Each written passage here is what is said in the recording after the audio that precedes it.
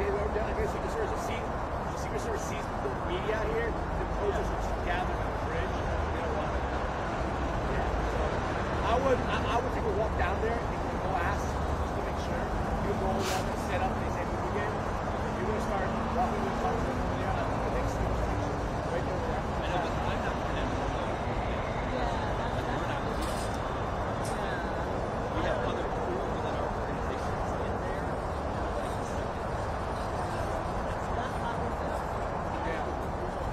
So if you could go to the other side of the street, that would be great.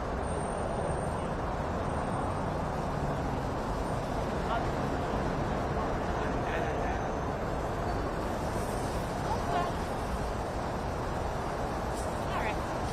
Yeah, I mean, I'm not saying go past the SUV. I'm not saying go past the SUV, but Like, you could put those things in.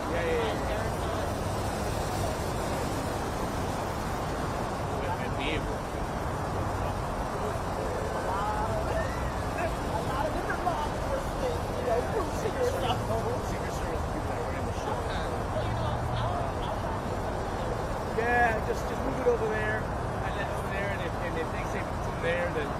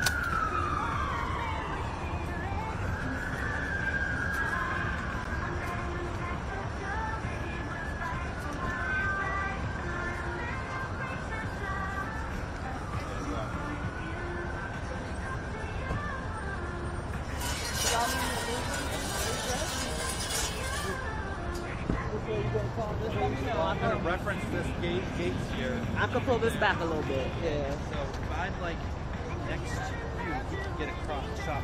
Okay. So Okay. that's good? Okay.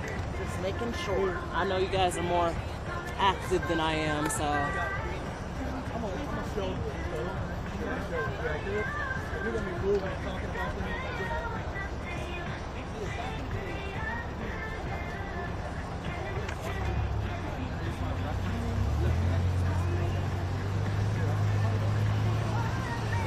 Whatever's easier for you, but just letting you know I'm not gonna go through.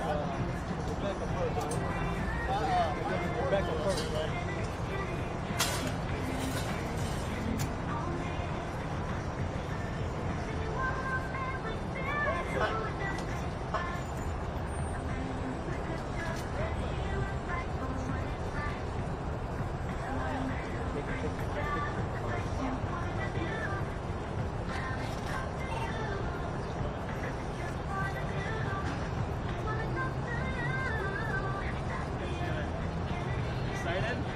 Yeah. Excited? Yeah. You know if you have any genre requests. I love the music. I can make you all sorts of music songs. So I'm up around the corner. I'm like, where is the music coming from? Yeah, exactly. Don't you get better than you do that.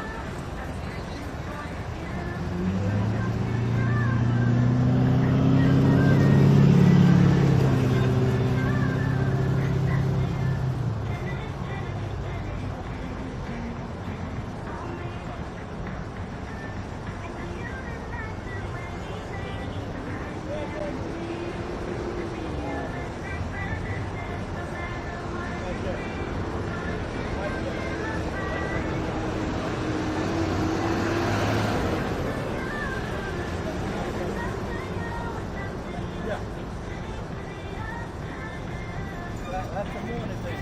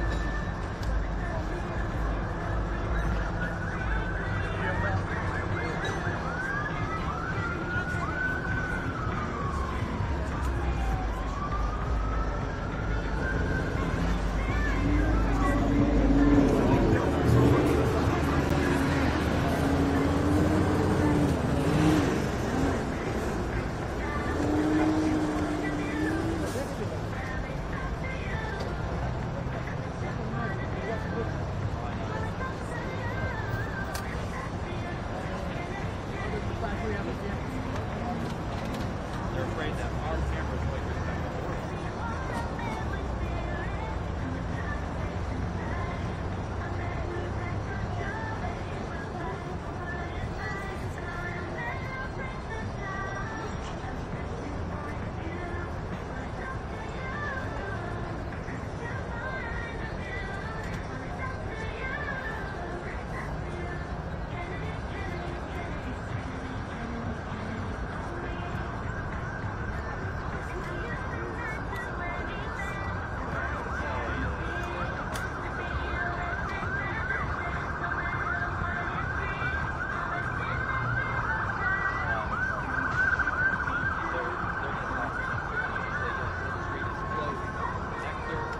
down to State Street, but you don't have to go very well. Then I'm going to say,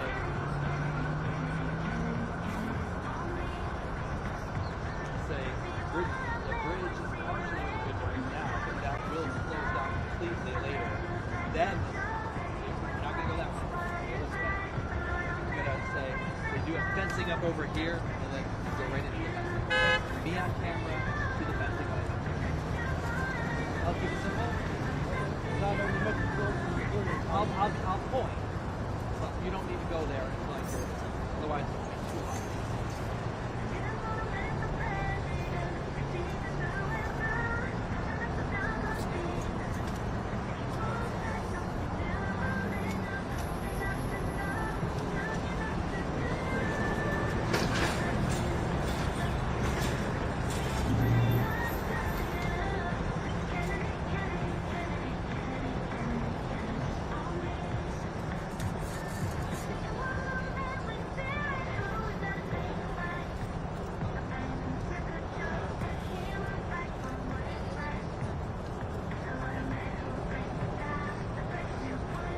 Give me that.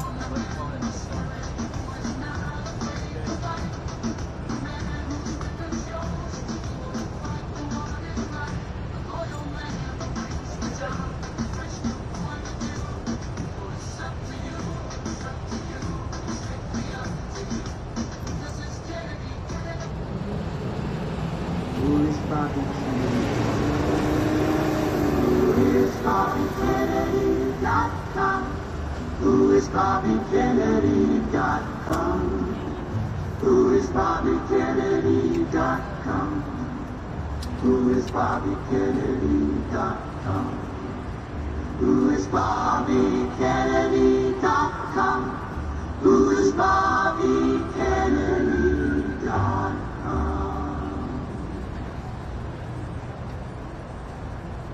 Who is BobbyKennedy.com? Who is BobbyKennedy.com? Who is BobbyKennedy.com?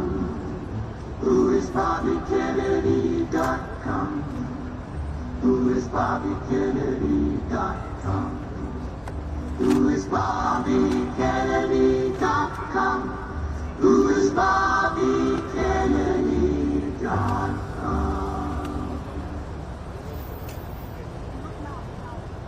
Who is BobbyKennedy.com? Who is BobbyKennedy.com? Who is BobbyKennedy.com?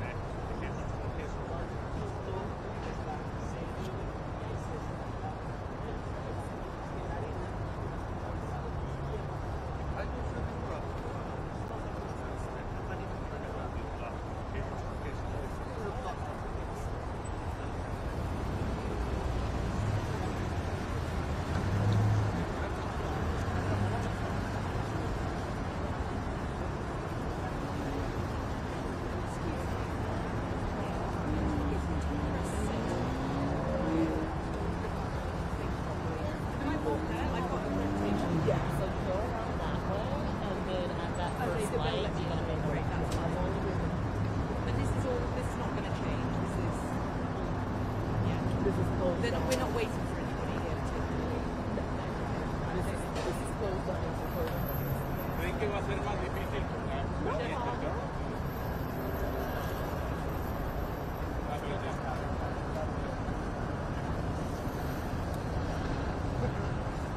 Yo no soy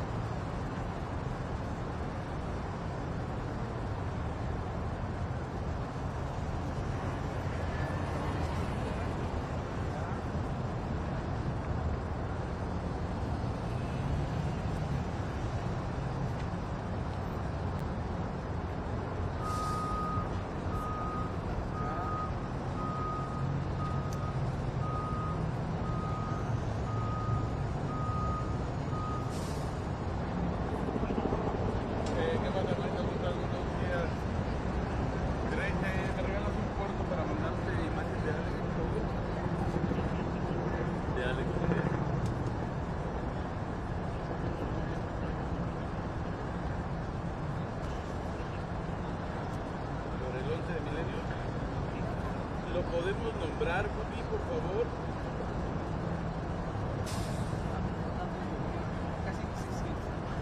Sí, ponerle nombre, ponerle como título material embargado Alex 1 en la fecha de hoy.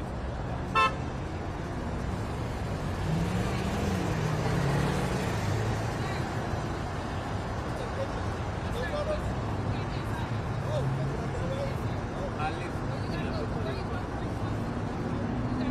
Solo Alex.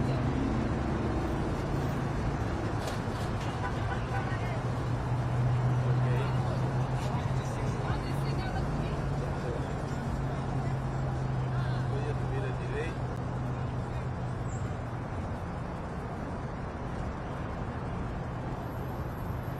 Vas a ver mi mosaico.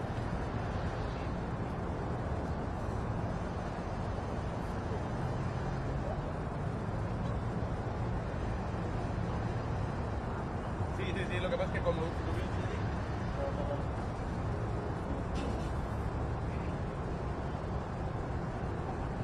sí, señor.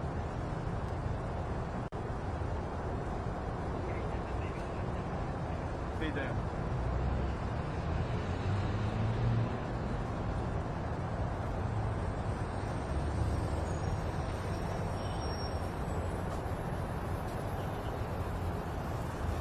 Mira, deberán de ser como ni 10 minutitos. De todos modos, termino y te llamo, ¿te parece?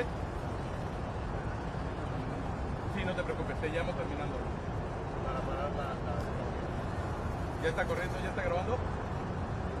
Listo, papi. Lo corro, gracias. Vale, bye.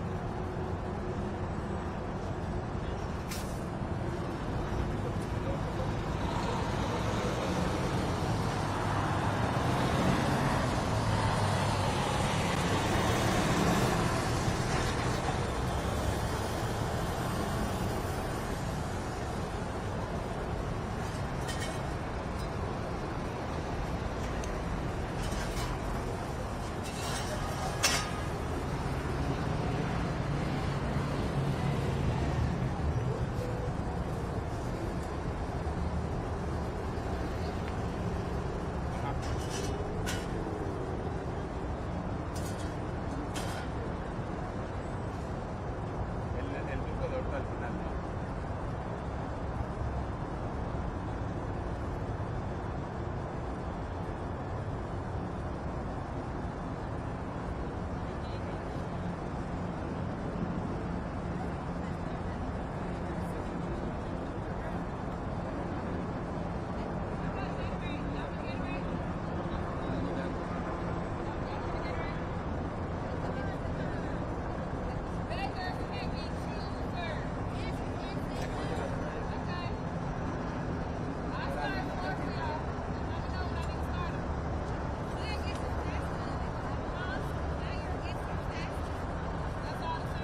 Nena, ¿cómo estás? Buenos días. Nena, ¿sabrás quién está en producción? ¿Me podrías ayudar con quién está en producción de Monterrey ahorita? Vamos a ver. Porfa. Es que necesito mandar un poco de Alex Domínguez a Monterrey, pero como siempre nos los cambian y tal, entonces, digo, estamos en Atlanta. A ver si me pudieran llamar de Monterrey o si sabes quién es el contacto y me lo puedes pasar, sería maravilloso. Vale, gracias, Nana. Bye.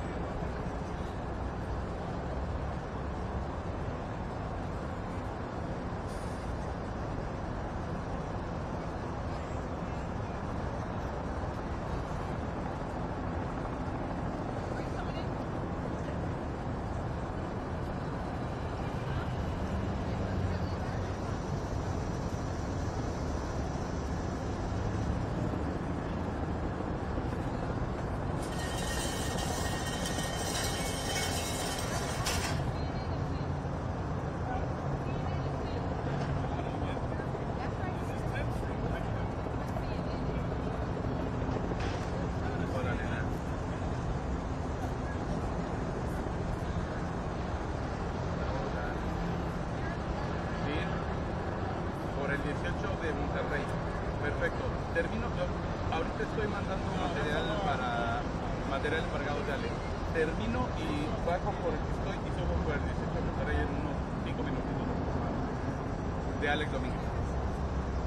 ¿Vale? Gracias. Bye. Por el 18.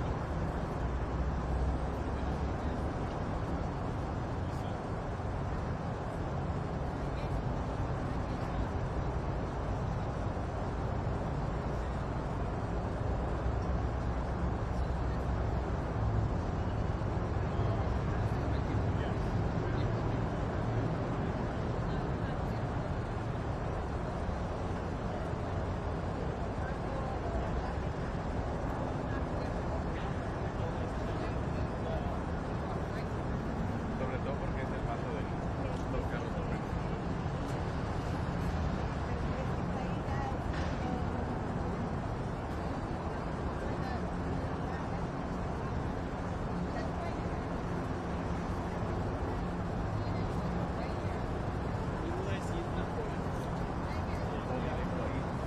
Pueden ser cualquiera de las dos.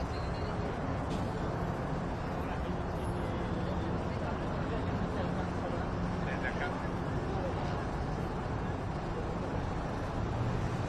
Desde este camino.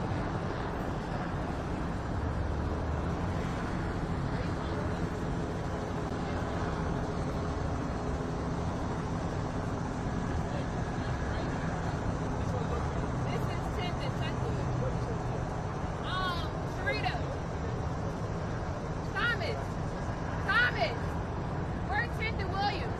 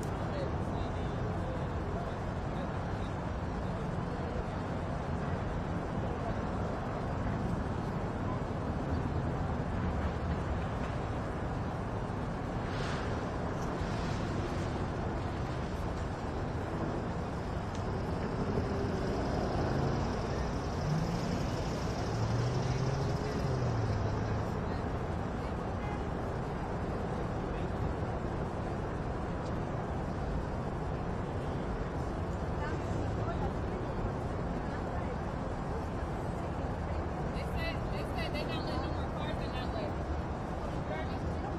They said you can walk in, but no more cars. It's not good. That was it.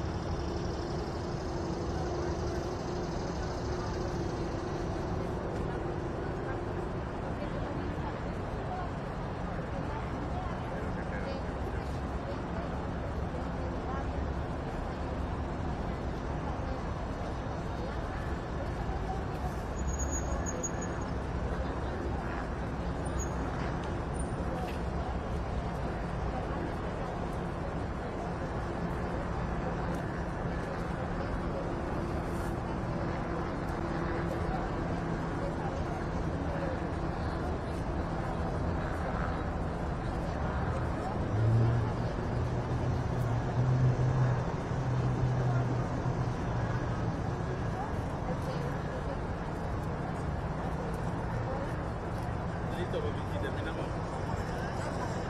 Listo, gracias.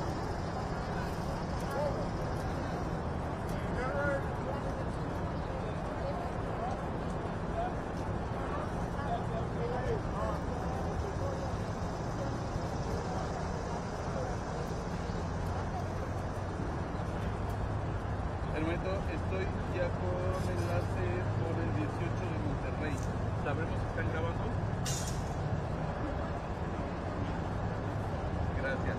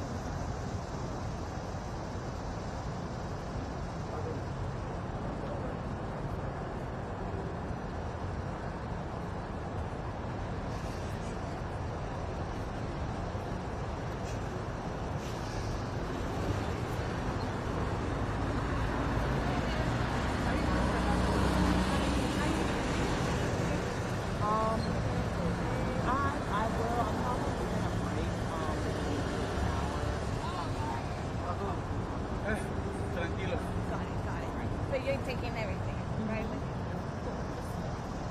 No problem. Thank you, I appreciate it.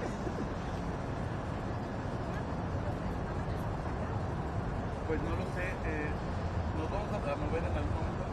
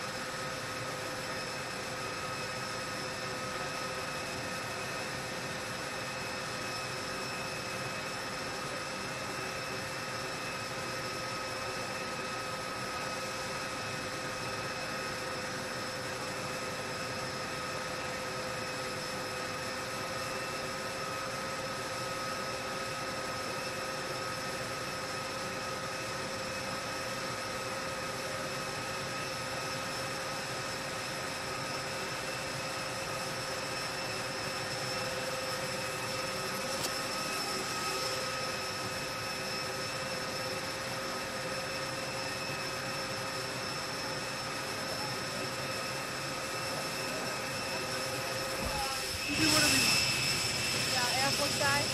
That's my program. So I'll do it right now. You go wherever you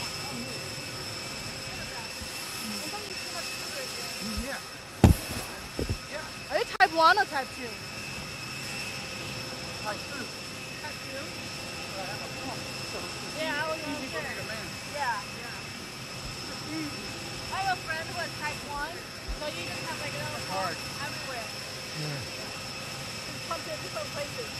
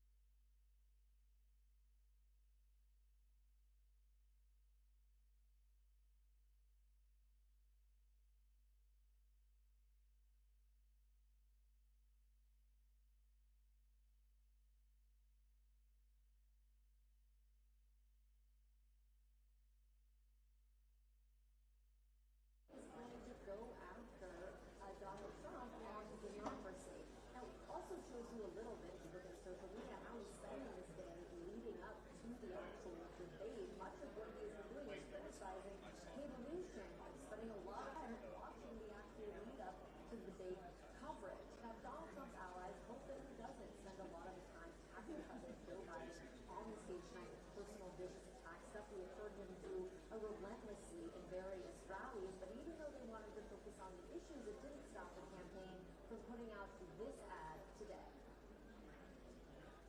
Do you think the guy who was defeated by the stairs got taken down by his bike, lost a fight with his jacket, and regularly gets lost, makes it 4 more years on the White House?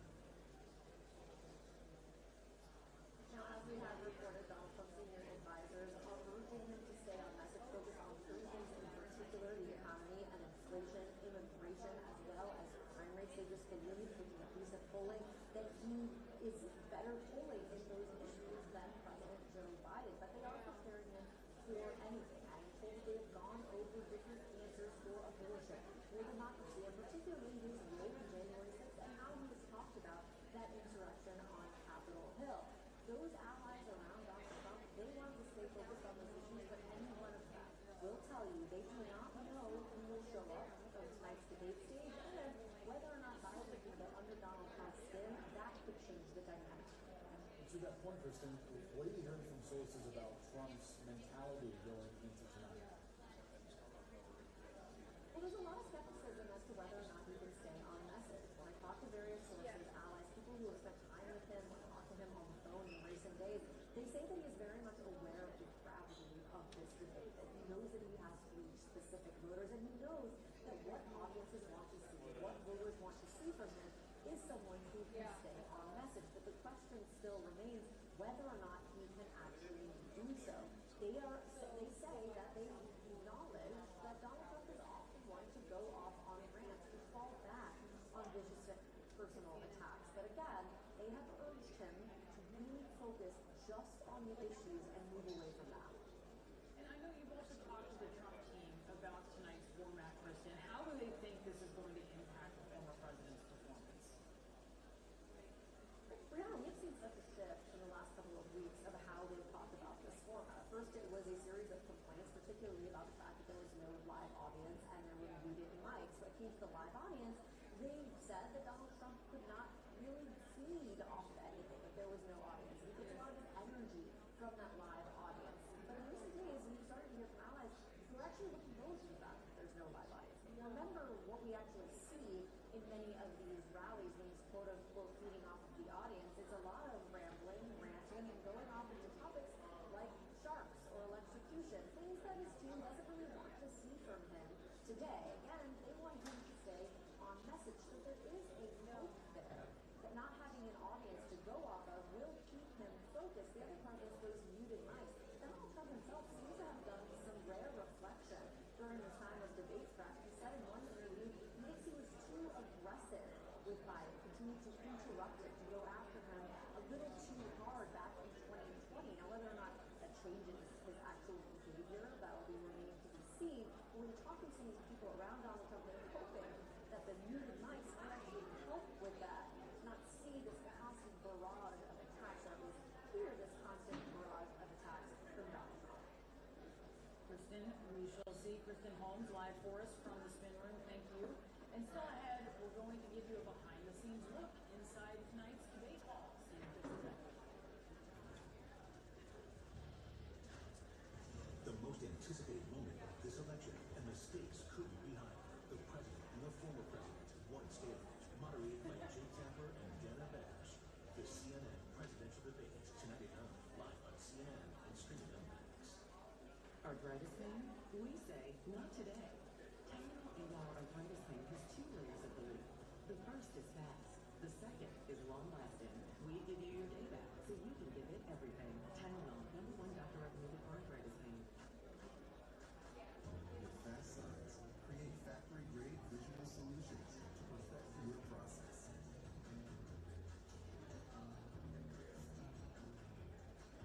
Fast Signs, make your statement. You want to close out? Should I? I'm only at home. Taking the gains is smart here, right? Feel more confident with stock ratings from JP Morgan analysts in the Chase app. When you've got a decision to make, the answer is JP Morgan Wealth Management. Itch, itch, twitch, must not itch. Stop the itch sanity with Cortisone 10 for bug bites, poison ivy, and other itches. Cortisone 10 is #1 doctor recommended. It works fast and lasts for hours. Cortisone 10.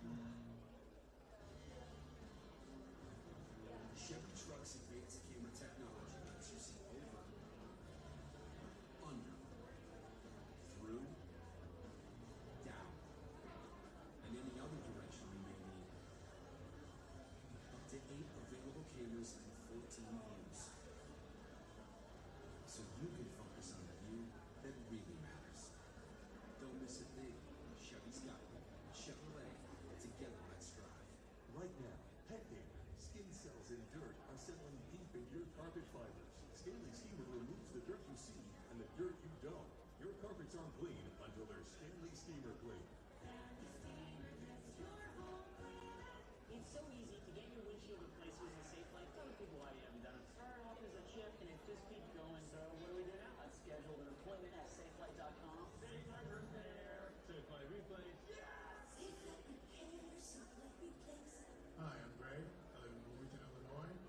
I'm not an actor. I'm just a regular person. Some people say, why should I take Prevagen? I don't have a problem with my memory. Memory loss is not something that occurs overnight. I started noticing subtle lapses in memory. I want people to know that Prevagen has worked for me. It's helped my memory. It's helped my cognitive qualities. Give it a try. I want it to help you just like it has helped me. Prevagen at stores everywhere without a prescription. Lumify? It's kind of amazing. Wow. Lumify eye drops dramatically reduce redness. In 1 minute. And look at the difference. My eyes look brighter and brighter for up to 8 hours. Lumify really works. See for yourself. Time to press rewind with Neutrogena Rapid Wrinkle Repair. It has germ-proven retinol expertly formulated to target skin cell turnover and fight not 1 but 5 signs of age with visible results in just 1 week. Neutrogena. Greetings, Actor. Yeah, that's not good happening. Huge things happen. Home happens. Be there with free. Shop early Friday deals at Amazon.com.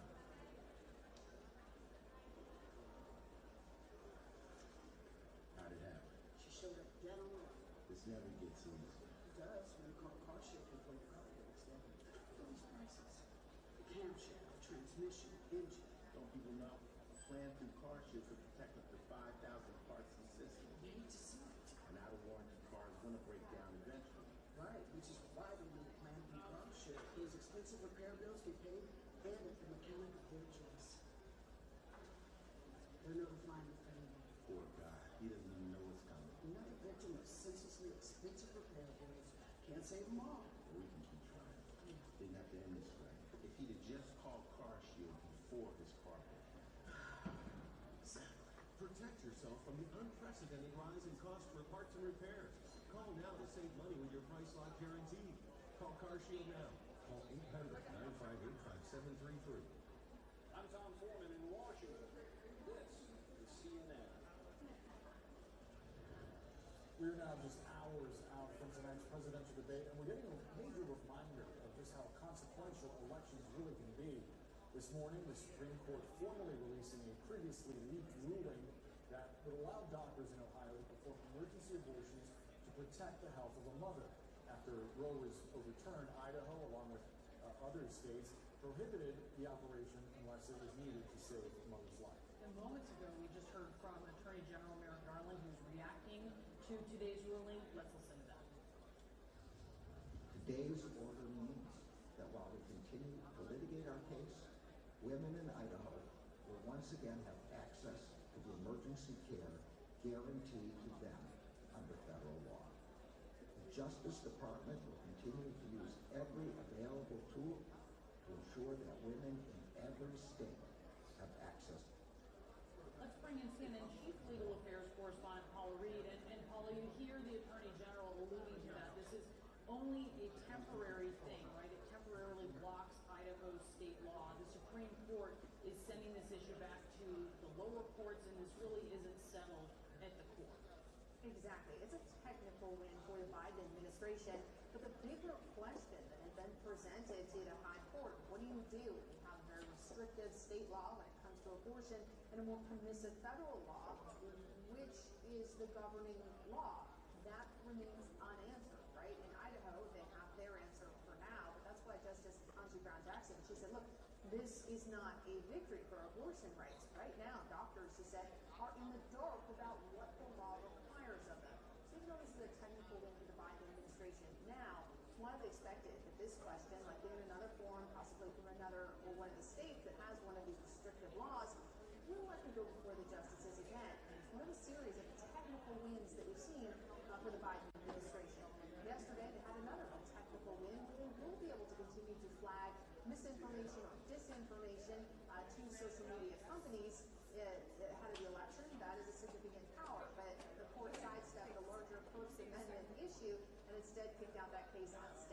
They did the same with another big abortion-related case, Elmer Christo, the drug used in medication abortion. That was expected to be a big decision this term, and instead the justices sidestepped that, lowered their question, kicking again the case out on standing. So even though the Biden administration prevailed in a lot of these cases, this win is temporary. I want to flag something else that we saw today, and that is sort of losses for the Biden administration because the court started making moves to limit federal power today, both at the SEC and the EPA. And the reason that's significant is because one of the 6 major outstanding cases that we're still waiting for has to do with the power of federal agencies. It's not the sexiest case, not a lot of folks talking about it, but the court is widely expected to overturn decades of precedent and take decisions, technical decisions that are usually made by federal agencies and return them to the courts. And that is something that would really change the entire way the government works. So that's a big case in the court. That has some clues about which way they might go.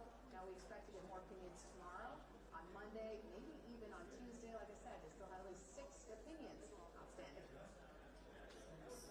We'll be waiting for those. Valerie, thank you so much.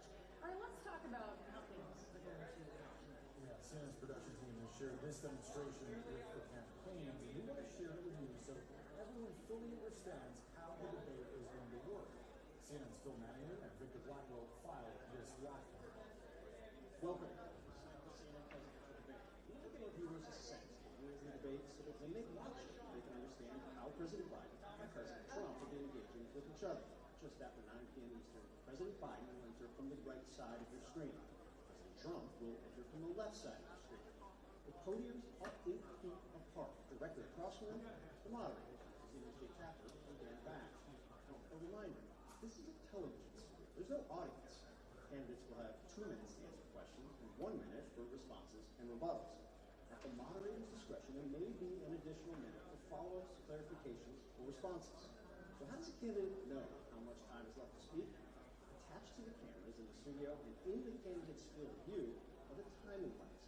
When the lights show yellow, there are 15 seconds left in the candidate's answer or response. When the lights flash red, there are 5 seconds left. And when the display is solid red, the time is up. At that point, the candidate's microphone will be turned off. The other candidate will have their microphone turned on. My colleague, Victor Blackwell, has more on that.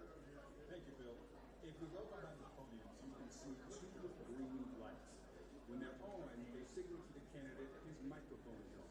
When the green lights are off, they signal to the candidate his microphone is off. Now I want to give you a sense of what it will look like for viewers at home if the candidate whose microphone is off interrupts a candidate whose microphone is on. So I'm standing at one podium. I'll ask Bill to come in and take the other podium. And so let's say I'm answering a question. My light is green and I'm speaking. Bill's microphone is off and his green lights are not illuminated. He's going to interrupt me as I'm speaking, and this is what it will sound like. My volume remains constant, while Phil's interruption can be difficult to understand. Let's try the opposite. My microphone is now on. His microphone is off. And he's going to interrupt me. My volume remains constant, while Victor's interruption can be difficult to understand. We should know, by agreeing to participate in this debate, both campaigns and candidates have also agreed to abide by these rules. The CNN presidential debate airs live at 9 p.m. Eastern. That was an excellent demonstration. As you noted while we were watching, it might be difficult for us at home to understand what the candidates are saying when the mic is off, but they can absolutely hear each other. There's no question. Yeah, that'll be interesting to see how it plays out. Yeah, our thanks to Phil and Victor. It's worth repeating that that demonstration has been shared and shown to both candidates and their teams. There should be 0 surprises, no surprises when they walk out on that stage at 9 p.m. tonight. And still ahead, 2 candidates, 2 very different takes on foreign policy. Ahead, we talked to former President Trump's former defense secretary for what he is looking for tonight.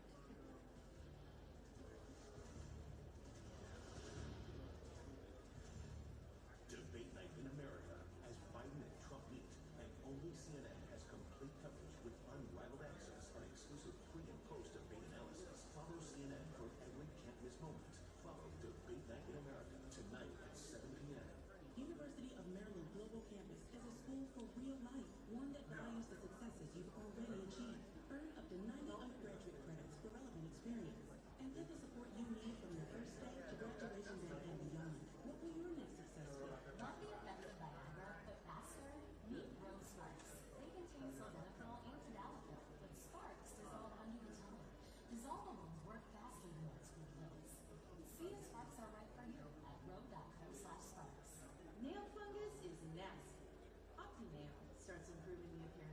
fungus damaged toenails in just 2 days. Its clinically proven formula penetrates the nail. The results you can see quickly. OptiNail.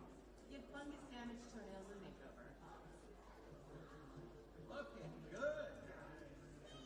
Vacations are better with the credit cards on your side. Rewards once available to the few are now accessible to the many. Earn points for travel with Credit One Bank and live large. This is our future, Mom. GoDaddy Darrow creates a logo, website, even social posts in minutes. How? AI. Keep your business online in minutes with GoDaddy Arrow. For over 25 years, Website has been rewriting the rules of commerce. It's okay to change your style. Get messy. Get immersed. Website, you make the rules. I was so excited to buy my first home, but I needed a lot of work done on it. I went on to Angie. Jamie was the first person to call. He's resurfaced my flooring. He's done plumbing work. He's refinished this beautiful table here. Find top-rated certified pros in your area at Angie.com. Time to press rewind with Neutrogena Rapid Wrinkle Repair. It has germ-proven retinol expertly formulated to target skin cell turnover and fight not one but 5 signs of aging. With visible results in just 1 week. Neutrogena. The Tempur-Pedic breeze makes sleep feel cool. So no more sweating on your or blasting the air conditioning because the Tempur breeze feels up to 10 degrees cool all night long. During our July 4th sale, save $500 on cool new Tempur breeze mattresses. Doctors recommend Colay Stool Softener for gentle, dependable relief from constipation. It's so gentle, doctors even recommend it during pregnancy and after surgery. Colay increases water in the stool, making it softer so it's easier to go. No harsh laxatives, cramping or straining. Colay. We just signed the lease on our 3rd shop. My assistant went to CustomInc.com to get new uniforms with all the locations. He found great products, uploaded new art, and had boxes sent to all the shops. Custom Ink makes it so easy. Get started today at CustomInc.com. At Consumer Cellular, we pride ourselves on giving you fast, reliable, nationwide coverage at up to half the cost of the leading carriers. But don't worry, we've got more than that going for us. New customers who buy any phone get 2 months of service free when you sign up by July 31st. Call or go online to switch today. Someone needs to customize and save hundreds with Liberty Mutual.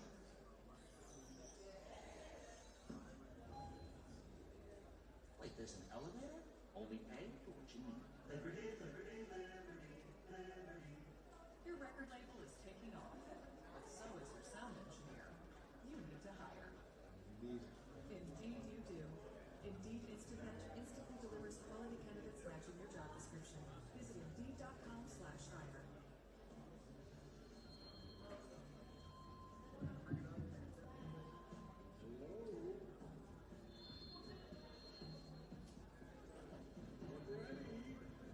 Who needs their cash later?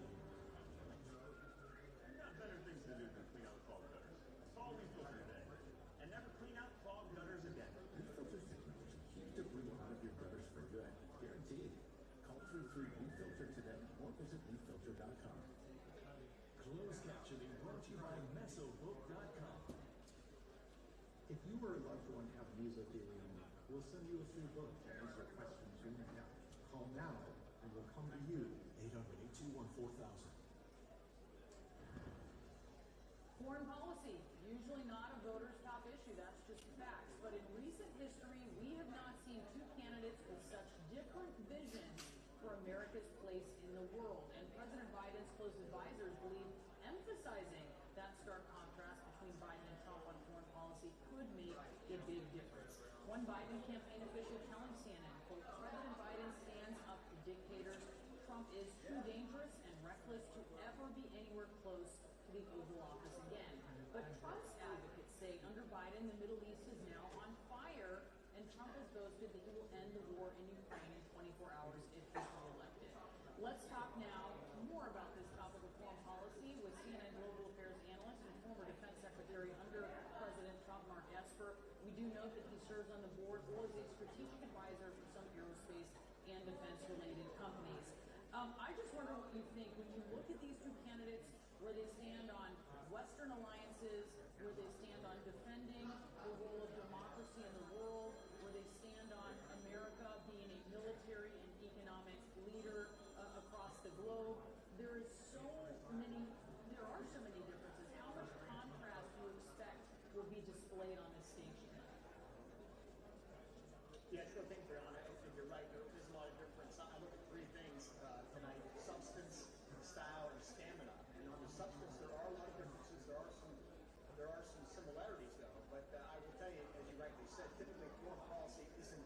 big issue, but the international turmoil that's out there, the wars, have brought that to America's television sets and newspapers every single day. So it is an issue. So when you look out there, you look at the conflict in Ukraine and related to that is NATO, you see a very big difference. President Biden is a big believer in NATO, wants to continue supporting Ukraine, and Trump has taken opposite views on both of those issues. And I think alliances extend not just to Europe but also to Asia. Then again, there's the war in Israel and in Gaza, and there are some differences there. Both support Israel, but I would argue that over the last 9 months, since the Hamas attacked Israel, you've seen Biden's position weakening with regard to his support and how he treats Israel. This issue ultimately gets into the bigger one, which is Iran. And many would argue that President Biden hasn't had a clear policy on Iran, whereas President Trump has said he will return to maximum pressure. On China, it's a place where you see some similarities. Donald Trump imposed tariffs on China, both increased export controls. It'll be curious to see if the question is asked how they would respond to defending Taiwan.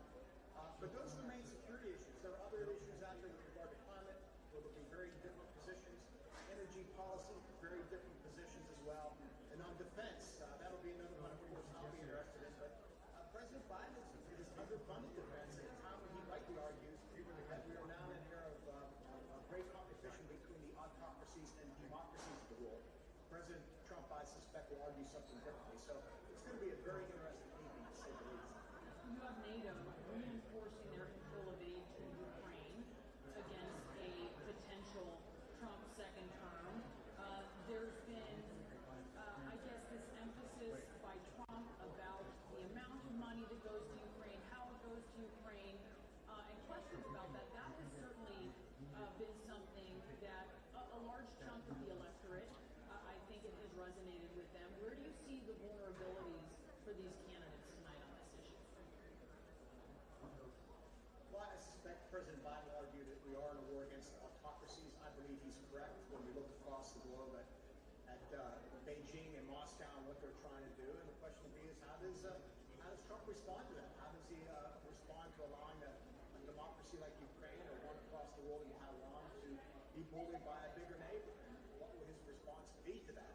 I think you'll see pundits on both sides argue that this is really a contest, a political contest between the isolationists and the internationalists in both camps represented by Trump and Biden respectively. But that'll be a big issue. And if my sense is President Trump has gone to the fact that we have our debt, national debt is exploding at well over $32 trillion, so how can we afford to do all that?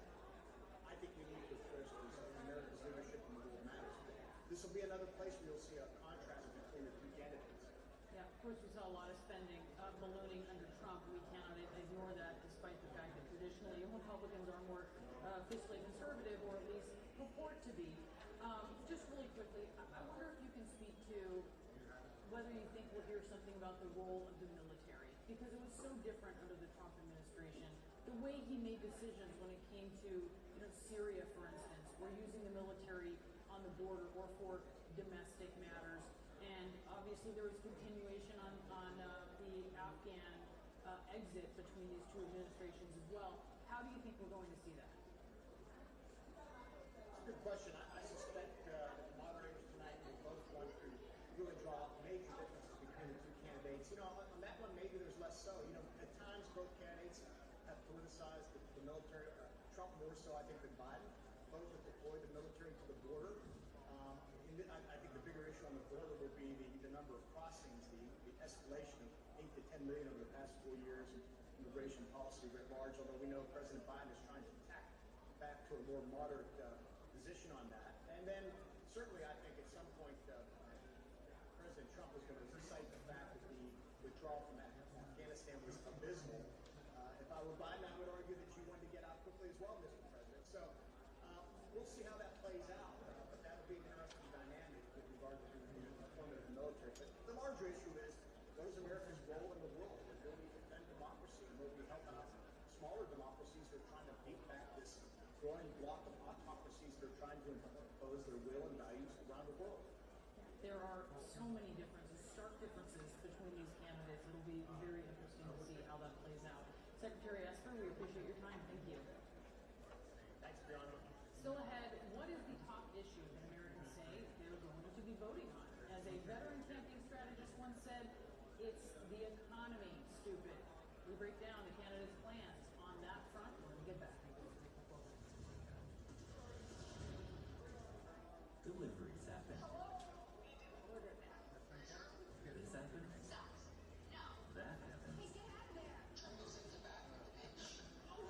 Home happens.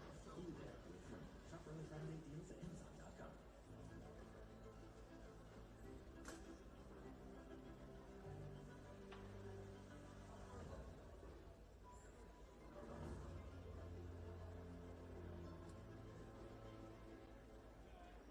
It's Derm's day off, but Neutrogena Ultra Sheer Sunscreen is still on the clock. Vital Sun Protection goes 6 layers deep, blocking 97% of burning UV rays.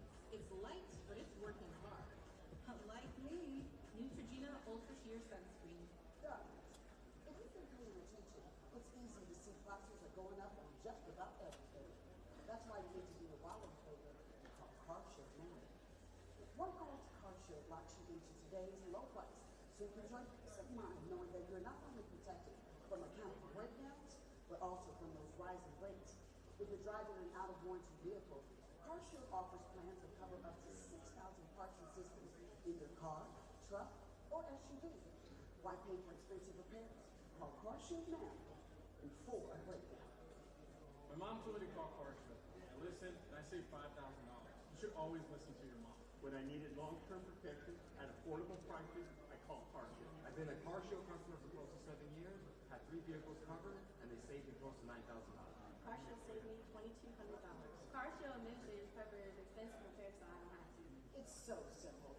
Applying through CarShield means when you have a vehicle that needs repairs, their administrators got your back. But wait, darlings, there's more. Lots more. Especially if you love extras like I do. See, I love a plan that includes 24/7 coast-to-coast roadside assistance, courtesy towing, and rental car options to darlings. Expensive car breakdowns will happen. The difference is calling CarShield before they do. So listen to Auntie Ricky and call CarShield now to protect yourself from rising rates and costly repairs. Call now and get yourself a free quote. It's not a matter of if your car will break down, but when. You need to call CarShield before your car breaks down. CarShield gives you a price lock guarantee, which means your monthly price never goes up for as long as you cover your car. Get help paying for expensive repair bills by calling CarShield now. Call 800-498-6955. 800-498-6955. 800-498-6955. It's so easy to get your windshield replaced using SafeLight. Tell the people why you haven't done it. Start off as a chip and it just keeps going. So what do we do now? Let's schedule an appointment at SafeLight.com. SafeLight replay. Have you ever thought of getting a walk-in tub for you or someone you love? Now is a great time to take a look at getting a SafeStep walk-in tub. With SafeStep's standard heated seat and new fast-fill faucet, you can enjoy a nice warm bath up to 20% faster. And the convenient touchpad control is right at your fingertips. Each tub comes standard with a dual hydrotherapy system. The Team water jets can help increase mobility, relieve pain, boost energy, and improve sleep, while the MicroSoothe advanced air therapy system oxygenates and softens skin. SafeStep walk-in tubs are built to maximize safety, so you can stay in your home and enjoy the comforts of bathing again. So call now for more information and a free no-obligation consultation. There's never been a better job. It's 1-800-209-8099.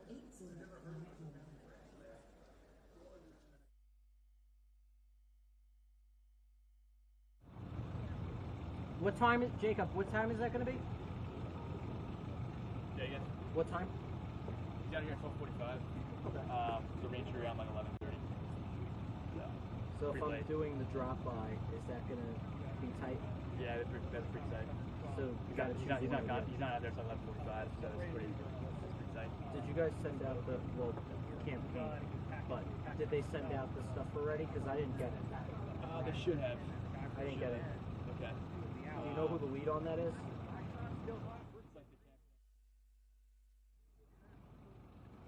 You should plan to come, and I'll make sure you get in. I plan to come to the Hyatt at 7:30 p.m. I'll get you in. What time? 7:30. And where? The Hyatt Regency, Atlanta. Thank you. Yeah. Appreciate it.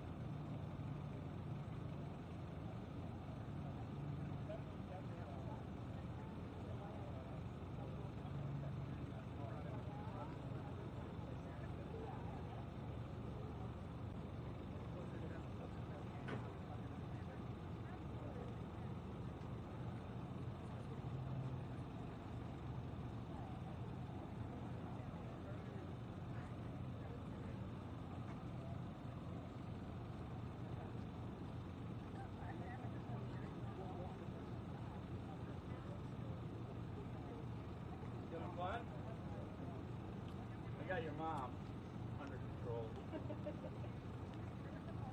She's over there or something.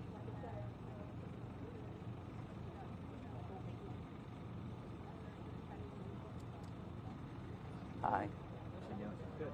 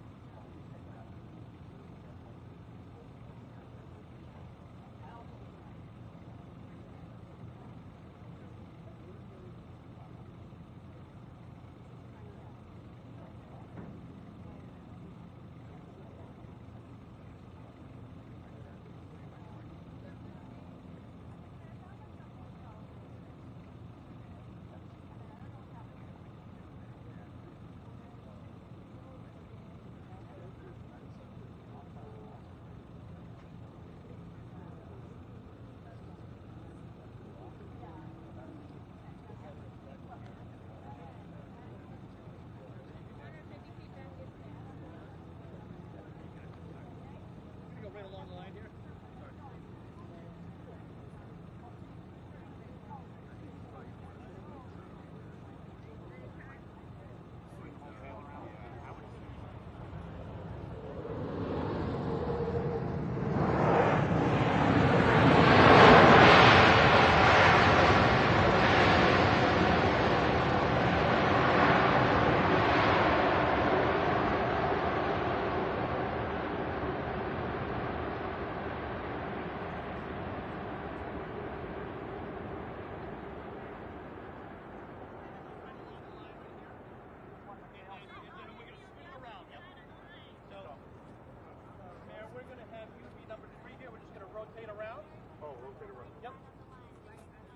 Right behind the mayor.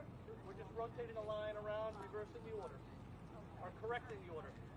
Mayor, if I can get you right here, sir. I mean, sir, Mr. Master.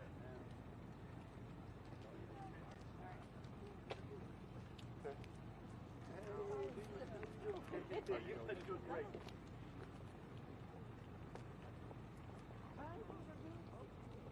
Not my good side now. I thought we were doing it the other way.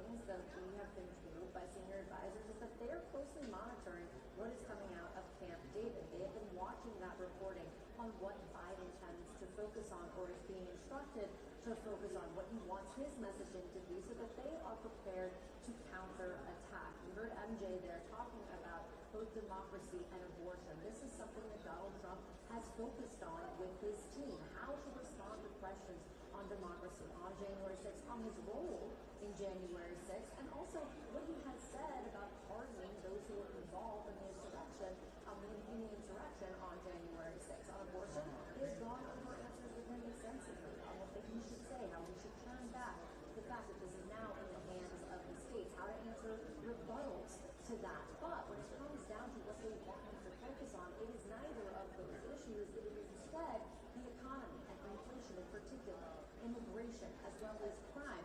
They want him to continue to hone in on that messaging. And when it comes to those personal attacks we've already started seeing from the former president, allies have encouraged him to stay away from the kind of nasty personal information, attacks on Biden and his family. However, when you talk to those closest to Donald Trump, they acknowledge that it's unlikely or possibly it's up in the air as to whether or not he can actually stay away from that. The campaign itself, while they have said they want Donald Trump to focus on the messaging, did put out this ad today. Take a listen.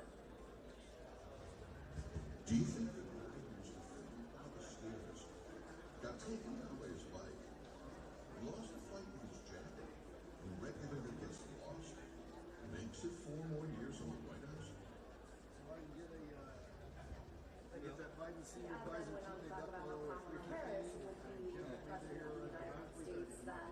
These are attacks that we heard from Donald Trump. Are likely or possible to come from him tonight, but again, Let's stay on the floor. That's where you're planning to meet the Biden guy. And we can do it in the corner near where he is. regularly over the last several days. They say they are in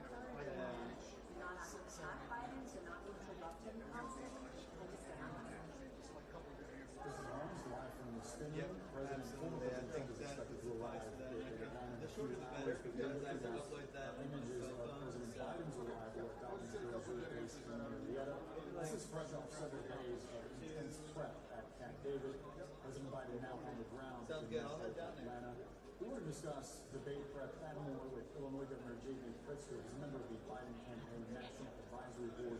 Governor, it's great to be with you. And as we look at these live images of Air Force One, let's talk about expectations, because there's a new poll from the New York Times, and it found more than half of voters polled expect President Biden is going to perform poorly tonight.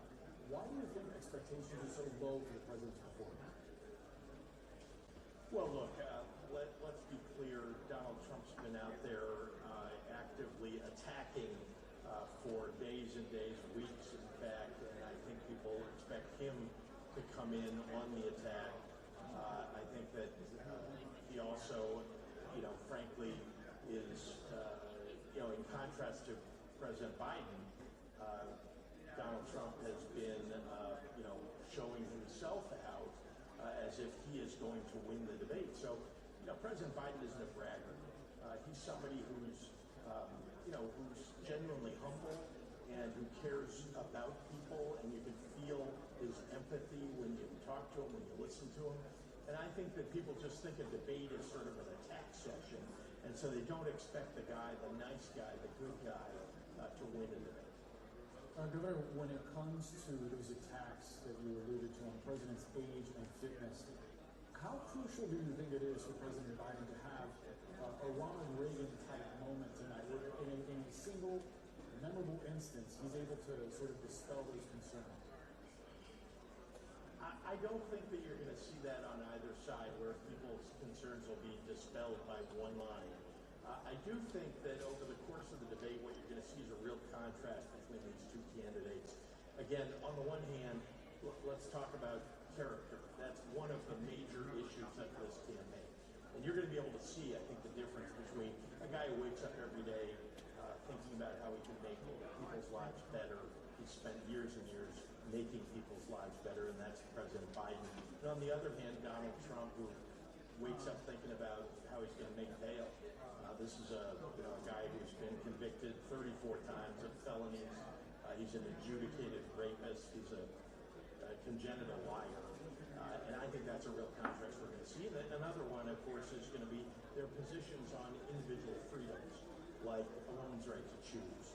Abortion is going to be a big issue in this campaign. Donald Trump, of course, wants to ban abortion for women, and it's Joe Biden and Kamala Harris that are attempting to preserve women's rights.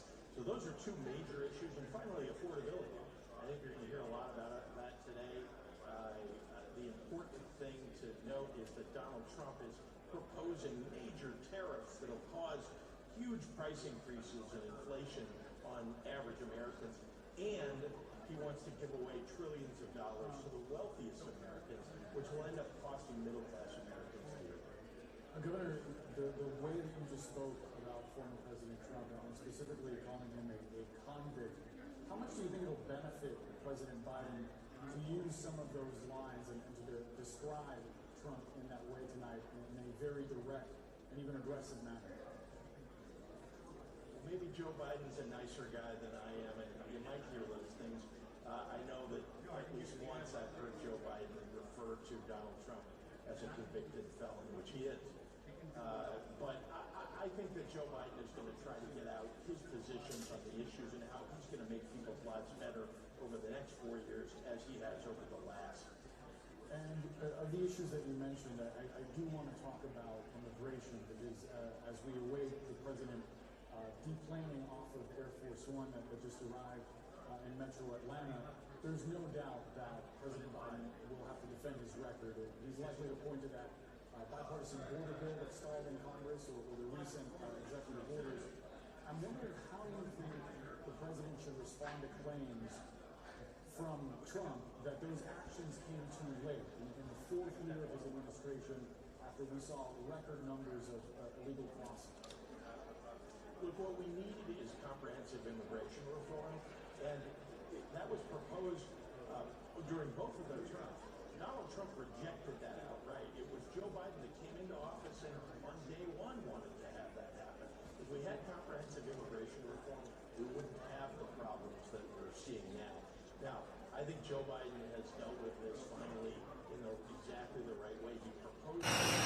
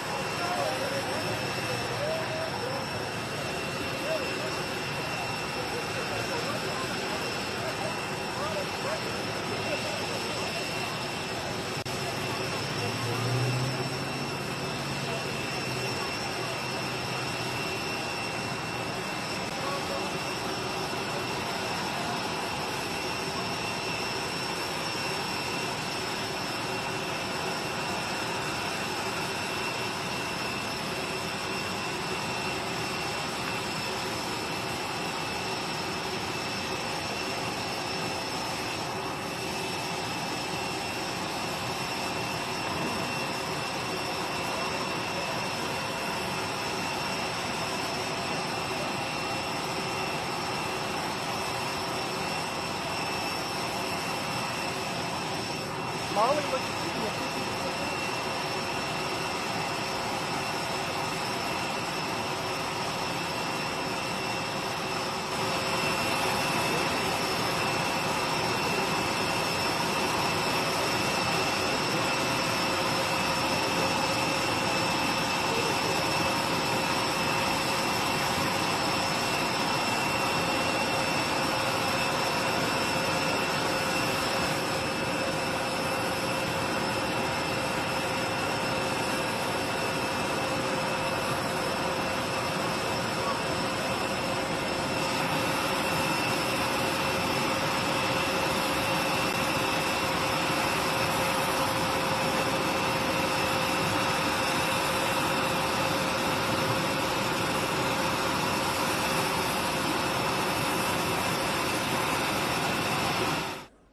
And so the commitment tends to be less. And so what these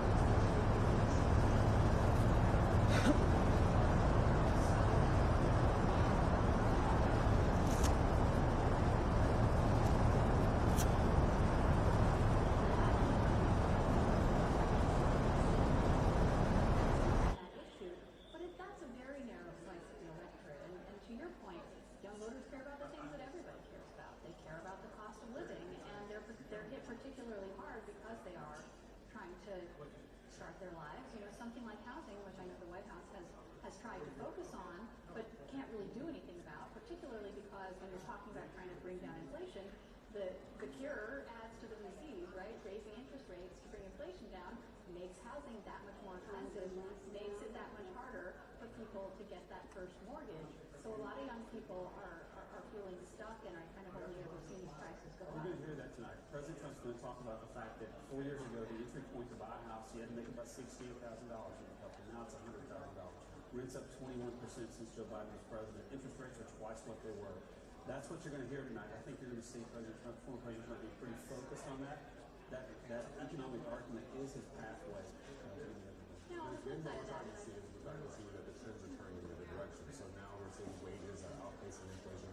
Again, how people feel about it is a different thing, but the numbers are starting to turn in a different direction.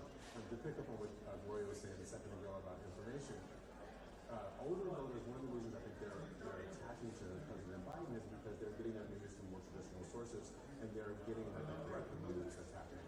Younger voters are getting a lot of their news from social media. This is one of the things that was the White House. We saw this very clearly.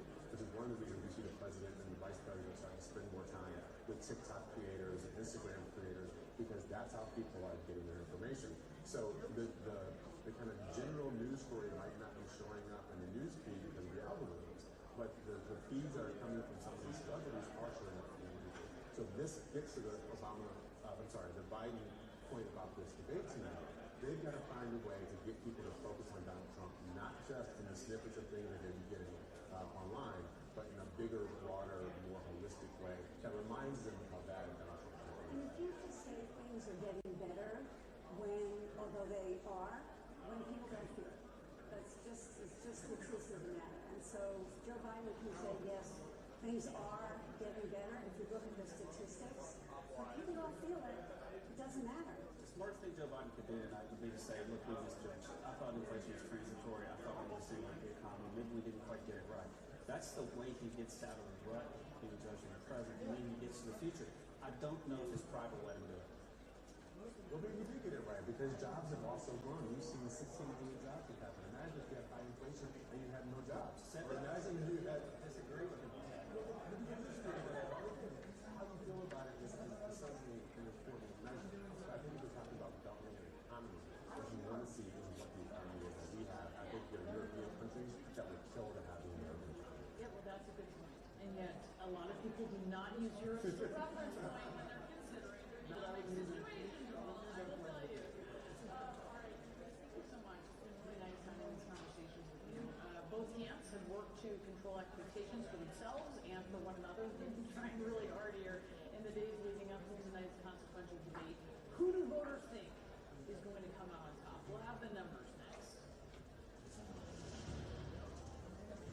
The most anticipated moment of this election, and the stakes couldn't be higher. The president and the former president, one stage, moderated by Jake Tapper and Dana Bash. The CNN presidential debate, tonight at 9, live on CNN and streaming on Netflix. Mike had a heart attack a year ago, but he's still living in the red with a very high risk of another attack. With his risk factors, his recommended LDL-C level should be below 55. Find out if you're living in the red. Learn how to get a free LDL-C test. A lot of people need to replace their windows or patio doors, but they put it off because they think it's going to be expensive. Hi, I'm Ann Romer. I'm here with Michael Smith from Renewal by Anderson. You really work with the customers to find affordable solutions. We do it. We're the replacement window division of Anderson, one of the largest window manufacturers in North America. So we can usually offer our customers larger discounts and better financing than smaller companies or contractors. Other window companies don't offer your same window and door installation method. Our installers have installed thousands of windows. Our windows are manufactured to precisely fit your specific window openings. Being custom built also means if you have any beautiful trim that you'd like to keep, we can often install your windows without impacting that trim. You won't get this with most vinyl windows. And you offer a free window and patio door diagnosis. We do. We'll come to your home and assess your current window, show you where you might be losing energy, and take measurements.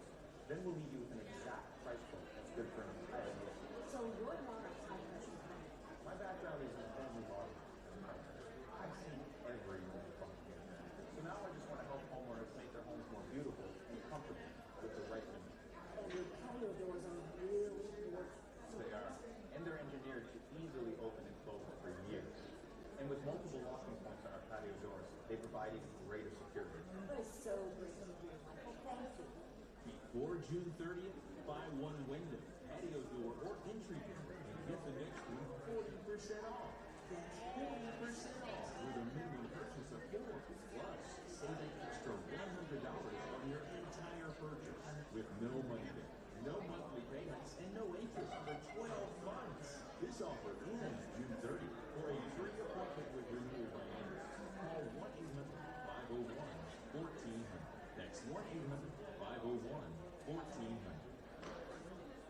If you have generalized myasthenia gravis, picture what life could look like with Vyvgart Hytrulo, a subcutaneous injection that takes about 30 to 90 seconds. For one thing, could it be more time for you? Vyvgart Hytrulo can improve daily abilities and reduce muscle weakness. With a treatment plan that's personalized to you.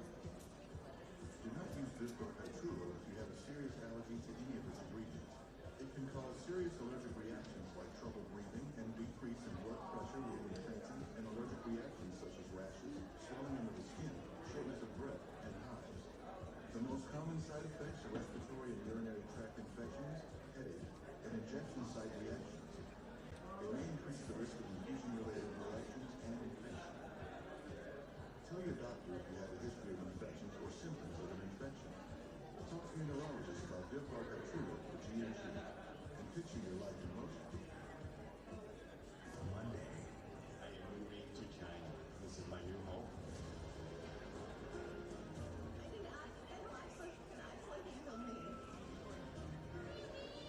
I'm leaving everything behind. I can't listen. You married a total stranger. I'm taking the biggest risk of my entire life. There's no backup. There's no world that can ever keep us apart.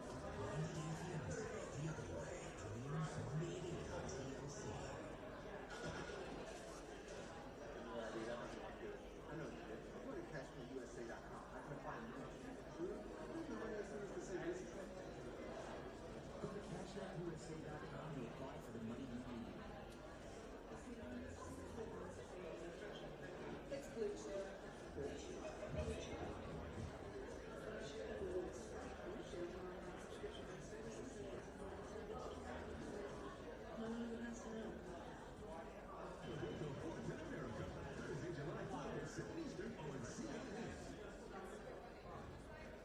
President Biden's advisors have been closely monitoring what former President Trump and his allies have been publicly saying here in recent days.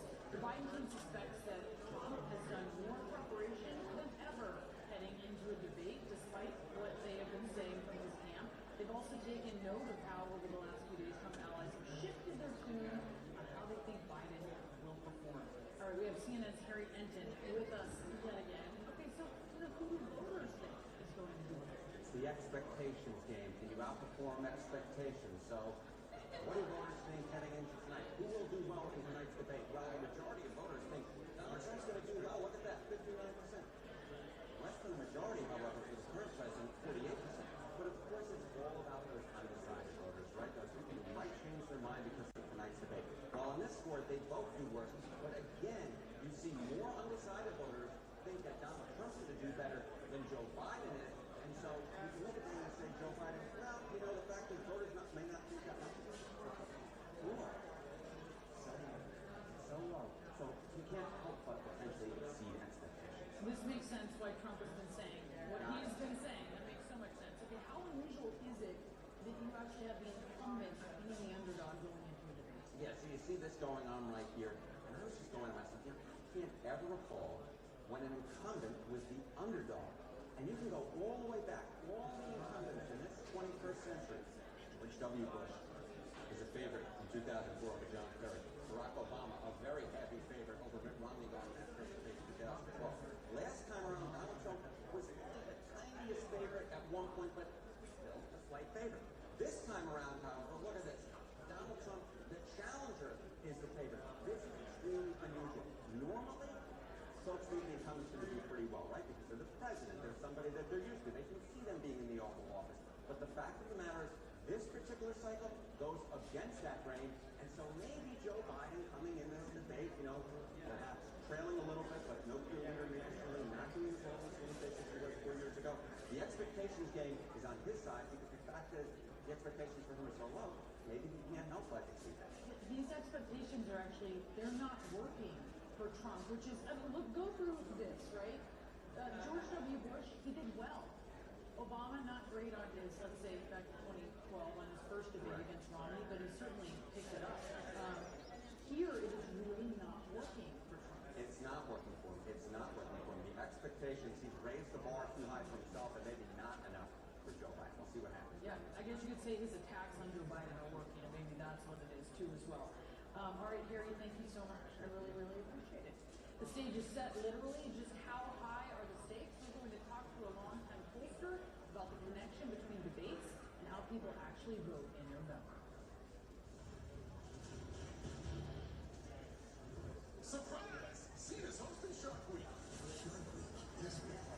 Who is the alpha male? Look at us! You're about to get chummed, my chums. Shark Week hosted by me, John Cena, starts on July 7th on the Star and stream on next. Itch, stretch, itch. Stop the insanity with Cortisone 10 for bug bites, poison ivy, and other itches. Cortisone 10 is #1 doctor recommended. It works fast and lasts for hours. Cortisone 10. Want the effects of Viagra, but faster? Meet Rose Sparks. They contain sildenafil and tadalafil, but Sparks dissolve under the tongue. Dissolvables work faster than its reveals. See if Sparks are right for you at ro.com/Sparks. I had 20 years of experience as an HR professional, and I had reached the ceiling, so I enrolled in UGC. I would not be the person that I am today had it not been for the partnership with UGC. Hi there. I'm an ad. Ever noticed how some ads just speak to you? Choose Viant's AI-driven tools to plan, execute, and measure your connected TV campaigns on premium inventory. Choose wisely.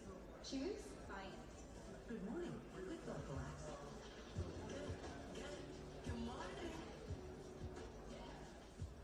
Cytopolax 2 fruit bites for fast and gentle constipation relief in as little as 30 minutes. Making your good morning even better with Docalax. Nail fungus is nasty. OptiNail starts improving the appearance of fungus-damaged toenails in just 2 days. Its clinically proven formula penetrates the nail. For results you can see quickly. OptiNail. Fungus-damaged toenails and makeover. For over 25 years, Loveside has been rewriting the rules of comfort. It's okay to change your style. Get messy. Get immersed. With Loveside, you make the rules. How do you keep your teeth so white with all the coffee you drink? My secret? Lumino Lady strips. I mean, that is white. And because there's no sensitivity, I feel like I can use them more often. And you can get this at Walmart or Target. Every day, more dog people are deciding it's time for a fresh approach to pet food. Developed with vets, made from real meat and veggies, portioned for your dog, and delivered right to your door. It's smarter, healthier pet food. Running a business takes everything you have, and there's no such thing as off the clock.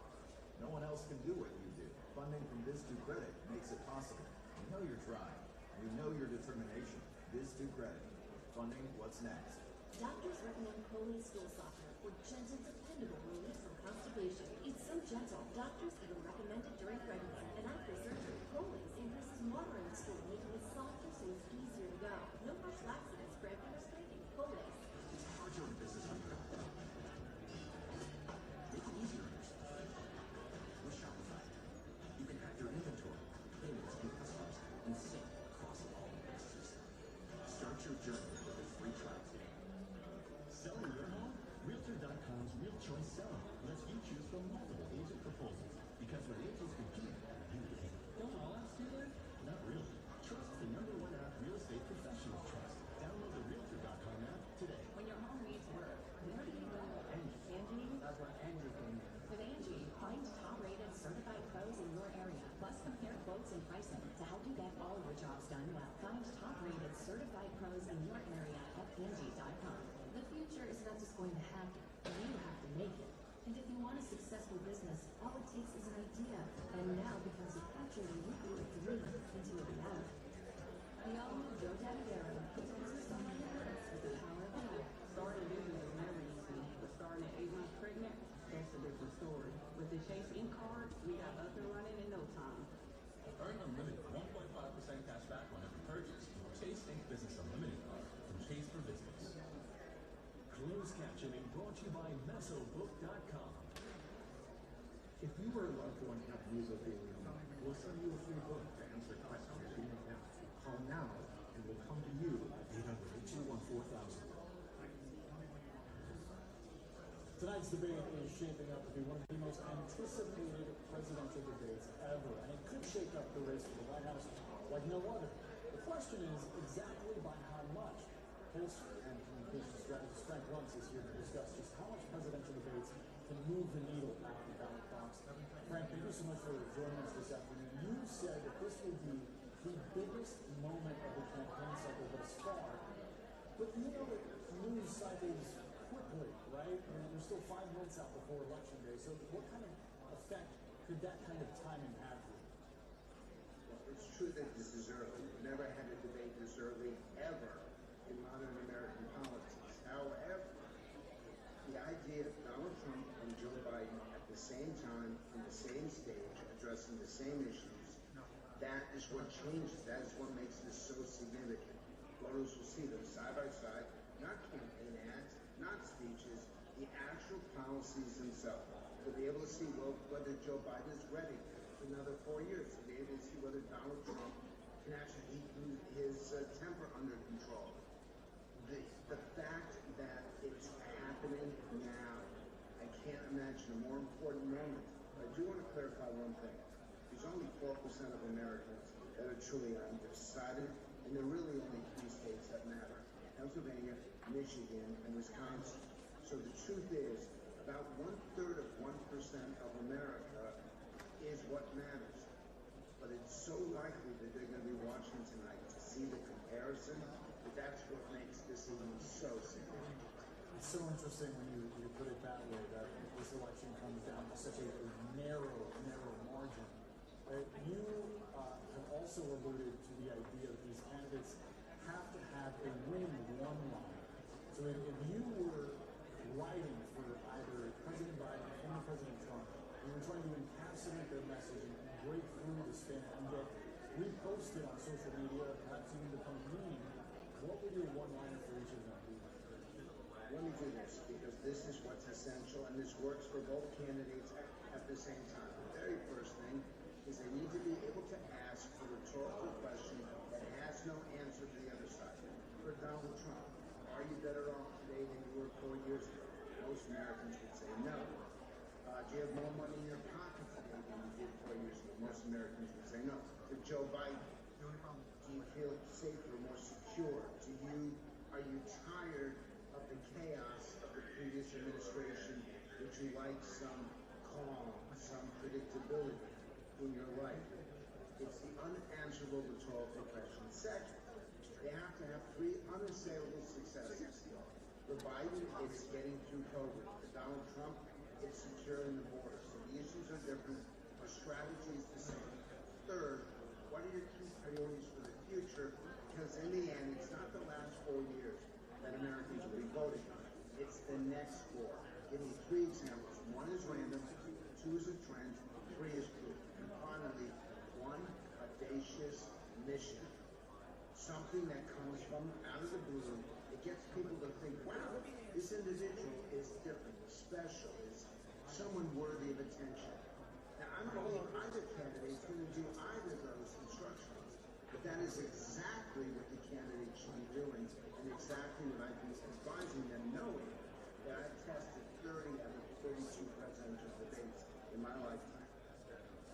I do want to point out this is kind of President Biden making an unexpected stop in downtown Atlanta to greet supporters of Lula. I saw congressmen from California there as well. The president being met by a welcoming crowd before making his way over to the CNN studios to prep for the debate. Of course, when we are tracking his movements, Donald Trump is expected to be on his way shortly.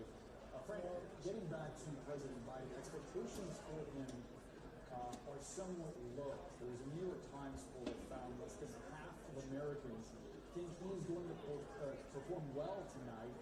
Would it simply take him exceeding those expectations for him to win the debate? We've seen this happen before. It happened in 1976. Gerald Ford in the first debate exceeded expectations and narrowed the gap. In 2000, George W. Bush, the expectations were very low. Because of ordinary strong performance, exceeded expectations. I don't see how Joe Biden doesn't exceed expectations because Donald Trump has done a brilliant job telling people that the guy can barely complete a sentence. So if Biden simply stands up there, talks with these 4 items here, and does so efficiently and effectively, he's going to exceed expectations. I think this was an inherently bad strategy on the Trump campaign, and I think that Biden is going to benefit from it. But remember, the most important thing is not exceeding expectations. Are you likable? Are you presentable? Are you credible? People are going to be looking at what kind of person you are. The truth is, you don't vote on policy. I know that people's heads explode, but it's true. We're not voting on the details of policy. We're voting on character, attributes, who you are as a human being, and that's going to be critical. Does Donald Trump lose his cool? Does Joe Biden blow his stack?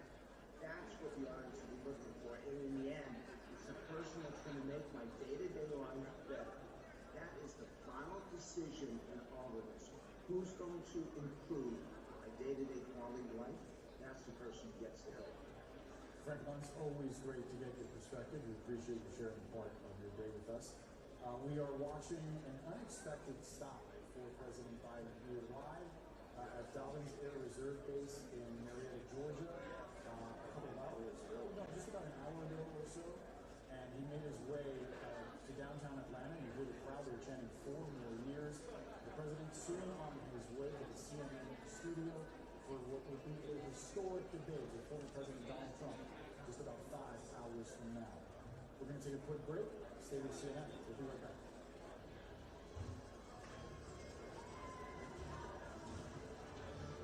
Tonight, the stage is set for the most anticipated event of this election. Biden, Trump, the way only CNN can bring it to you. The CNN presidential debate today live on CNN and streaming on Man, I don't want to go ahead and tell breakfast. You're so close to the stadium.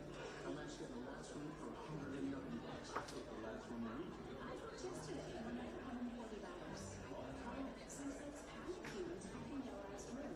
They don't have all the availability. Instead, use Trivago. Trivago compares hotel prices from hundreds of sites, so you can save up to $50 a night. Well, at least I got a last ticket to the game. Hotel?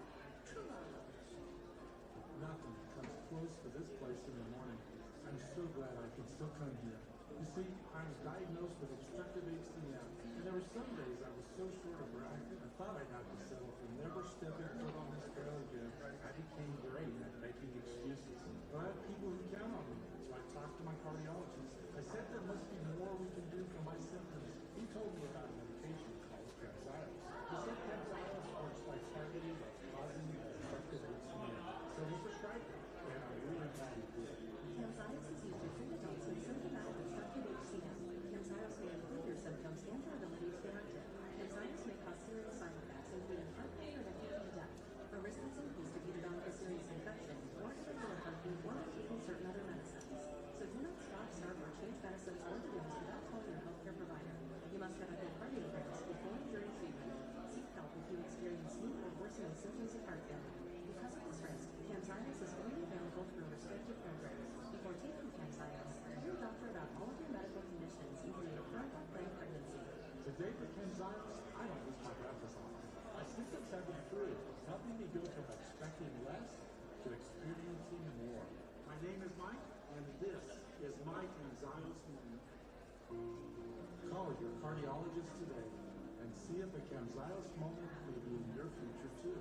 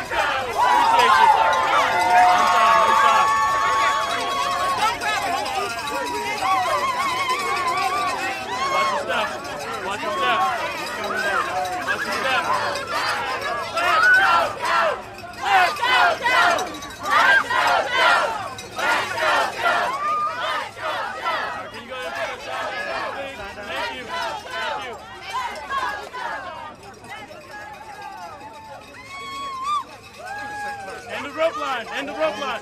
Yes, sir. End the rope line. End the rope line. End the rope line.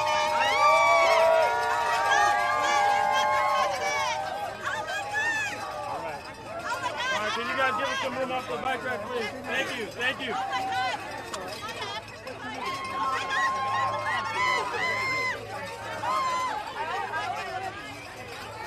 Watch your step.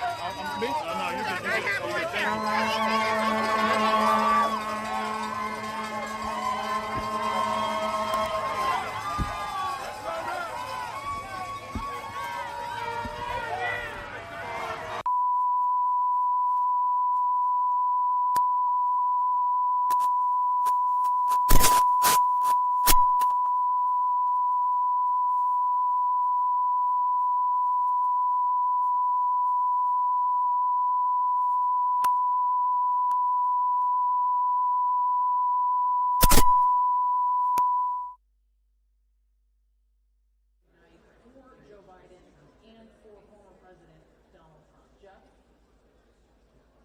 Certainly is, and it's no accident that President Biden is arriving here to Atlanta to some smiling faces, some adoring fans and supporters, clearly trying to make the case that, yes, he does have loyal supporters here, and also to make the case that the backdrop of this debate is Georgia. Georgia, of course, was one of the closest battleground states in 2020, so that's where this conversation picks up right now. So clearly this was not announced, but this was certainly planned by the Biden campaign to perhaps pump him up a little bit, to show him that he has support here before he spends a little bit of time, downtime, during final preparations for the debate. Former President Donald Trump, for his part, also will be heading here to Atlanta shortly, flying up from Mar-a-Lago in Florida. Of course, Georgia, again, was decided by fewer than 12,000 votes out of 5 million votes cast. So yes, a global audience, a national audience, but voters right here in Atlanta paying very careful attention. I'm in the spin room, as you can see. There are reporters and journalists from around the globe here, and this is where the campaigns will make their pitches. This is where the candidates, after the debate is over, the advisors will pick up and say how their candidates did. Interestingly, the presidents, the former president, the current president, will be alone on stage. They cannot talk to their advisors. They cannot have any conversations during those 90 minutes, but it's right here in the spin room afterward where both sides will be saying how it went for them. So there's no doubt that all eyes are on Atlanta. The biggest moment of the 2024 campaign so far. The guys, I did a check, Election Day, 131 days away from today. 31 days away. So close, yet so far away. In the blink of an eye, but it also underscores the fact that this is the earliest debate that we're going to see. There's still about 5 months to go before the election. Judge Zolomey, I imagine you're going to have a busy night out there in the spin room. We wish you the best of luck, my friend. So this is obviously a huge moment for not only these two candidates, but in American history. And I mean, what else can you say? We've never had a sitting president go up against a former president, let alone these two that have such a history. Let alone this early, when the numbers are what they are, and they're both looking for a moment to distinguish themselves. We've seen debates like this give one of these candidates Yeah, stay with CNN. Obviously, a lot to cover. Our special coverage continues with Wolf Blitzer and Caitlin Collins after a quick break. Thanks for joining us.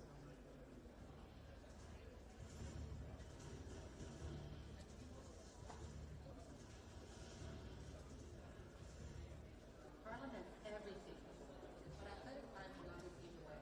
So I started my own studio. And with the right help, I can get the fish I love even better. Earn up to 5% cash back on Business Essentials. Chasing business passion. Chase for business. The cockroach, resilient creatures, true miracles of evolution, where there is one alpha, always scavenging for food. The cockroach. Well, that's one thing. Ortho Home Defense Max Indoor Insect Barrier. One application kills and prevents bugs for 365 days. Not in my house, Nature's wild.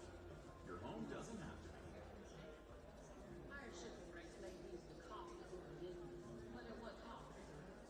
Turn shipping to your advantage with low-cost round shipping from the United States Postal Service.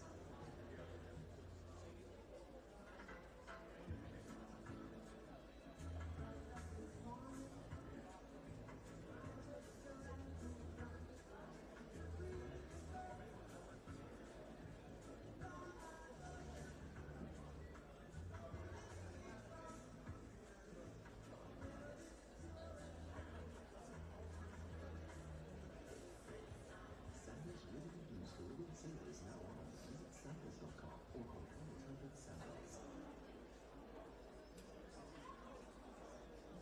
It's time.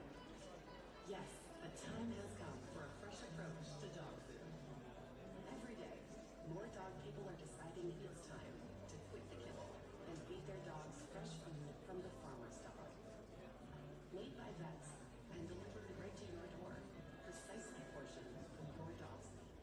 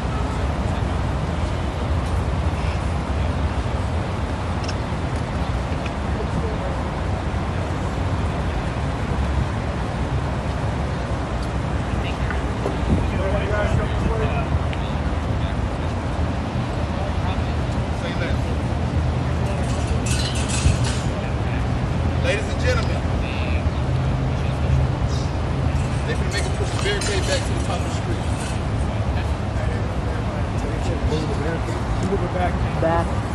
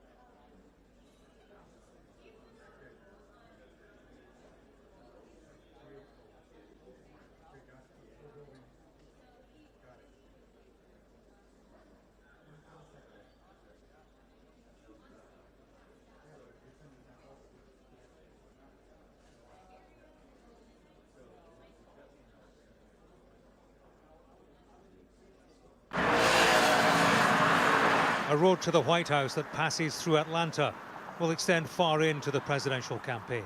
Issues here will include the economy, abortion, immigration and democracy post-election. And there's the men themselves meeting the moment in a close contest. A few months in front of the election, and it's going to depend on probably a couple of 100,000 people in 4 or 5 states.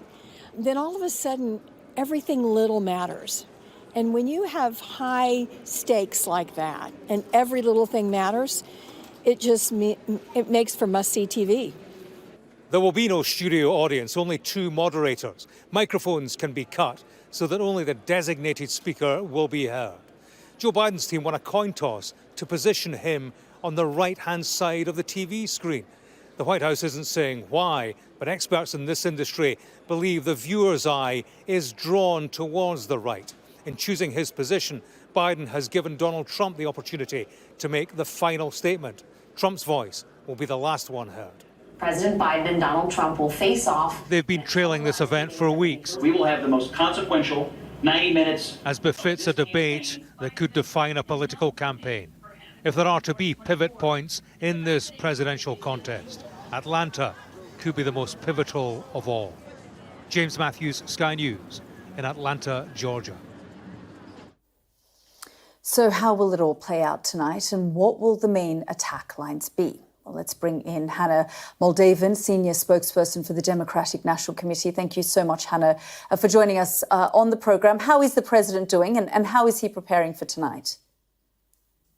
Thank you for having me. The president just landed in Atlanta, and I can tell you that what the American people are going to see on the stage tonight is a president who is fighting for them in President Joe Biden. They're going to see a contrast between that, a president who's fighting for them and making sure every American has a fair shot, and the man that will be standing across from him on the stage, Donald Trump. Now, if you remember, this is the first time these two will be meeting on a debate stage in Indeed. 4 years. And months ahead of the election, and President Biden and his team putting a number of conditions. We've just heard in our report those conditions. But, you say that this is a president who will be fighting for Americans, but that doesn't seem to be how Americans are currently feeling when you look at the polls. Right now, this is the job of the campaign and the Biden-Harris campaign and the Democratic National Committee, right? We want to show how the president is working for the American people. There's an economy that Joe Biden created with 15 million new jobs, the lowest unemployment rate in 50 years in the United States. And he's also fighting for low costs. He took on big pharma here in the U.S. Through though, is it? I mean, we hear a lot about what Joe Biden is doing for the economy, and economists no doubt are saying there are improvements, but that is not punching through with the American voter. They still feel, as though it's not bringing about any form of change for them personally. This will be a really good chance for Joe Biden to talk to them about that, not just about the accomplishments that I just mentioned, but about what his future plans are to continue to bring down some of those higher prices, which Joe Biden is going to do, right? That's what Americans care about. And I think you'll see Joe Biden do that today. He'll talk to them. I can tell you won't hear that from former President Donald Trump, who has a campaign of retribution, who said he's going to be a dictator on day one. This is a man who is fighting for himself and not for the American people. And yet, the polls that we're seeing show that he will potentially win 5 of the 7 swing states. I mean, ultimately, this comes down to a handful of states. And at the moment, Donald Trump is ahead in the polls. What do you put that down to? I mean, you say that Joe Biden is listening to what Americans are saying. That's certainly not what the polls are showing. When you look to the elections that have happened since Joe Biden won, since 2020, so the midterms in 2022, when Democrats run on the agenda of Joe Biden, they win. We see that not only in more liberal states, but in really conservative states like Kentucky, where a Democratic governor won that seat. So when it comes to what the American people are feeling, we should look to how they actually voted. And in that case, they voted for the agenda of President Biden. And the Republican Party is not all behind former President Donald Trump. We saw in Indiana, a pretty conservative state, 20% of the vote go to Nikki Haley in that primary. Yeah, but so let's at look the at moment, how people I mean, we voted know when we see that. We know that Donald Trump is dominating the Republican Party. He is the candidate and he is ahead in the polls at present. I mean, we are 4 months ahead of the election, and that does make a difference. The other thing that many are saying that Donald Trump will be focusing on is Joe Biden's age, his stumbles, the gaffes that we see, the inability to remember certain names and situations, the fact that we see all of these things go viral on social media and get picked up and then passed around. These are the things that also worry American people. Will he have the ability and the stamina to be able to run the country for the next 4 years? This is going to be a great chance for Joe Biden to do that, to talk to the American people today. What I'll say, and President Biden has said this himself, he's no young sprite, but with that comes a lot of wisdom. And when you compare that to Donald Trump, who he's going up against, they're basically the same age. I will also mention that what you don't see as much is Donald Trump when he's at some of his rallies that he's been hosting, where he rambles, he says inaccurate facts all the time. It doesn't get as much pickup in the media oftentimes, but I think we'll have a chance to see that, the American people will, on the debate stage today. Yeah, I mean, I would say that a lot of what Joe Biden says doesn't also get a lot of pickup, does it? I mean, when he gets names of allies wrong, for example, he gets countries' names wrong, he forgets facts and information. And we are told that he's fed a lot by his staff, and he won't have the ability to speak to his staff during the ad breaks in these debates. Do you think that will pose a huge problem for him? I think when you watch the debate tonight, it will be very clear who is there to fight for the American people on the record that they've done, and who is there to fight for themselves, to be a dictator, to be anti-American, and to frankly have an agenda that takes away rights from women. We saw an abortion decision come out today. A lot of people I talk to are really concerned about the state of abortion. So I think that's what the American people want. They want a president who will fight for them, who's an honest man. I don't think anyone would say that Joe Biden isn't an honest man who really cares about people. And that's the big difference I think you'll see come out on the debate stage tonight from Joe Biden and Donald Trump. Hannah Moldavan, thank you so much for joining us here on the program. I'm joined now by the Trump campaign's Deputy Comms Director, Caroline Sunshine. Thank you so much, Caroline, for joining us here on the program. One of the things that we just heard from Hannah Moldavan, the senior spokesperson for the Democratic National Committee, is that Donald Trump will be focused on revenge and retribution, that he will revert back to his performance in 2020, which did put off a lot of people. President Trump has said just a couple of weeks ago on Capitol Hill that he intends to be a president for all Americans. That's incorrect. President Trump has also said success will be our revenge. It's really actually Joe Biden that is obsessed with revenge and retribution. I mean, we watched Joe Biden and his campaign weaponize the government against President Trump in a sham trial and a sham verdict that was just handed down in New York City this past month, which, by the way, has had zero effect in the polls except helping President Trump continue to rise and make inroads with demographics that aren't traditionally part of the Republican Party. And that's because the American people care about the reality that they have to live in every day that Joe Biden and his policies have created. An economy that isn't working for anybody, a wide open border. And that's what the American people care about. Joe Biden refuses to acknowledge that reality or talk about it at all. He's obsessed with the past, obsessed with revenge and retribution. And that's not a winning message with the American people. But so is Donald Trump on so many levels. When we hear what he has to say at rallies, his focus is on questioning the outcome of the election, for example. His focus is on attacking Joe Biden rather than talking about actual policies. Do you think that this is a high-stakes situation for Donald Trump? Because, of course, there isn't an audience, for example. He feeds off the audience a lot of the time, especially when he's campaigning. Do you think that will be detrimental to him tonight? President Trump's focus is on the American people and on policy ideas that benefit them. He was just in Las Vegas, Nevada last week, for example, while Joe Biden was attending a fundraiser cloistered away, having to be babysat by Barack Obama on stage. Meanwhile, President Trump was in Las Vegas, Nevada. He was standing in front of a crowd for more than 90 minutes, I might add, in front of thousands of Americans, announcing a brand new policy called no tax on tips for American hospitality workers. American hospitality workers are some of our lower wage workers. Their tips are extremely important to them. this policy, no tax on tips, is meant to directly help alleviate the economic suffering inflicted on the American people. Same thing. President Trump cares about being with the victims of crimes in Joe Biden's America. President Trump was honored last week to speak with Rachel Morin's mother. Rachel Morin was a mother in the United States, a mother of 5, who was murdered allegedly by an illegal immigrant who should have never been allowed into the United States in the first place. So President Trump stands with the victims of those crimes. Caroline, if I can just have you focus on tonight's debate. It is 90 minutes, as we said. There are certain rules that need to be adhered to, including no audience, mics being turned off so that people don't, interrupt. What is the strategy that Donald Trump is going to adopt? Because like I said, in 2020, it did reflect badly the number of times in which he was interrupting, and he was told by Joe Biden at one point to shut up.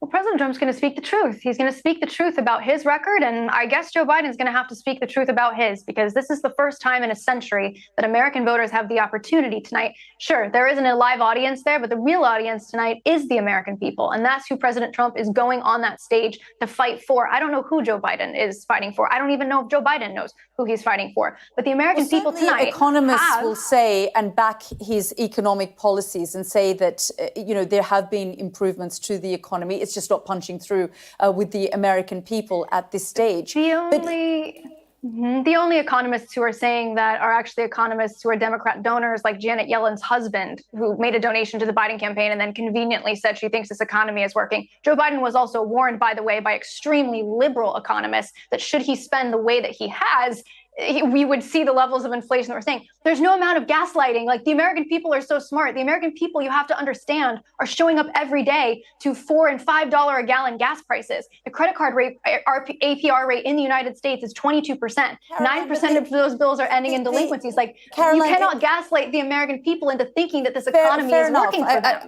I'm just asking legitimate questions. No one's trying here to gaslight anyone. We're trying to have a fair discussion. The other reality is, though, that there is a lot of apathy as well. That the American people have been served up. 2 people, it feels like Back to the Future. 2 men, one in his late 70s, one in his early 80s. The younger voters, those that they're trying to really focus on tonight, feel like they don't really have 2 good options, that it's a bad option either way. No, what the American people are going to see tonight, which is, again, why you're seeing President Trump not only go up in the polls with Republicans, but with voters who are not traditionally part of the Republican base, is because for the first time in a century, the American people will compare the records back to back of 2 former U.S. presidents. And that contrast couldn't be clearer. Under President Trump, we had the most secure border in U.S. history. We had an economy that was uplifting and working all Americans, where the inflation rate was 1.9%. Gas was $1.69. We were, our country, the United States, was respected. He lost the 2020 election. You're talking about his past record, but it wasn't enough for him to The American people aren't living in the past, though. The Democrats and Joe Biden want to live in the past. The American people are living in the present, and they care about their future. And the reason President Trump is going up in the polls and why he will perform well on that debate stage tonight is because he is most trusted on the issues that are most important to the American people today, which is the inflation, the economy, and immigration. Okay, well, we'll have to wait and see how that debate goes in the next few hours. Caroline, thank you very much for joining us. Thank you. Stay with us, because we'll be going live to the spin room ahead of the presidential debate. Our US correspondent James Matthews is there as Donald Trump and President Biden prepare to face the cameras.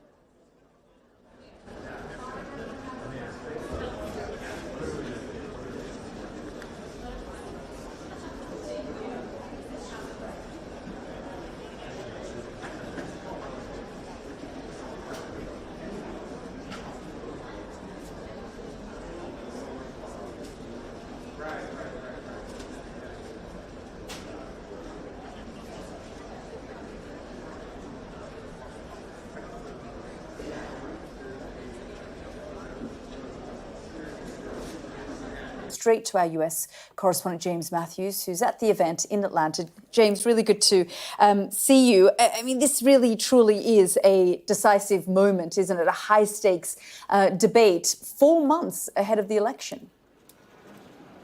Yeah, 4 months, very early, Yalda, the earliest that we've had a TV debate, and that's all down to Joe Biden, who clearly sees the need, or feels the need, to seize the momentum, the initiative at this early stage in the election campaign, because simply he doesn't have it. The polls have been stubborn. Biden needs to shift them, and he feels that he can do it in this 90-minute coming together with his old foe. It will be important. The hard politics will be key. The issues, abortion in particular, on today of all days, after events in the Supreme Court. Biden is certain to come here and say to women across the country who have given traction to the Democratic cause that he is fighting on their side, and will try to nail Donald Trump to the wall on what Biden would see as an incoherent policy on abortion. So that will be one of the key areas of subject matter. Also, Donald Trump's history, democracy after the election. Biden will characterize Trump as the man who would be hell-bent on self-interest and retribution should he be elected. We expect him to raise the subject of January the 6th and essentially bait Donald Trump, trying to get under his skin and bring out the worst of Donald Trump, which we have seen on the debate stage in the past. Karine Jean-Pierre, the White House spokesperson, told reporters on the way here that they will, she said, you know the president is a fighter. That's the kind of frame of mind he appears to be in. He made an unannounced stop amongst voters here in Atlanta, Georgia. This state, of course, one of the battleground states. So he looks in decent form. The question will be, can he withstand the endurance test mentally and physically, given the kind of thing we've seen in the past, viral moments that haven't helped him? Yeah, indeed. And those are the moments that Donald Trump will really be looking for so that he can go after him when it comes to his age, for example. But as you said at the beginning of our conversation, the polls have been stubborn, and Donald Trump is, frankly, leading in all the polls. Yeah, he is, Yalda. He's had a wobble, mind you, in the past couple of weeks following his conviction, but there's a 5-3 out, a 5-3-8 poll of the national average. We can bring you figures on that, and it still looks good for Trump. He's on 41% compared to 40.9% for Joe Biden. Robert Kennedy Jr. comes in at 9.2%. Interestingly, Trump's advisors have told him that in this debate he should concentrate on the subject matter that they think works for him. Inflation, the state of the economy, crime, immigration. The difficulty might be the infrastructure, the choreography, microphones that are cut off, no audience. Donald Trump's a man who feeds off an audience. Tonight, he will be under pressure to deliver well-rounded arguments about his politics and the way forward for the country. Team Biden certainly think they can score on that because Donald Trump, they think, is a man who needs the comfort of applause at the end of a sentence. And no doubt, James, you will be covering every twist and turn for us. Thank you so much for bringing us up to date. And we will bring you the first presidential debate live here on Sky News overnight between 2 a.m. and 5 a.m. Make sure to join us for that. After the break, we'll take a closer look at that issue taking centre stage before tonight's debate. The Supreme Court has ruled that emergency abortions can go ahead in the state of Idaho, one of the most sensitive topics ever, even without an election. We'll hear from those who've campaigned for and against the decision.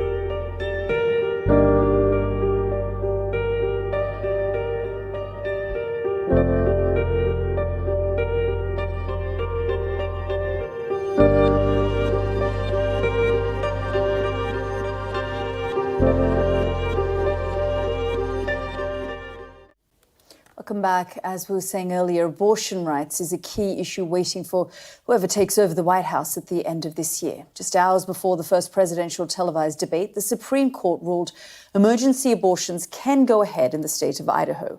It comes 2 years after the overturning of Roe v. Wade, when Idaho was among 14 states that outlawed abortion at all stages with limited exceptions. The current president's campaign were quick to react. Have a look. Donald Trump did this. He put women's lives in danger. This election is the most important election of my generation and my daughter's generation. Joe Biden and Kamala Harris will protect our fundamental rights, putting healthcare decisions back in the hands of women and their doctors. I'm Joe Biden, and I approve this message. Well, let's bring in our Martha Kellner, who joins me live now. And Martha, I guess we could call this a win for the Biden administration, although it does feel less of a victory and more of a delay. Yeah, that's exactly right, Yalda. On the face of it, this is a victory for the Biden administration, which has fought against this Idaho state law and for pro-abortion advocates too.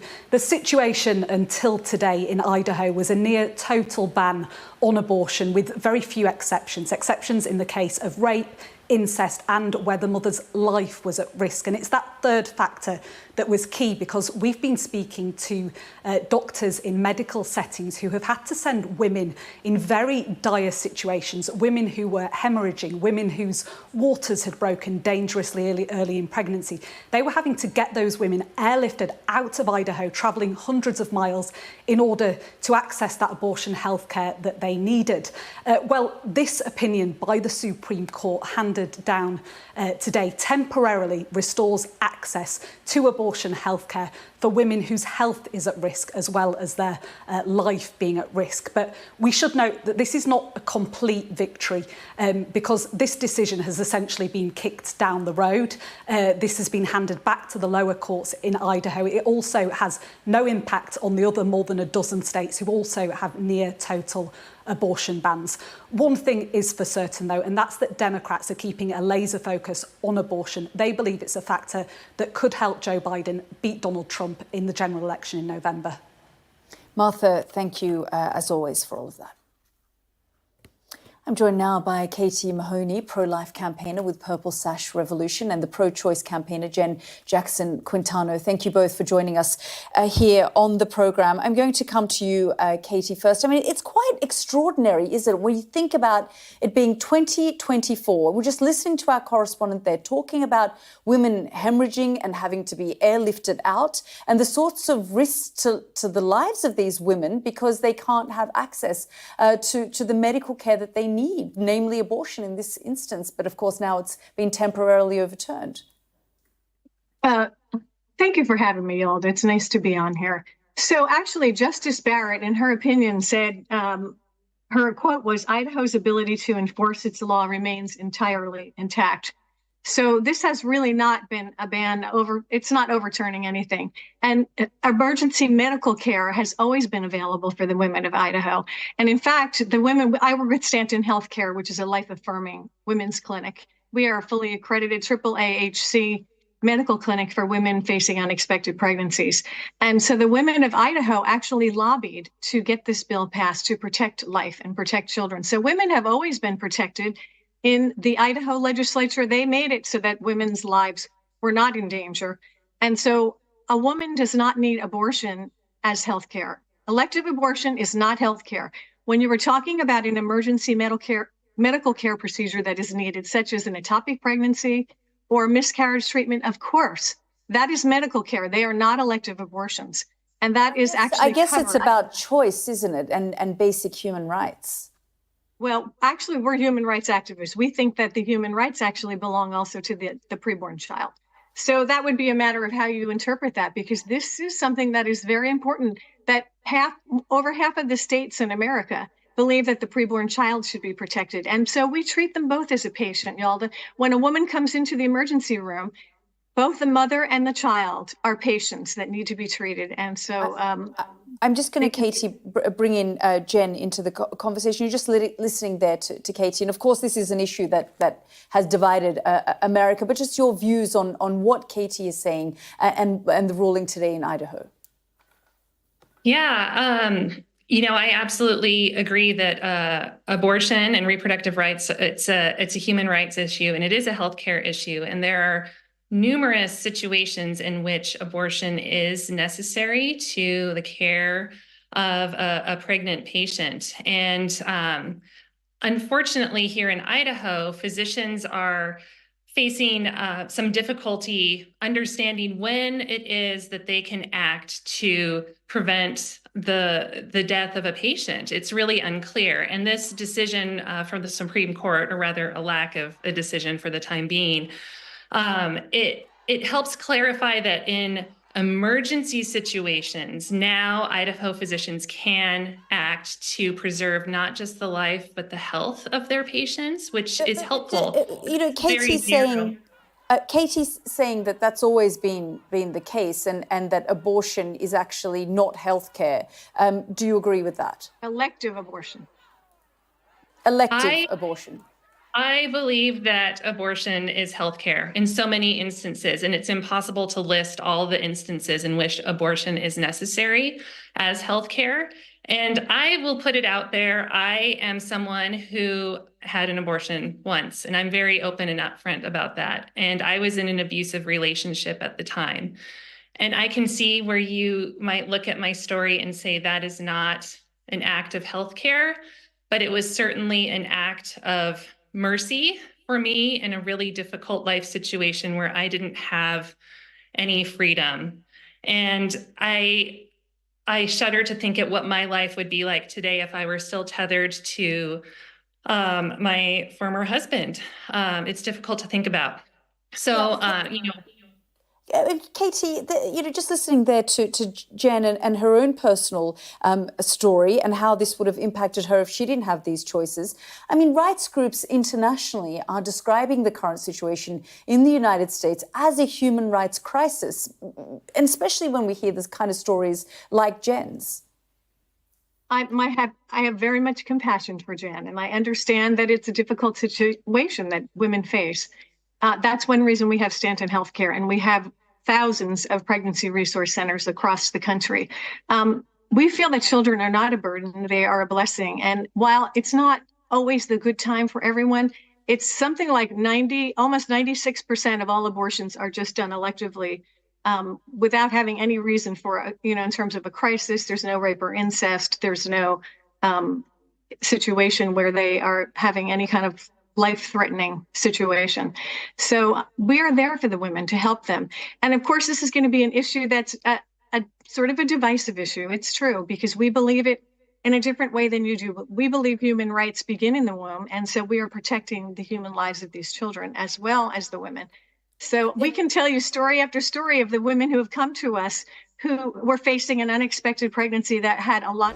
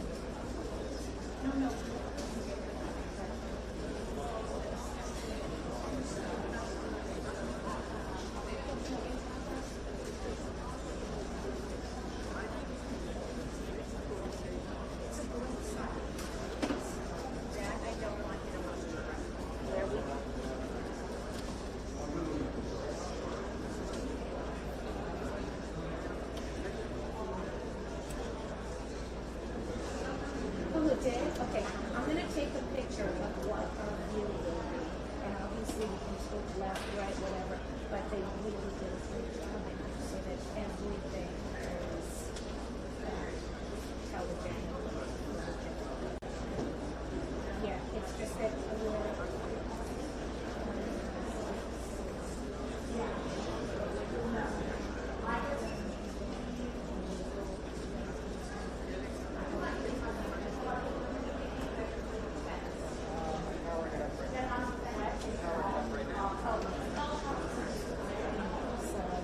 I'll send you the shot, okay? And then I'll make this a problem. And again, IT will come over here so that we don't have to have like anything on stage. So they're coming. Not at all. No, no one's in there. You can be down there all the time. Time is expensive. Also, we line value, line value, and the balance for people making for this and the rest of the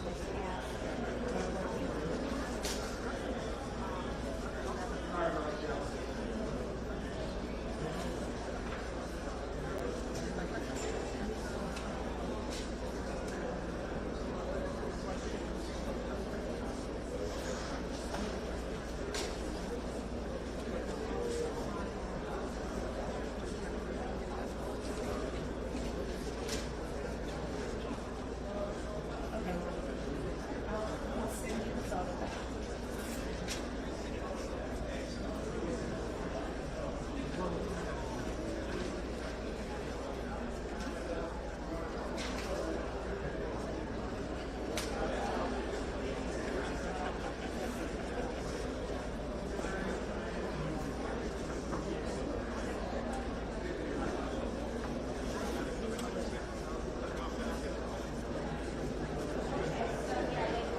To get text when we're ready.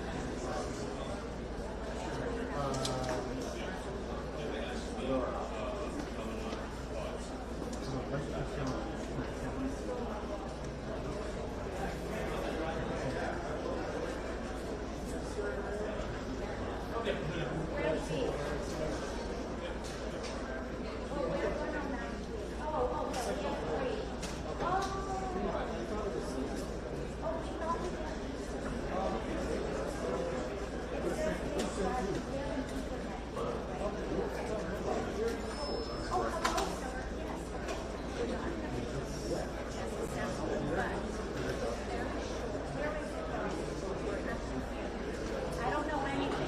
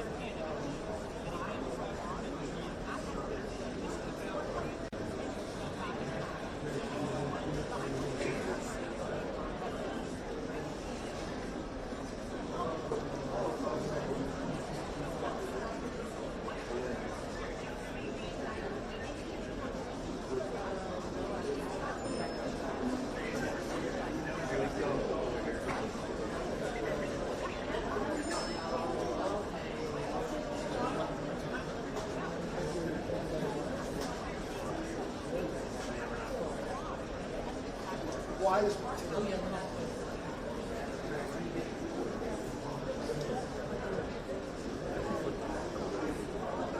yeah, no. Is this we can just add Bill Nye?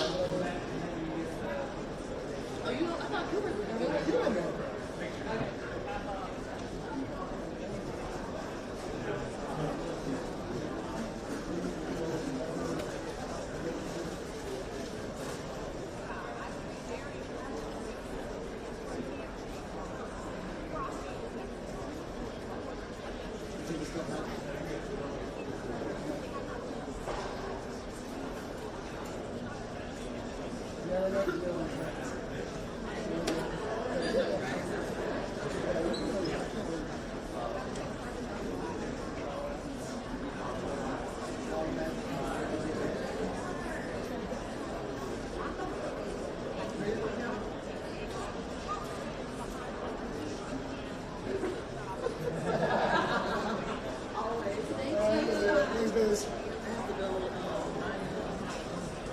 Is it raining? It's raining.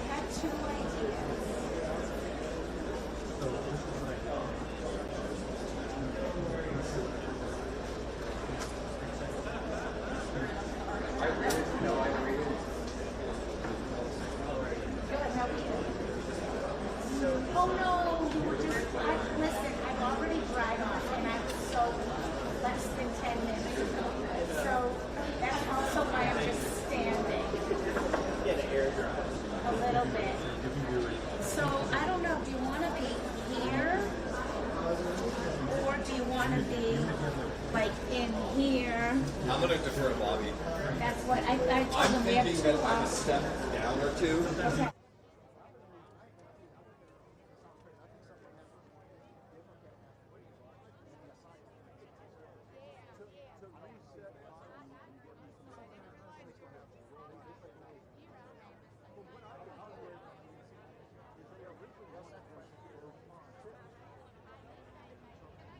We're going to stand up because we should be able to stand up for 90 minutes.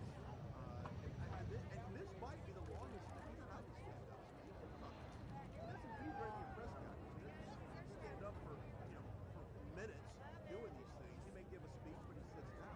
So physically, this is going to be a challenge for Joe Biden. And we know mentally, for sure, this is going to be a challenge for Joe Biden. But I like your strategies. I don't want to see the two shake hands.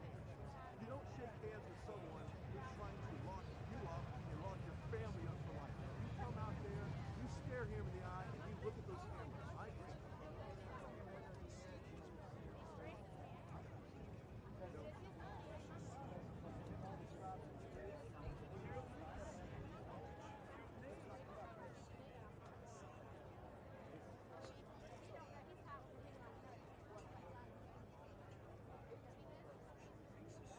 City that gave us Coca-Cola. Tonight, it will give us what could well be the biggest moment in US politics for many a year. A TV debate, the earliest in the calendar that we have seen, triggered by Joe Biden. He wants to shake the American electorate and try to shake stubborn polls that still have him behind Donald Trump. Biden is here. He's in the city. He made an unannounced visit to local people in this battleground state of Georgia. Donald Trump, he's still in the air on his way here from Mar-a-Lago for what will be political fight night. You can measure the importance he places on the occasion in days spent preparing.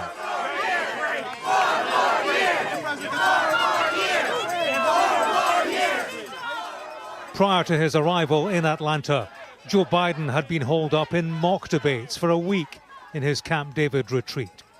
If this presidential debate isn't a must-win, it's a must-not lose. When you think about the Joe Biden you saw in the debate... If there was any doubt infirmity would be center stage, it was removed by a debate day Trump campaign ad. Got taken down by his bike. Lost a fight with his jacket. It is the issue of age concern, shared by most Americans, as their oldest ever candidates take the stage here. In the frailty contest, both have history. Saudi Arabia and Russia will repeat your... A road to the White House that passes through Atlanta will extend far into the presidential campaign. Issues here will include the economy, abortion, immigration, and democracy post-election. And there's the men themselves, meeting the moment in a close contest. A few months in front of the election, and it's going to depend on probably a couple of 100,000 people in 4 or 5 states. Then all of a sudden, everything little matters. And when you have high stakes like that, and every little thing matters, it makes for must-see TV. There will be no studio audience, only 2 moderators. Microphones can be cut so that only the designated speaker will be heard. Joe Biden's team won a coin toss to position him on the right-hand side of the TV screen. The White House isn't saying why, but experts in this industry believe the viewer's eye is drawn towards the right. In choosing his position, Biden has given Donald Trump the opportunity to make the final statement. Trump's voice will be the last one heard. President Biden and Donald Trump will face off. They've been trailing this event for weeks. We will have the most consequential 90 minutes. As befits a debate that could define a political campaign. If there are to be pivot points in this presidential contest, Atlanta could be the most pivotal of all. James Matthews, Sky News, in Atlanta, Georgia. And James, one of the big election issues is abortion, and this coming as this ruling today comes from the Supreme Court. Yeah, that's right, Gillian. Yeah, the Supreme Court said it wasn't its job to deal with the issue of Idaho, where there is an issue around abortion and the treatment of patients who require an abortion. The federal government scored a qualified victory on that today. Joe Biden will make that clear to the audience tonight. He will try to nail Donald Trump to the wall on that particular issue. The view of Team Biden is that Trump doesn't have a coherent policy or plan on abortion which has traction amongst a key constituency in the American electorate. So that's one of the issues we'll hear about tonight. Also, immigration, crime, inflation. These are three of the topics that Donald Trump's advisors have been telling him to push hard on. I'm in the spin room at the moment. You can see the size of this, a converted basketball court at Georgia Tech, just across the campus from where this event, the actual debate itself, will take place. There are more people in here than there will be in the event venue because there's no audience tonight, only two moderators and the two individuals taking part. The question will be how both cope with that. The view of Joe Biden's team is that Donald Trump will struggle, that he is a man who needs an audience, who needs the comfort of applause at the end of a sentence, and without that, the necessity to make fully formed, rounded arguments on hard politics. Team Biden's view is that Donald Trump will falter. We'll see in due course. We shall indeed. James, thank you very much for the moment. And you can watch the presidential debate live here on Sky News overnight between 2 a.m. and 5 a.m. The UK Health Security Agency says one person has died linked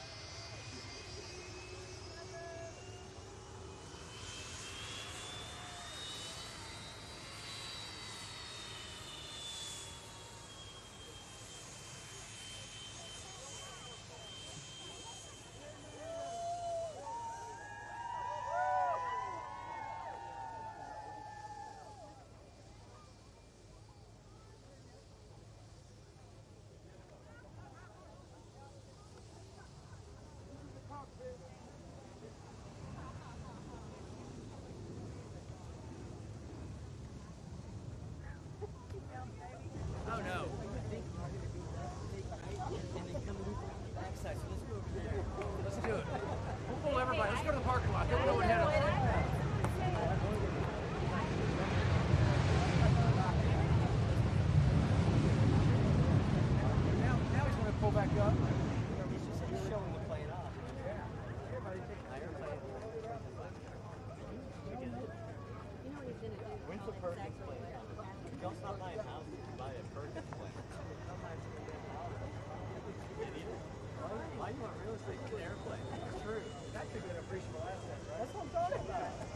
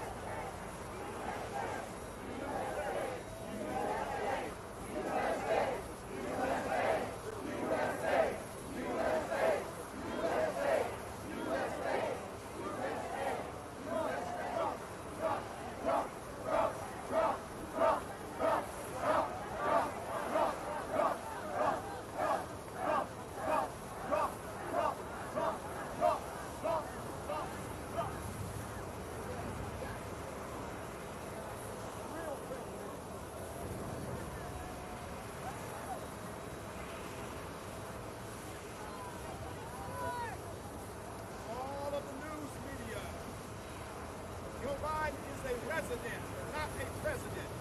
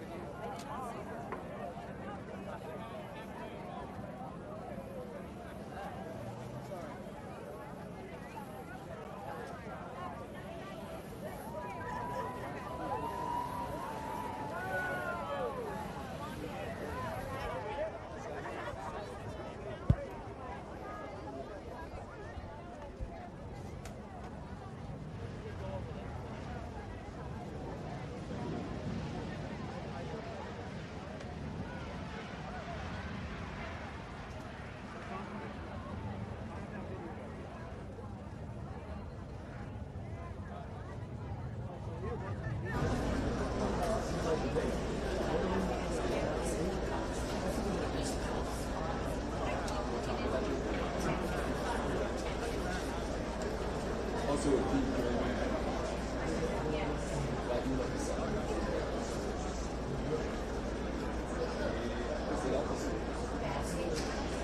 So this thing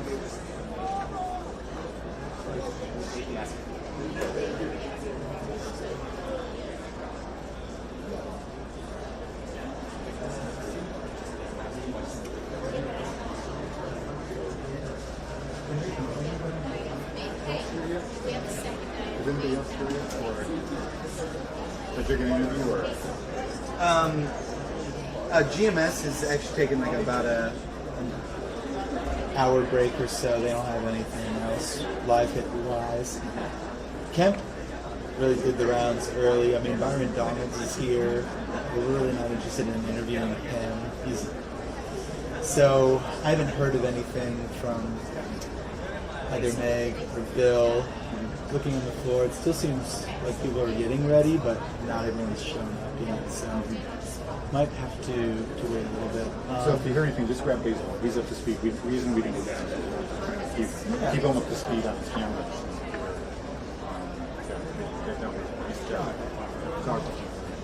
Awesome.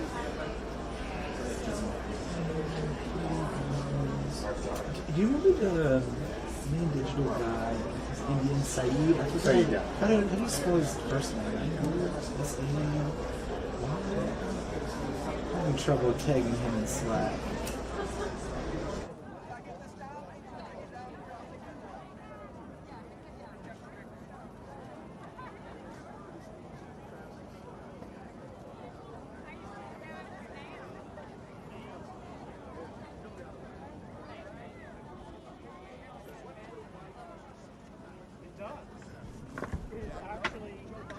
They explained that medicine.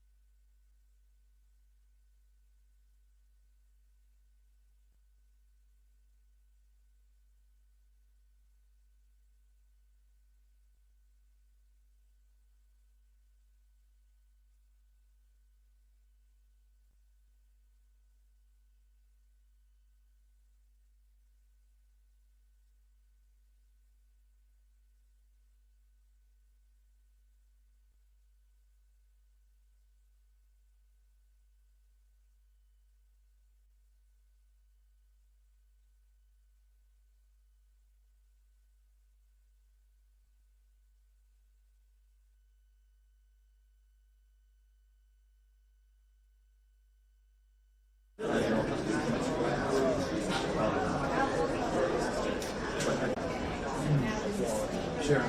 Just see. No, that's really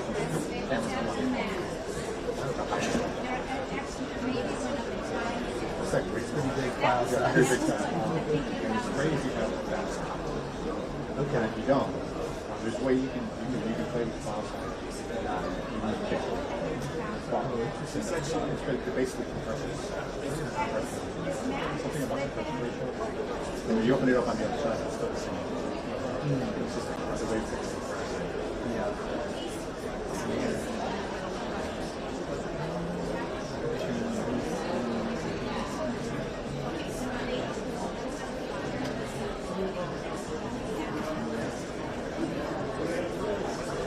Is there any standout thing you've seen on the upper deck here? Like a viewpoint, maybe like whether it's like a journalist that's sitting close to the edge and kind of see some good stuff over their shoulders. We're trying to do another shot on the upper deck here for vertical video. I might just do a loop, do a lap and see. Yeah, go for it, man. I haven't been looking around like that. Yeah. Go for it, man. Let's do it.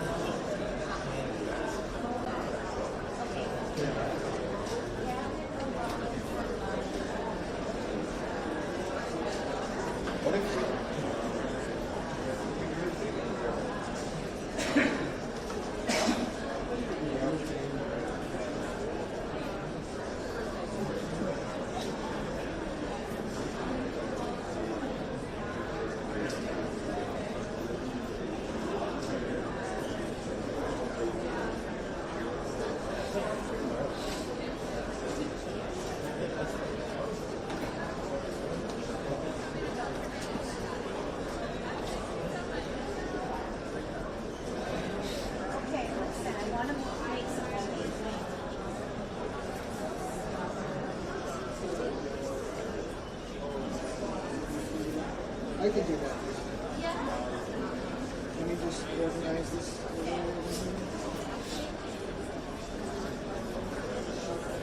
As long as it's tight on here. Yeah, nobody's.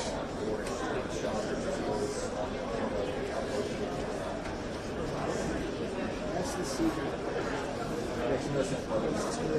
Me giving 10 minutes.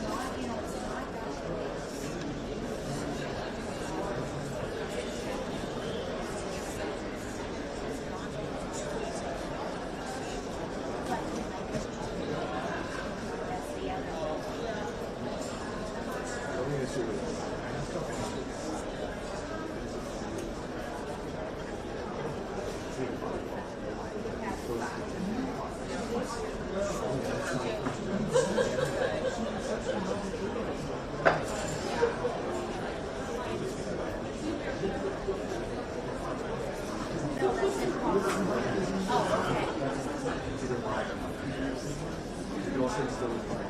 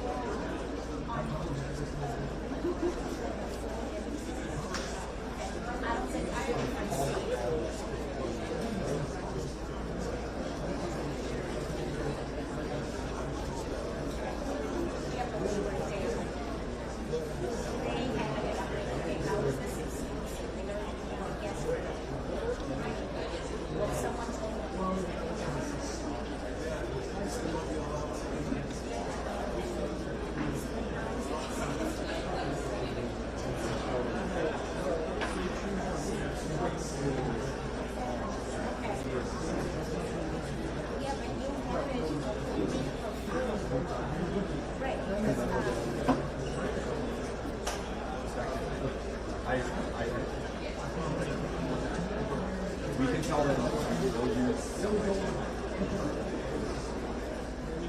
you can also save it. No.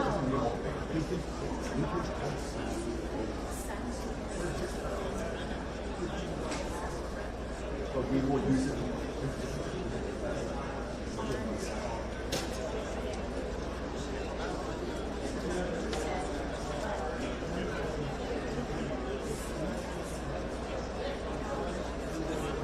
I don't know.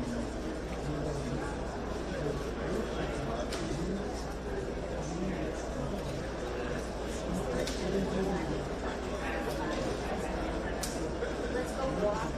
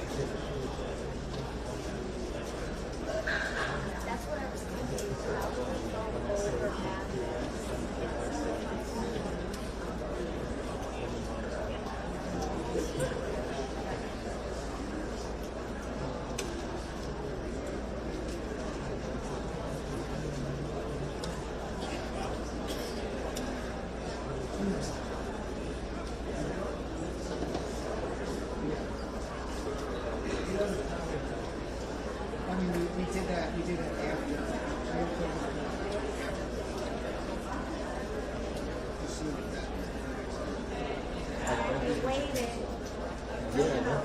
use it for more. And then I reference it in the result. I'm just going to say this. I think it's a mistake.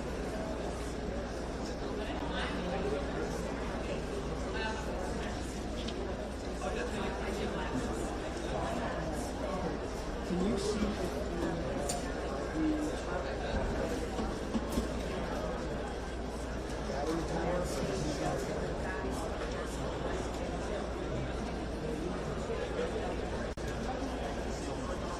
I'm just going to make it flyer.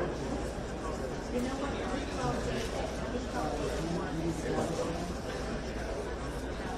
Pass the line.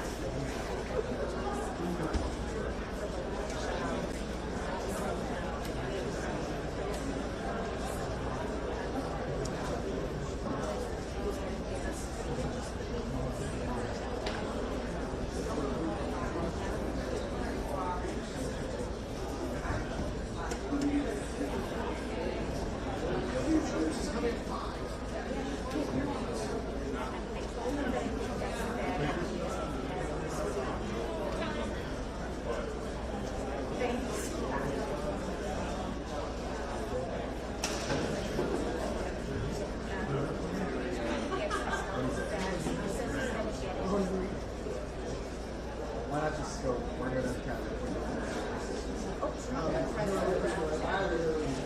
Say, when you're done cabin, please ask more questions. Here it says cabin. Questions for everyone. At 3-minute mark, I start to say so much. And then you say, yeah, I heard.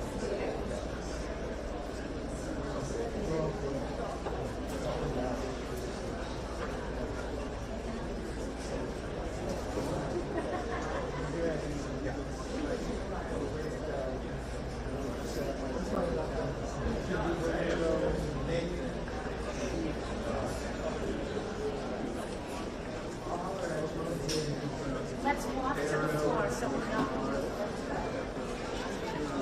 I guess there is.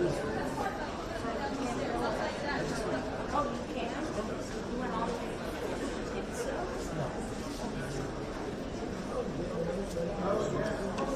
I gotta run down there.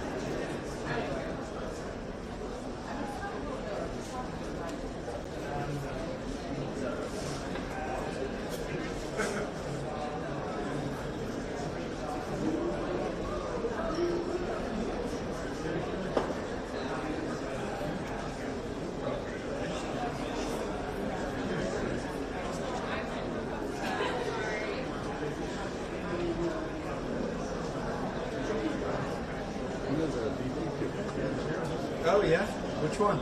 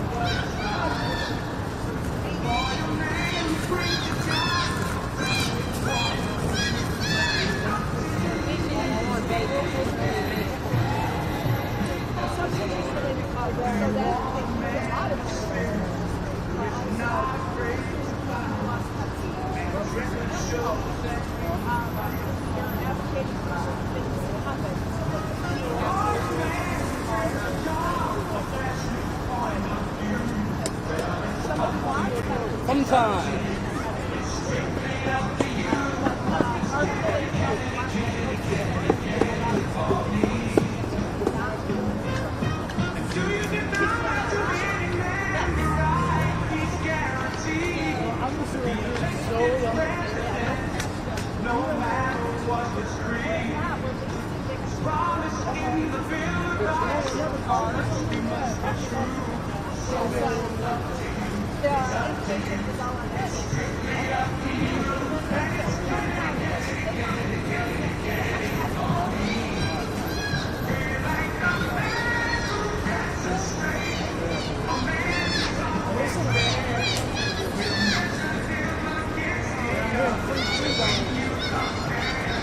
The thing is, I don't want to be anywhere near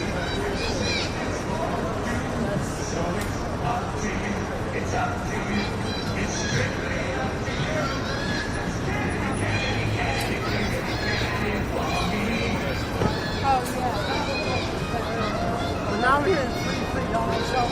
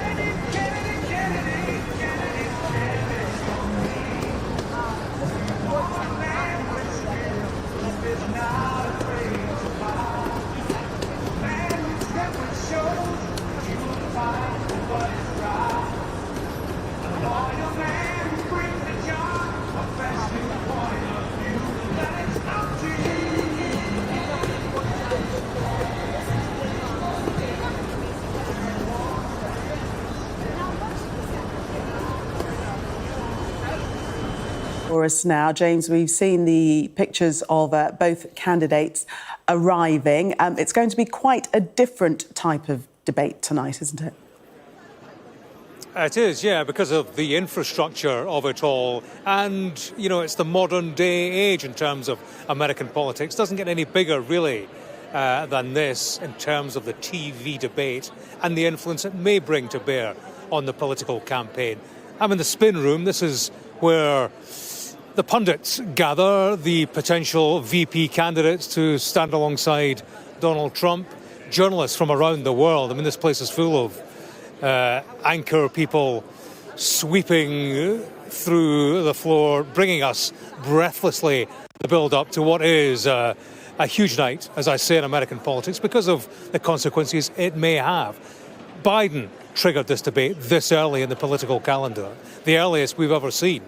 And the reason for that is his frustration with stagnant polls that have him behind Donald Trump, certainly in terms of the key constituencies. So the plan is to get the message out there. His difficulty is the messenger, the man himself, because most Americans, or a third of Americans, according to a recent poll, think he's too old, doesn't have the cognitive ability to be president. That compares with half who don't think Trump has it up top. So Biden has that problem. He wants to solve that by fronting up during a 90-minute debate, tapping into the key issues and tapping in to his rival and the history of his rival. We expect to hear Biden speak about January the 6th, the danger, as he would have it, that Donald Trump poses to American democracy.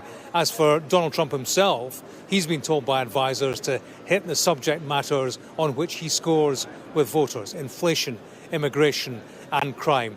I suppose the difficulty for both men, given their age and given their record in public performance, is fallibility and frailty, being seen to be infirm, to slur their words, to come up with the senior moment that becomes a viral moment that plays out between now and the November election, because they both want to meet, or they both want to reach the younger viewers who watch their political coverage in terms of sound bites, bite-sized elements on the likes of TikTok, and that's where the viral moments lie, and that's what will shape the view of many in this country. So that's the danger for them, that they have a momentary lapse, and that becomes the moment that people cling onto. In terms of infirmity, Biden clearly has a problem. One of the replacements, as many would have it, should Biden falter, is Gavin Newsom, governor of California. He's in the building tonight. I took the opportunity to ask him a couple of questions about Joe Biden. Let's have a listen. Are you concerned about President Biden's infirmity? Not at all. I just spend too much time with him, so it's not a spin room. It's not someone on the campaign. I'm not paid to say that. It's just someone that has observed him up close as much or more than most over the course of the last 2 years. Many see you as his natural replacement. Do you see it that way? No, absolutely unequivocally not. I'm here as a passionate supporter, not just defender, and advocate for not only his record, but his vision moving forward. So there you go. Gavin Newsom determinedly putting distance between himself and any succession, certainly before the election. We'll see how it goes tonight. It's a 90-minute debate. Different rules. Mics can be switched off. There is no audience, and that could be key, Gillian. Both individuals are used to the comfort of applause at the end of a sentence. Donald Trump, perhaps in particular. I've been to his rallies, which tend to be a stream of consciousness lasting more than an hour. He will be operating, they'll both be operating in this silence. And, when he comes up with lines like, my doctor says I could live to 200 if I didn't eat fast food. He says that on stage, and he has said it on stage, to rapturous applause tonight. He'll be asked by moderators, well, hang on a minute, explain that. What do you mean by that? There is pressure to come up with fully formed, well-rounded arguments on policy and on hard politics. It will be a challenge for both men. They've both travelled to Atlanta today. Karine Jean-Pierre, the White House spokesperson, said to reporters, the president, he's a fighter, raising expectations of good telly, if nothing else, Julia. James, thank you. Only 200 years. Interesting.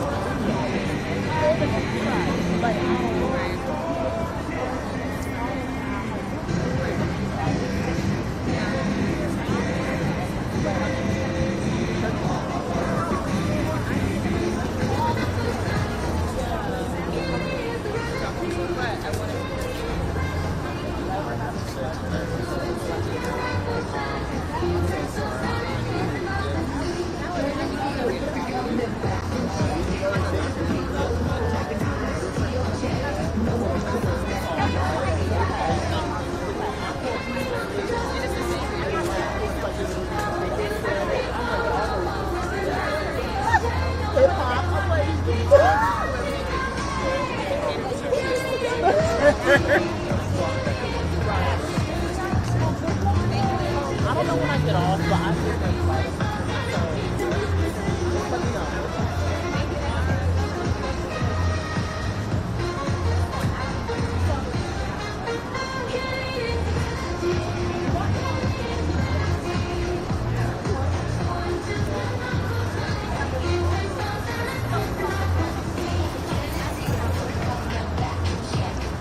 Thank you.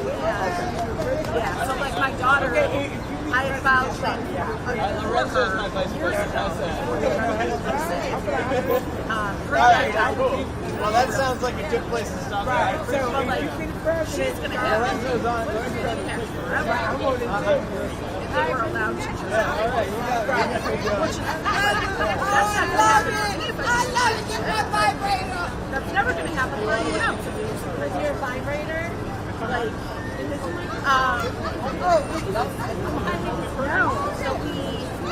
families across the U.S. submit their voting rights.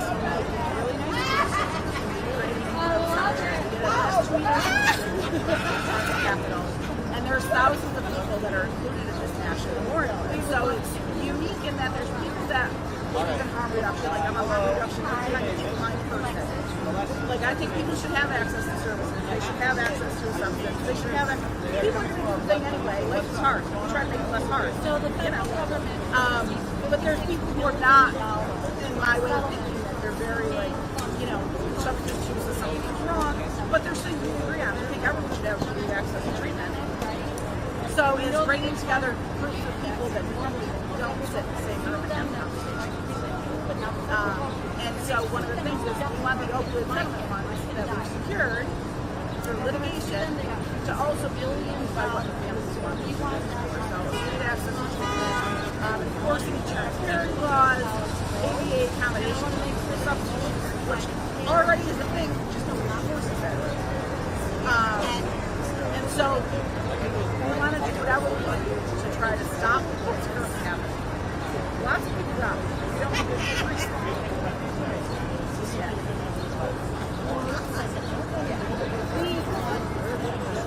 We got to do that thing today. I would love to.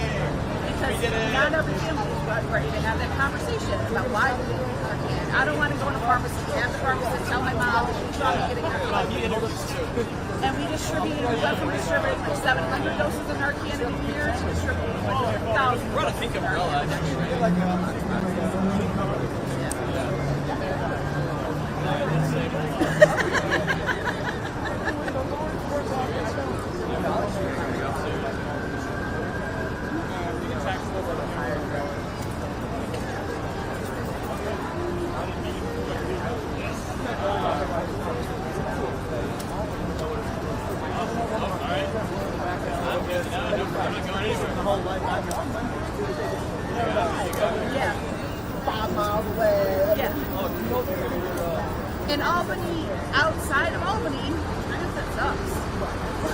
You're not getting around that way.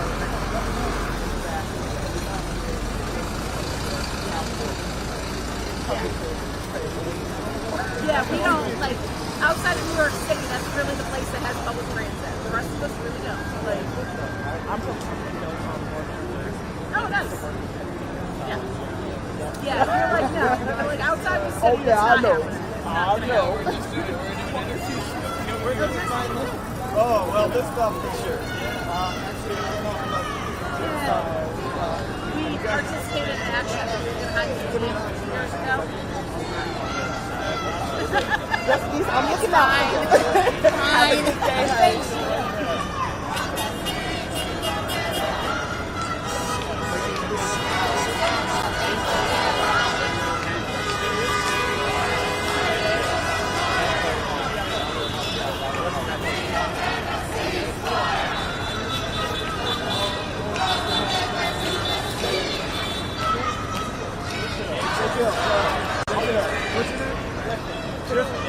We're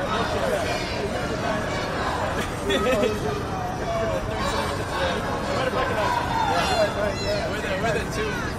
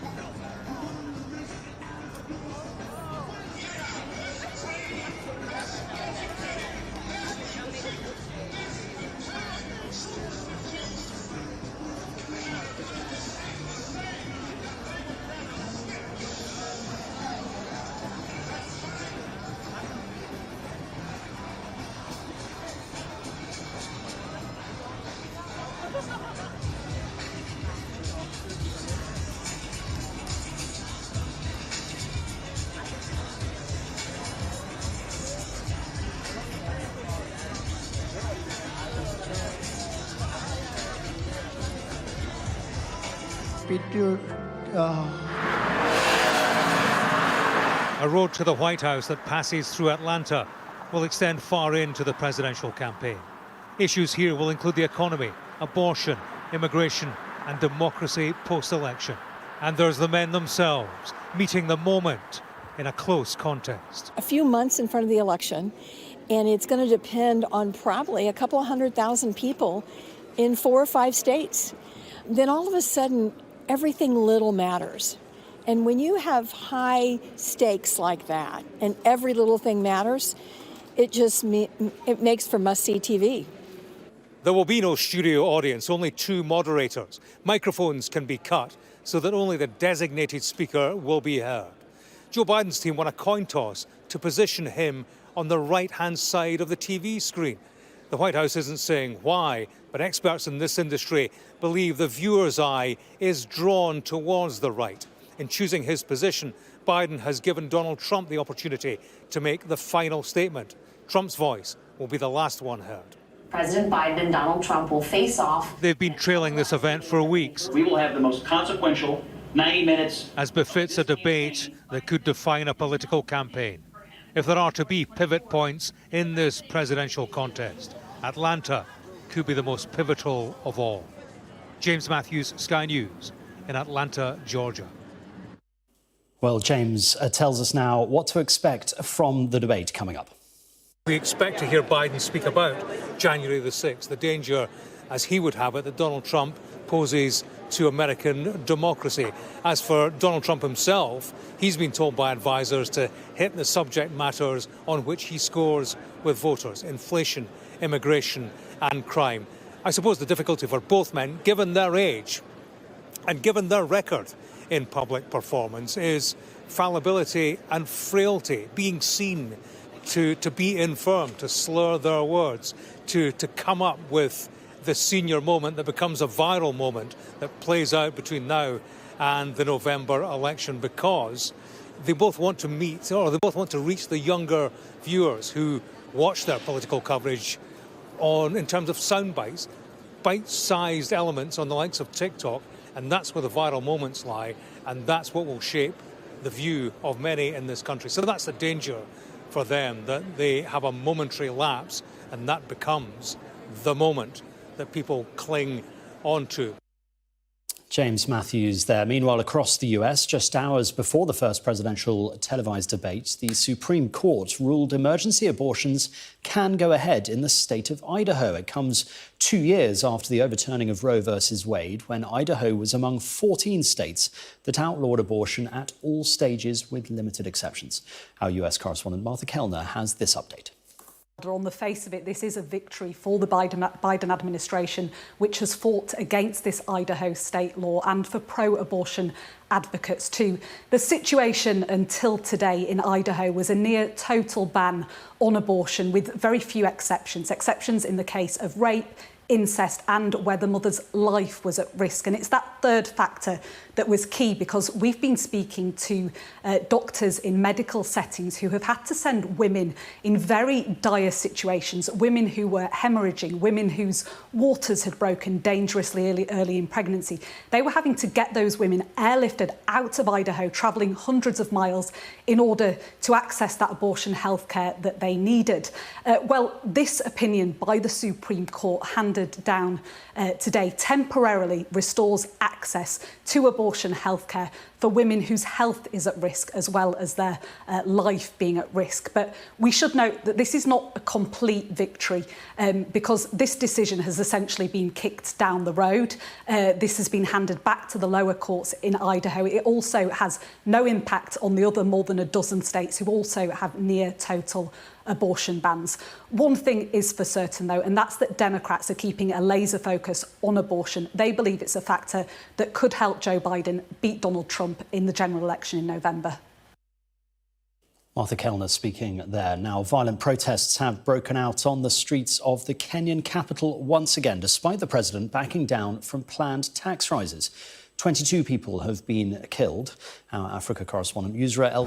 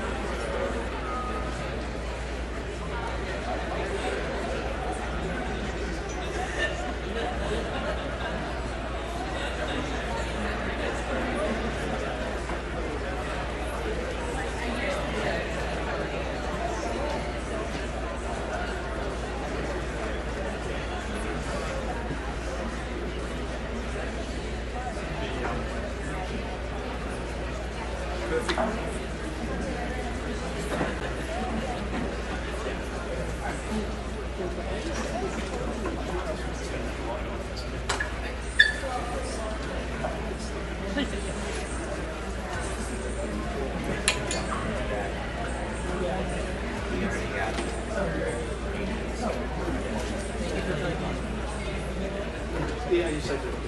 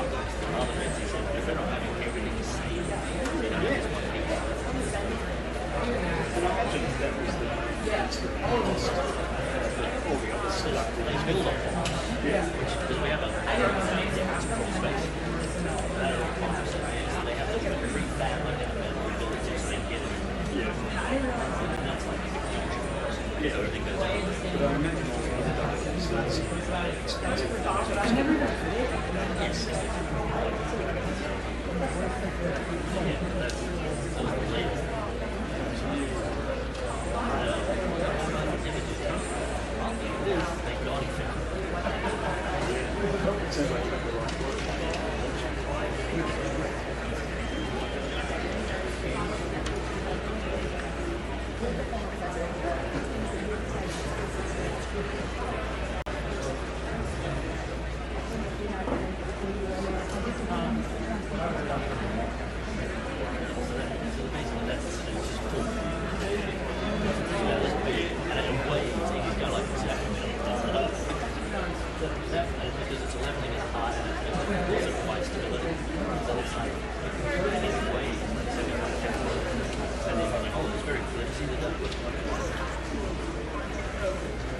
11 stuff that we put in the basement.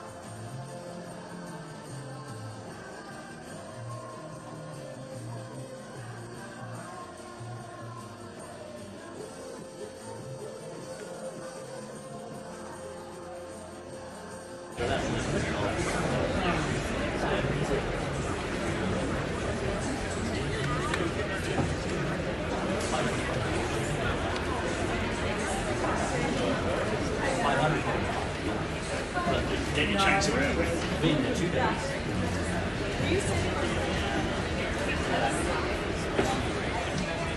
Not finished.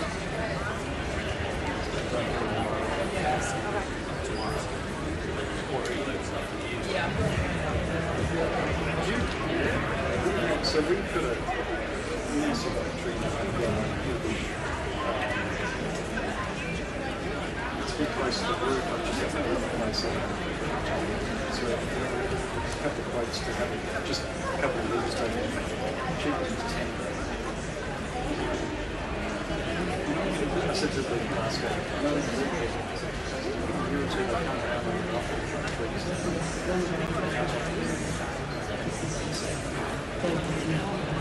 I couldn't believe it.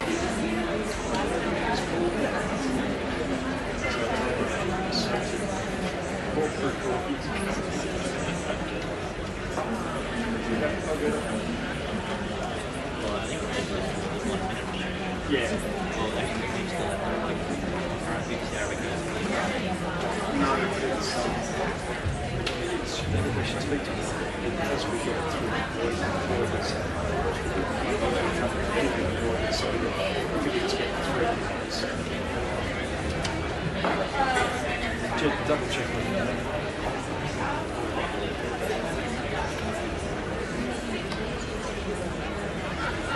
It's a big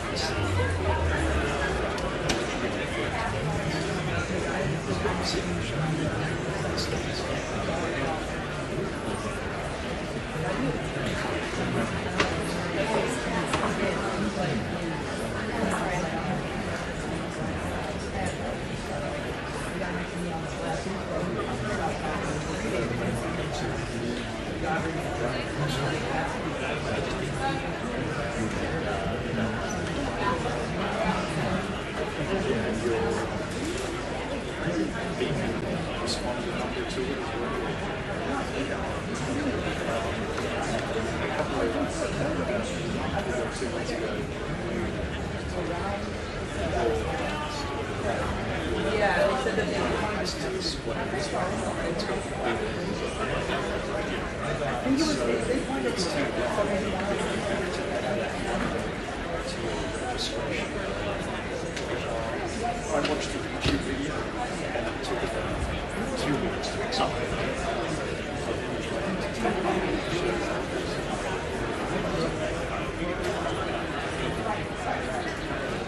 I'll find it.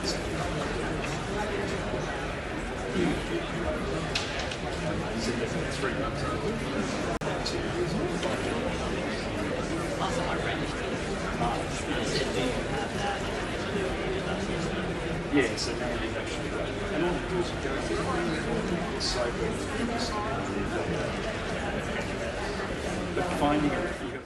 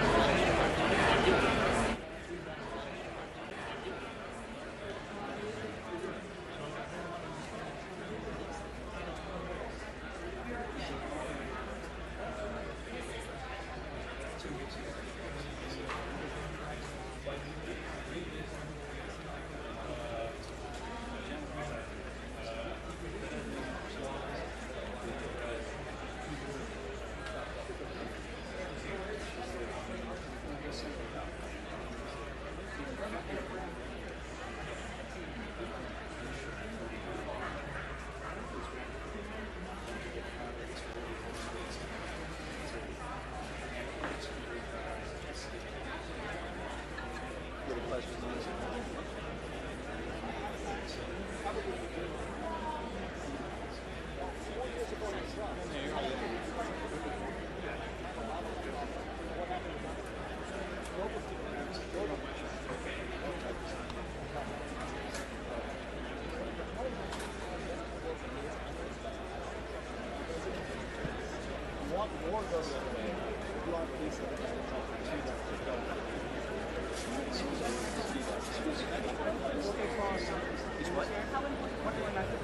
think Georgia is important. I think every state in this country is important to Donald Trump. I think Georgia is important to this election.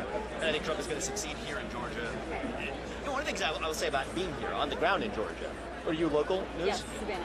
So on my drive here, I saw throngs of people supporting Donald Trump. I saw a handful of people protesting Donald Trump. I did not see a single one supporting Joe Biden. And I think it says something about the national mood of the country. I'm just talking, it's a hot day here, a lot buzzing around. I'm telling you what I've seen in Atlanta. Haven't been here for very long. But in that drive I had, and you all encountered the same traffic, you get to see what's going on here. Lots of people enthusiastically, I mean, those people would have walked through hot coals to be here to support Donald Trump. And maybe even a couple of the protesters would have done the same. There's far fewer protesters than supporters of Trump. There were, I'm not saying like a few, there wasn't a single person out there cheering for Joe Biden. And I think it says something about that national mood of the country. Disagree or not, people are hungry to be proud of this country again, and that energy is, I think, something that Trump is bringing that nobody else is. Thank you very much. A couple moments ago that you should be Trump's chief of staff. If you were offered that position, I'm honored, and I love. One of the things I love about Congressman Donalds is he is also a businessman. One of the things I love about Donald Trump is he's a businessman, and so I think there's going to be a lot of different ways to serve this country. I was asking the questions earlier. Donald Trump has not asked me to be his vice president. Has not asked me to serve in any position. We have had some great conversations about the future, and I think that we're all going to be able to have a major impact on this country if we make sure that Donald Trump's the next president. So that's what I'm focused on right now. That's why I'm here tonight, and I'm rooting for a good debate tonight. It sounds like you're interested. I'm interested in serving this country in whatever way has maximum impact. One quick question.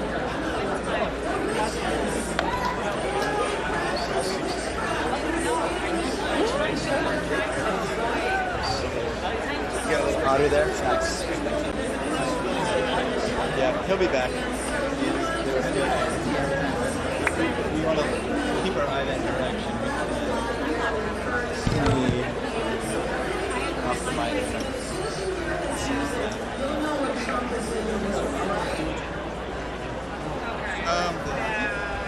Or the camera. The camera. I think it says it starts at 18 right? It's like around 200. So yeah, hours. But the live view. And I have an external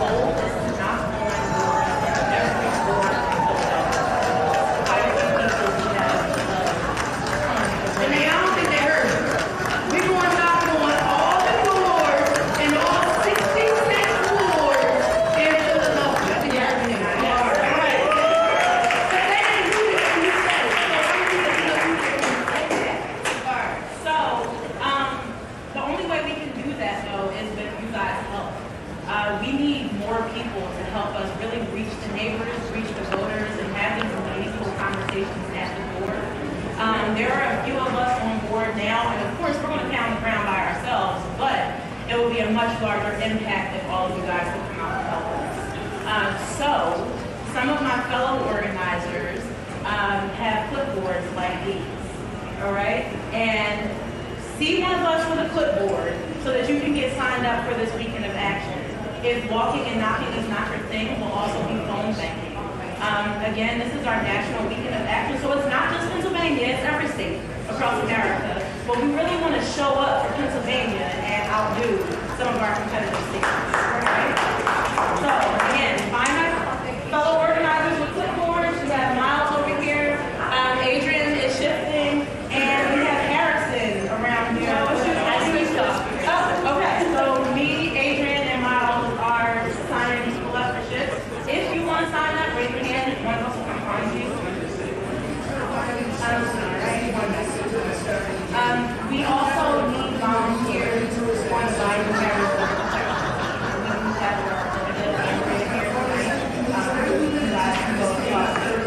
But again, one last push. Please sign up so we can phone back with us. Thank you all. Oh, yeah, sure.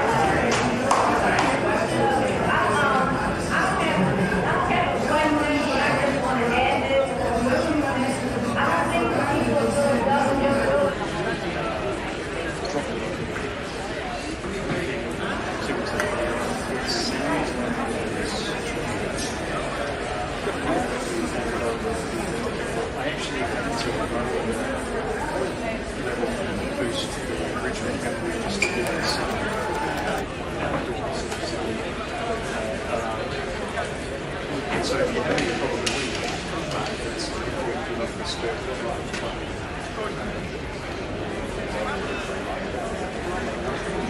But because I've got the bottom cheapest, probably the freest, and limited to like 1 hour of audio per day.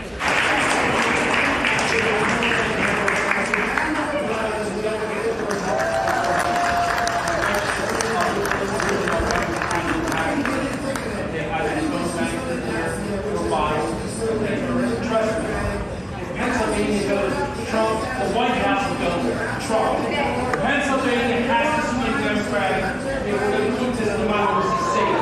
And everyone knows Philadelphia is the birthplace of liberty and freedom, and the birthplace of this country, and the birthplace of modern democracy as we know it.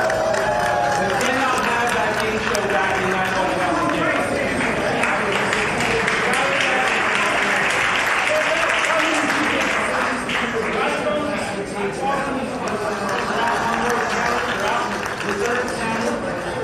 I tell them, every vote counts. Have a plan, vote, get a friend with us, vote Democrat, vote Biden, get us back in the White House, keep this country safe for the next 100 years. We'll all be dead, but we'll have a safe country for our children, our grandchildren, and our great-grandchildren.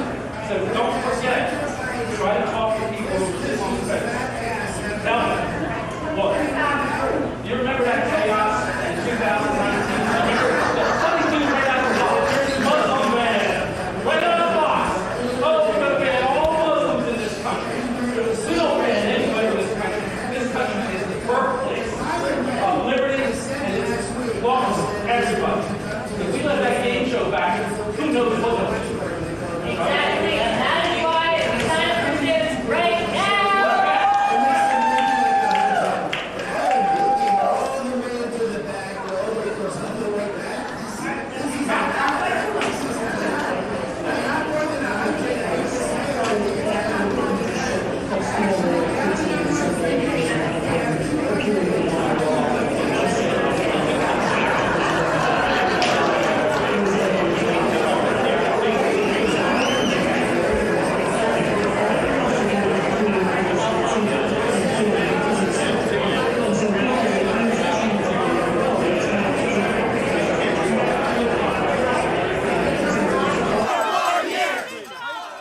Prior to his arrival in Atlanta, Joe Biden had been holed up in mock debates for a week in his Camp David retreat. If this presidential debate isn't a must-win, it's a must-not lose. When you think about the Joe Biden you saw in the debate, If there was any doubt infirmity would be center stage, it was removed by a debate day Trump campaign ad. got taken down by his bike. Lost a fight with his jacket?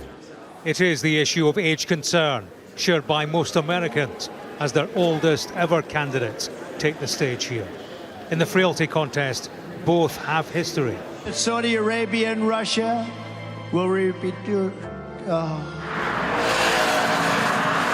A road to the White House that passes through Atlanta will extend far into the presidential campaign. Issues here will include the economy, abortion, immigration and democracy post-election. And there's the men themselves, meeting the moment in a close contest. A few months in front of the election, and it's going to depend on probably a couple of 100,000 people in 4 or 5 states. Then all of a sudden, everything little matters. And when you have high stakes like that, and every little thing matters, it makes for must-see TV. There will be no studio audience, only 2 moderators. Microphones can be cut so that only the designated speaker will be heard. Joe Biden's team won a coin toss to position him on the right-hand side of the TV screen. The White House isn't saying why, but experts in this industry believe the viewer's eye is drawn towards the right. In choosing his position, Biden has given Donald Trump the opportunity to make the final statement. Trump's voice will be the last one heard. President Biden and Donald Trump will face off. They've been trailing this event for weeks. We will have the most consequential 90 minutes. As befits a debate that could define a political campaign. If there are to be pivot points in this presidential contest, Atlanta could be the most pivotal of all. James Matthews, Sky News, in Atlanta, Georgia. Well, James is there and tells us now what to expect from the debate. We expect to hear Biden speak about January the 6th, the danger, as he would have it, that Donald Trump poses to American democracy. As for Donald Trump himself, he's been told by advisors to hit the subject matters on which he scores with voters: inflation, immigration and crime. I suppose the difficulty for both men, given their age and given their record in public performance, is fallibility and frailty, being seen to be infirm, to slur their words, to come up with the senior moment that becomes a viral moment that plays out between now and the November election, because they both want to meet, or they both want to reach the younger viewers who watch their political coverage in terms of sound bites, bite-sized elements on the likes of TikTok, and that's where the viral moments lie, and that's what will shape the view of many in this country. So that's the danger for them, that they have a momentary lapse, and that becomes the moment that people cling onto. James Matthews there. Meanwhile, across the US, just hours before the first presidential televised debate, the Supreme Court ruled emergency abortions can go ahead in the state of Idaho. It comes 2 years after the overturning of Roe versus Wade, when Idaho was among 14 states that outlawed abortion at all stages with limited exceptions. Our US correspondent Martha Kellner has this update. On the face of it, this is a victory for the Biden administration, which has fought against this Idaho state law, and for pro-abortion advocates too. The situation until today in Idaho was a near total ban on abortion, with very few exceptions. Exceptions in the case of rape, incest and where the mother's life was at risk. And it's that third factor that was key, because we've been speaking to doctors in medical settings who have had to send women in very dire situations, women who were hemorrhaging, women whose waters had broken dangerously early in pregnancy. They were having to get those women airlifted out of Idaho, travelling hundreds of miles in order to access that abortion health care that they needed. Well, this opinion by the Supreme Court handed down today temporarily restores access to abortion health care for women whose health is at risk, as well as their life being at risk. But we should note that this is not a complete victory, because this decision has essentially been kicked down the road. This has been handed back to the lower courts in Idaho. It also has no impact on the other more than a dozen states who also have near total abortion bans. One thing is for certain, though, and that's that Democrats are keeping a laser focus on abortion. They believe it's a factor that could help Joe Biden beat Donald Trump in the general election in November. Martha Kellner reporting there now.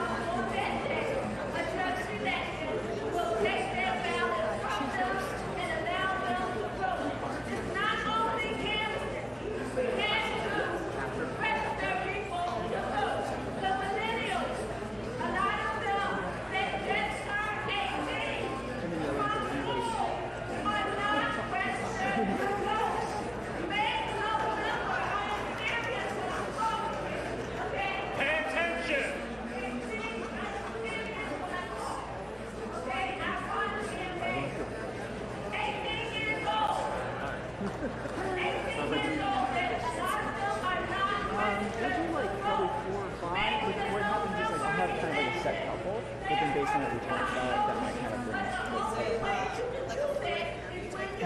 Yeah, and I'm gonna have you step right up to the front. Perfect. And then, so in the interview, you'll look at me, not the camera. I'm actually gonna have you take one more step forward, sorry. Half one. Right there, perfect. Kind of a side effect of working alone is like that I have to have people way closer. No, of course. All right. Looks good right there. Double check that everything's running so I don't waste your time. No, it takes.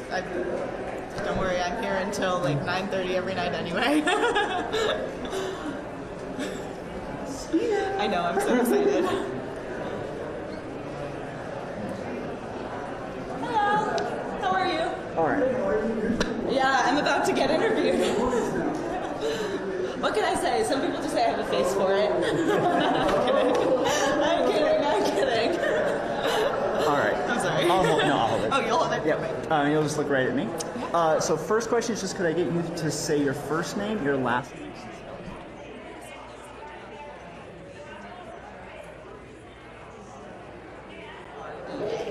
And can I ask what your relation to LULAC is? Yeah, so I'm a policy and legislation fellow here at LULAC, just working for over the summer, and then I go back to school in August. Awesome. And I always hate asking this question, but I do got to ask it. Could you let me know your age, or at least age range? Yes, I'm 21. 21. So I think you qualify as a younger voter.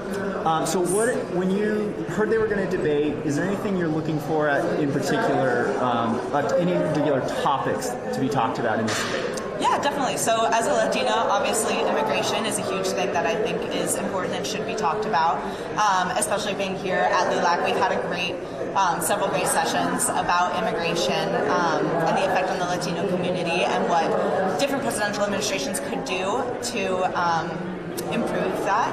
And then also personally, I do go to school in Lewiston, Maine, and obviously that had that tragic accident that happened, the shooting. And so gun control is definitely something that I'm passionate about and that I think should be addressed. Gotcha. So I apologize, my math is bad, but it sounds like 21. Would you have voted for Trump, Biden? So I actually missed that deadline by 1 month, unfortunately. And so this will actually be the first presidential debate that I'm voting in. Oh, wow. Yeah. So maybe you haven't seen a lot of debates in the past. Sounds like you're politically interested. Maybe you have. I am, so I'm majoring in politics. Oh. So this debate will be kind of different. Like with no live audience, they're going to mute the mics. Expectation-wise, do you think it's still going to be kind of rowdy? Like, what are you expecting from the two different candidates? So I will say I do think that both candidates are incredibly passionate, so I don't doubt that there is going to be a little bit of intense debating, I would say. But I think this is a great way to control it and make sure that everyone is staying on point and hitting the topics that we want them to be talking about. Gotcha. Just trying to think. You got very solid answers. I'm just my brain's not. Sometimes I'm listening and I'm like, oh fuck, now I have a question. Well, you talked. So when it comes to immigration, one thing. Well, not just immigration, but guns and kind of everything that I can think of. One of the issues we've seen on both sides, but maybe one more than the other, is a lot of kind of misinformation during like political speeches and rallies. Are you concerned that could be this could give a good platform for either candidate to put out some information that isn't really accurate, but it's on a podium where it isn't really going to be pushed against necessarily? So I definitely think misinformation is a huge issue in the U.S., especially, as I mentioned, I'm 21, I'm still in college. Social media is something that's really predominant in our lives. And so when I'm looking at media online, I do think that a presidential debate would be something that I would trust instantly, And so having something to not validate that information, if they are saying something on a platform that could be refuted but isn't, that's a little concerning to me as a viewer, and then would require something that I would have to do more research on afterwards. Gotcha. Kind of my second to last question, but as a younger voter, is it on your mind that both of these candidates are kind of up there in years? I mean, definitely, that's a concern for me, 100%. I do think it is not only the presidential candidate, but also who they surround themselves with. And so if they can surround themselves with people who are more relatable, who are more informed on what younger generations are interested in and are advocating for, then that could maybe compensate for some of their older ages. No, I think, and that, to be specific too, I was going to ask, does the vice president role play a more major element in this one than maybe younger candidates? Yeah, I think 100% definitely it does. Seeing who they align themselves with is a huge part of how I decide which candidate I'm going to be voting for. This is a question that you are totally welcome not to answer, but I'm going to ask it. Are you willing to say kind of which side you're leaning towards right now in the presidential debate? Yeah, of course. I am a registered Democrat, so I would say I would vote for Biden as of this point in time. I do pride myself on being a little bit more of a moderate Democrat, and so in the sense that I will always listen to both sides and then make an informed decision rather than just voting based on party identification. Guys, not one dots down one side. Exactly. Kind of thing. Perfect. Well, thank you so much for talking to me. No, really of course. Thank you so much. Have a good one. Did I was so nervous. No, you were very cool. So what you do next? Yeah. So the only thing we're going to do a little bit differently is I'm going to stand on that side, and you'll look at me. With me standing on that side, you're going to see me looking at the camera way more than you than I like to, but it's just to make sure something doesn't crash and I don't waste everybody's time with something gone terribly wrong, which this camera has done a few times. So I'm going to have you kind of cement your feet right there. That's a good spot.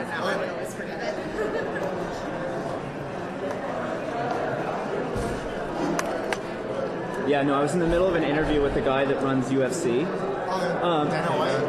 Who's like, politics aside, a very intense person. Like, not totally friendly in person, but not a guy I wanted to like screw up around. And as we're talking, my camera goes, and it killed all the video. And I happen to have another camera, and we got it. But ever since then, I'm like, that's why I'm like, I'll look at the camera all the time to see if it's done something. Cool. So yeah, like I said, you'll just look right at me. Can you edit my Stop. You guys are so ready for TV. Me, I just get in front of the camera, sir. Because of this. All right, perfect. So first thing, same thing. I'm just gonna have you say your first name, your last.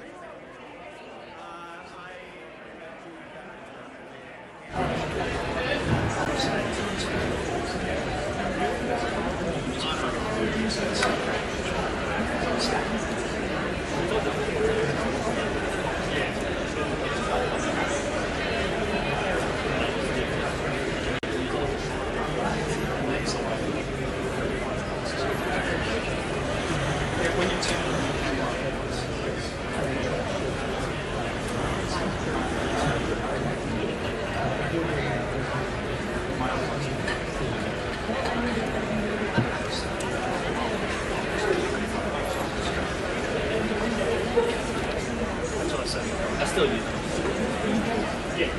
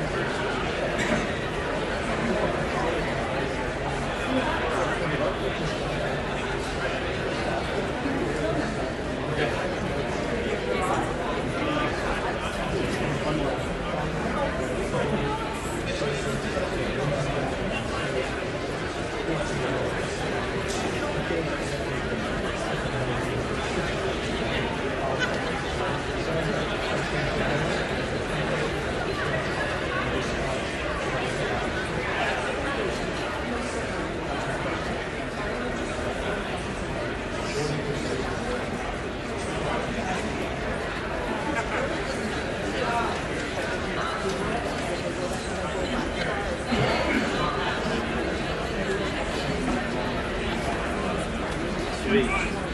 How much are you paying us to watch that? Yeah, how much are you paying us?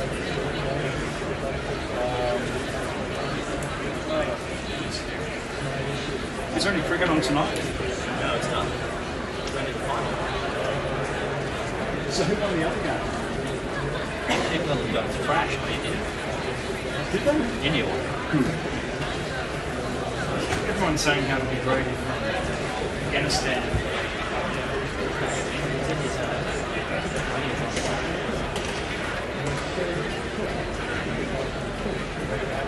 Ronnie baby.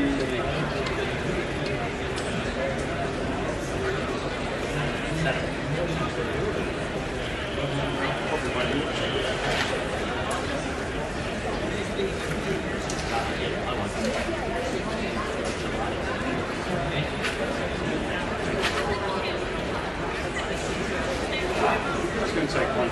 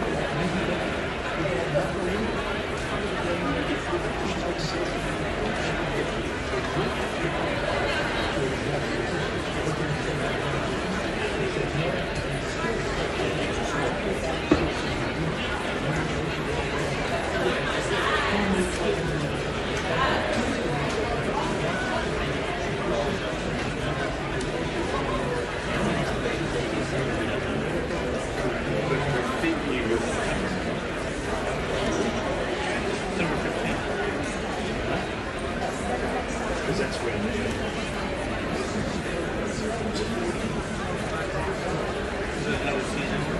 no, it's ABC. Oh,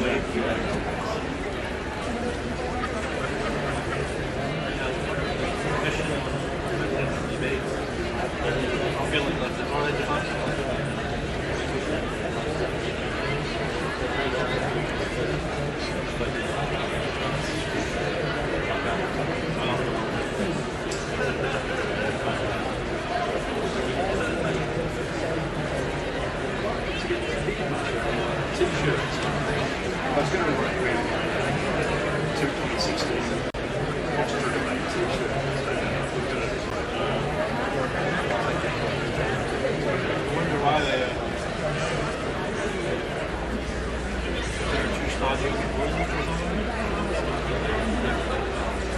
Had an option for 30 years.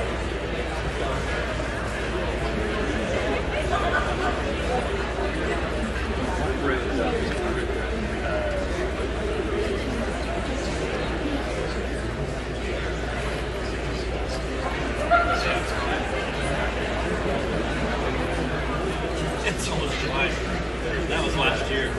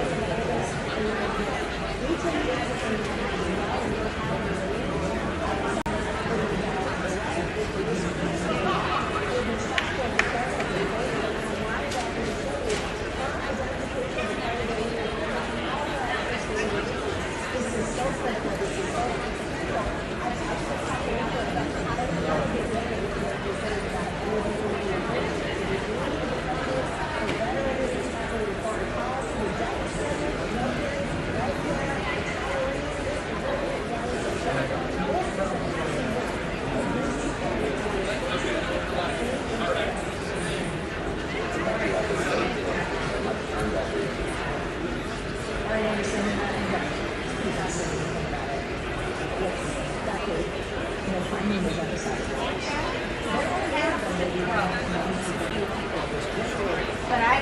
probably won't do all four. I don't think you need all four.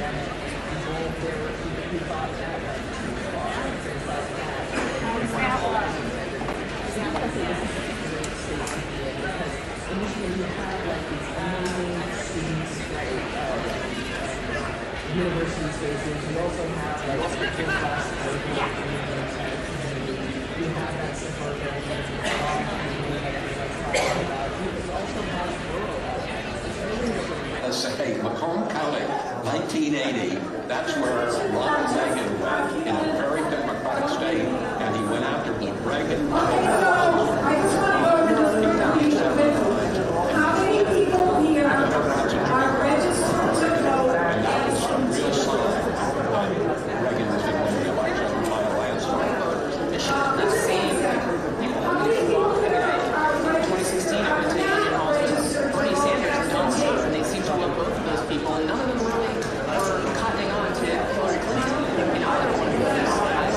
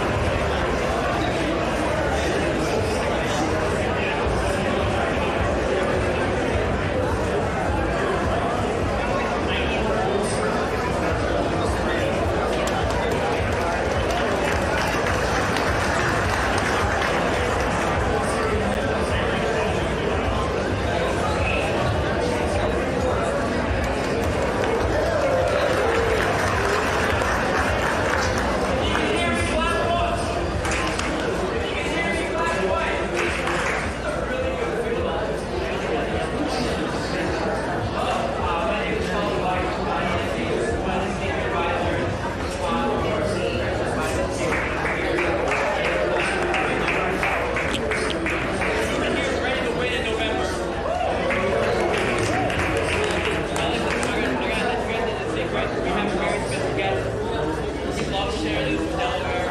He would co-chair the whole thing and need him to know that we're allowed to energize so we can go back to any other battleground states. He's not ready to win. So, who's ready to win in November?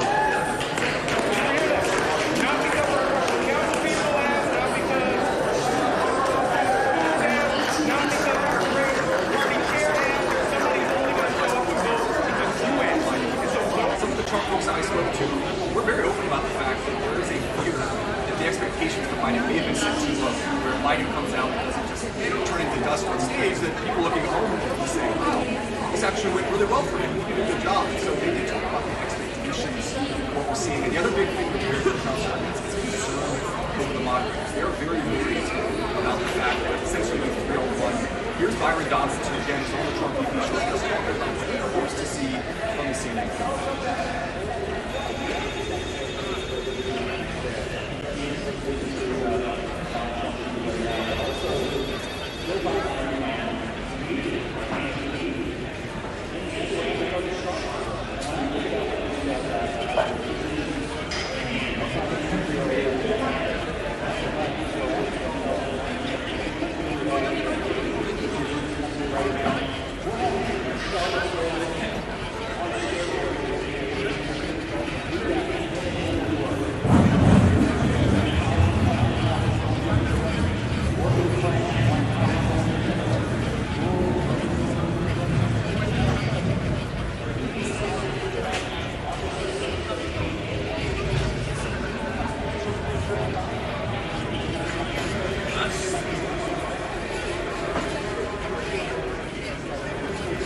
And one more important point to remember for people at home wondering, how important is this debate?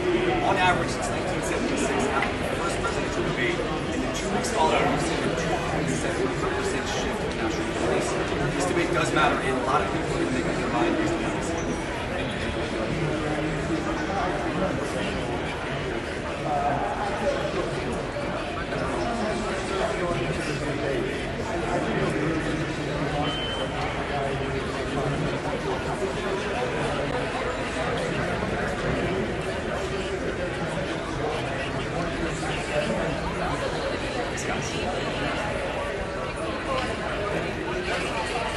Awesome, thank you.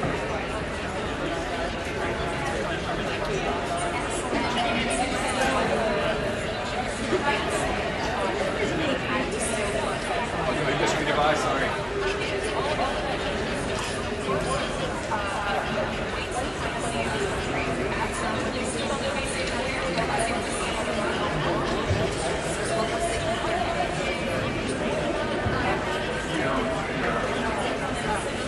All right, we'll go live down there later.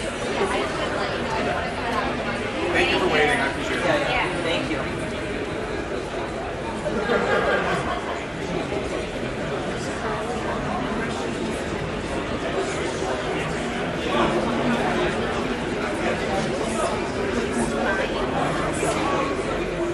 You help me with that. I was freaking out when I couldn't hear the audio for the first one. I was like, is it not playing? I was like, am I staring at the camera right now? And I didn't want to look at it. That was good though.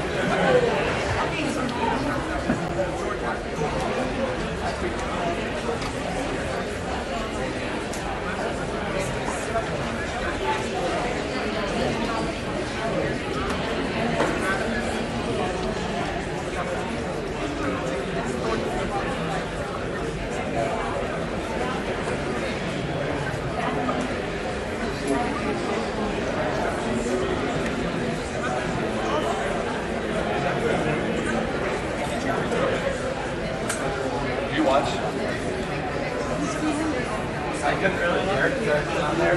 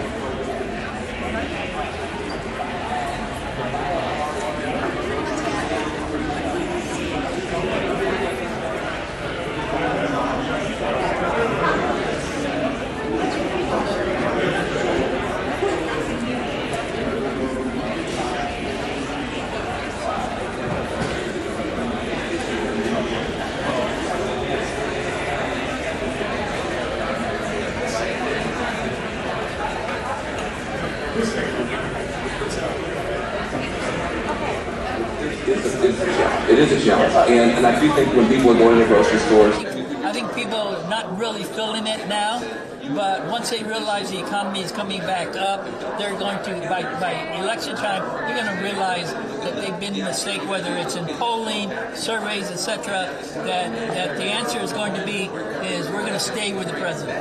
And when we look at the Trump side, are you expecting kind of that firebrand? Do you think maybe the way it's being set up will kind of mute that? Or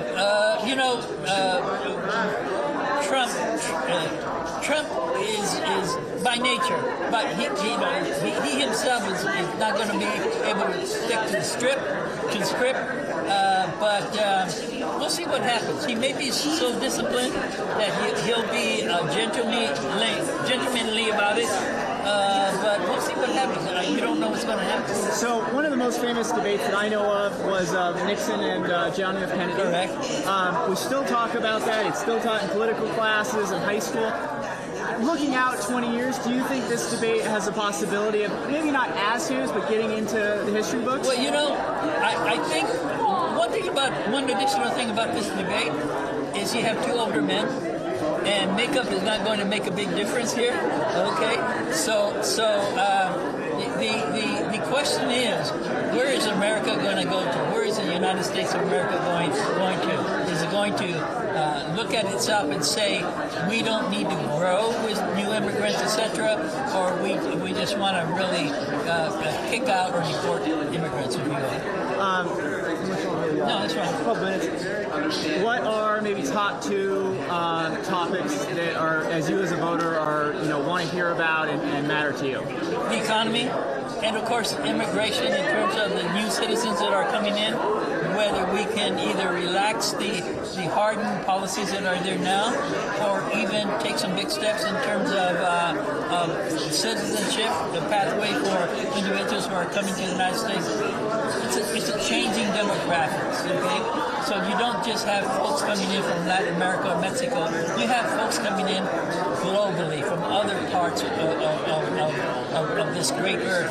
And so it's just a matter of how do we somehow streamline the immigration process, but at the same time be responsible about it. Well, that was all I have right now. Is there anything else you want to tell me before I let you go? No. The 4 years is going to make a big difference because we will have it. No matter who we elect, it's going to be their last term.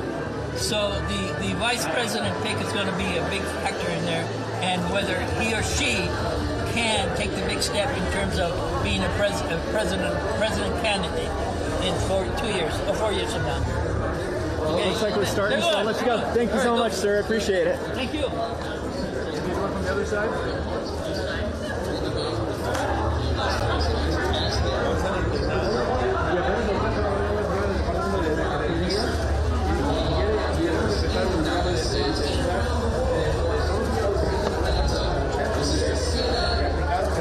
If you decide you need an interview from the other side, you can come find me. Absolutely. When there's a commercial break, because I know they're going to do one, maybe in the back right there, because that would be great. I'd love to talk to you about it. Thank you so much.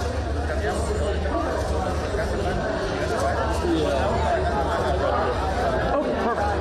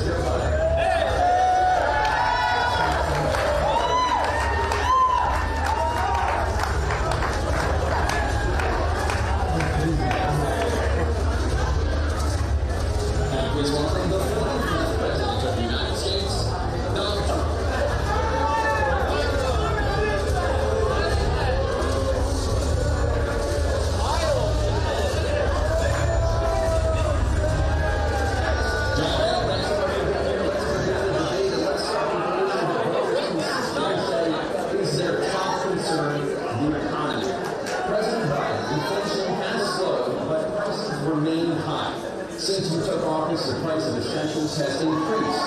For example, a basket of groceries that cost $100 then now costs more than $120. And typical home prices have jumped more than 30%. What do you say to voters who feel they are worse off under your presidency than they were under President Trump? You know, take a look at what I was left when I became president. Mr. Trump left. We had an economy that was free fall. Pandemic was so badly handled. Many people were dying. All he said was, it's not that serious. Just inject a little bleach in your arm. You'll be all right. The economy collapsed. We had no jobs. Unemployment rate rose to 15%. It was terrible. And so what we had to do was try to put things back together again. That's exactly what we're going to do. We created 15,000 new jobs. We brought out a position where we had 800,000 manufacturing jobs. So what have we done? What have we done? Working class people are still in trouble. I come from Scranton, Pennsylvania. I come from households where the kitchen table for things weren't able to be met during the month was a problem. Price of eggs, the price of gas, the price of housing, the price of the whole range of things. That's why I'm working so hard to make sure I deal with those problems. And we're going to make sure that we can't lose the price of housing. We're going to make sure we're going to make sure it's cap rents. We're going to make sure we can't take a combination of what's left. We're going to make sure we have rent like this. In addition to that, we're in a situation where I have to take a look at all that was done. In addition to that, we're in a situation where we're much more. We have to tell me that there's no education.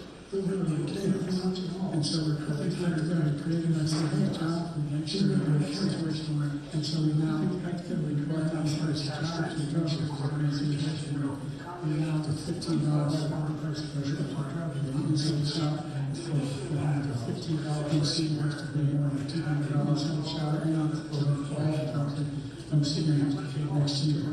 In situations where all next year. So we're working situations around housing and that's the requirement.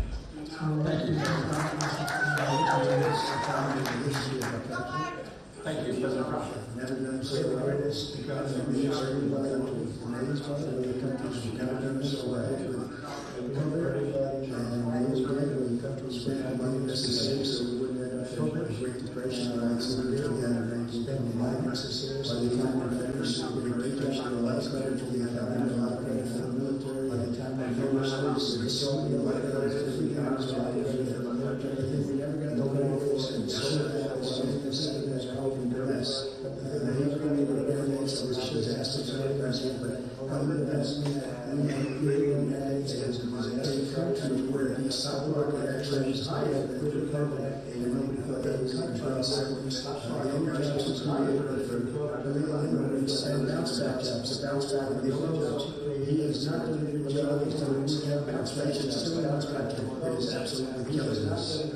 Thank you, President Biden. Inflation is still more than it is absolutely killing us. Thank you, President Biden. The biggest economy in the world. We've been fighting our ways we find ourselves in a situation where fighters now in the economy. We find ourselves in the largest tax cut in our history, $2 trillion. There's a deficit where the largest tax cut in our history. He's the only president we've ever heard who does a job in the country. This is something that the idea that that's something significant in the military. You know, when he was president, there were still 20 people in Afghanistan, and he was president, we still found ourselves in a position where you had a notion that, you know, there's still a competition where 2/3 of our notion the century is economy, 2/3 of the only president to the century and the president.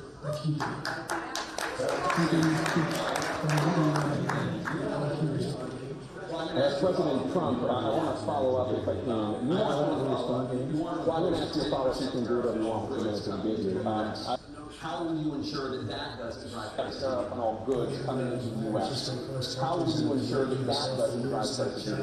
Everybody else was just in the first countries, like the Philippines, just lost the years, lost China, and many others in our and give us a lot of power for other things. But a lot of money to reduce that deficit tremendously and give us a lot of power for other things. But biggest real estate and most of the organization, that's where our tax creditors, I also give you the largest regulation creditors, so that's why we had all the jobs. And the jobs went down and then they bounced back, and we're taking credit for bounce back jobs. You can't do that. He also said we inherited 9% inflation. We inherited almost no inflation, and it stayed that way for 14 months. And then it blew up under his leadership because they spent money at a bunch of people that didn't know what they were doing. And they don't know what they're doing. It was the worst, probably the worst administration in history. There's never been. And as far as Afghanistan is concerned, I was getting out of Afghanistan. It was the most embarrassing day in the history of our country's power. We got out of the most embarrassing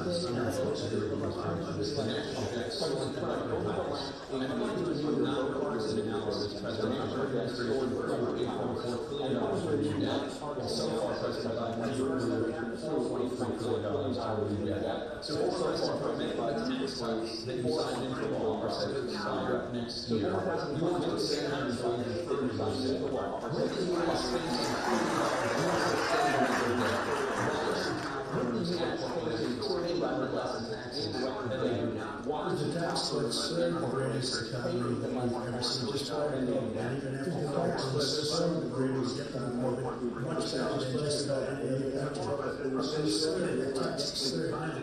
When we cut the taxes, as an example, the corporate tax was cut down to 21% from 39%, plus beyond that. We took in more revenue with much less tax, and companies were bringing back trillions of dollars back into our country. The country was growing like never before, and we were ready to start paying down debt. We were ready to start using the liquid gold right under our feet, the oil and gas right under our feet. We were going to have something that nobody else has had. We got hit with COVID. We did a lot to fix it. I gave him an unbelievable situation with all of the therapeutics and all of the things that we came up with. We gave him something that people died in his administration, even though we had law to fix it. More people died in his administration than our administration, and we were in the middle of it, something which a lot of people don't like to talk about. But we had far more people dying in his administration. He did a mandate which was a disaster, mandating the vaccine went out, he did a mandate of the vaccine, which is the thing that people most objected to about the vaccine. And he did a very poor job, just a very poor job. And I will tell you, not only there, but throughout the entire world, we're no longer respected as a country. They don't respect our leadership. They don't respect the United States anymore. We're like a third world version between weaponization of his election, trying to go after his political opponent. All of the things he's done, we've become like a third world nation. And it's a shame. The damage he's done to our country. And I'd love to ask him, and will, why he allowed millions of people to come in here from prisons, jails, and mental institutions to come into our country and destroy our country. President Trump will visit to immigration later in this call. President Biden, I want to give you an opportunity to respond to You know, the largest national event in the free you need two. You got $2 trillion tax benefit at the very low. You know, 160 taxes, for example, you have 1,000 trillion. We're in a situation where they have paid 8.2% tax.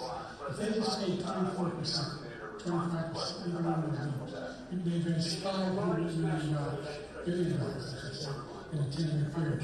We'd be able to rip out his debt, we'd be able to help make sure that all the things we need to do, child care, elder care, making sure that the town is strengthen our health care system, making sure that we're able to make every single solitary person eligible for our advantage who is with COVID, is getting dealing with everything we have to do with.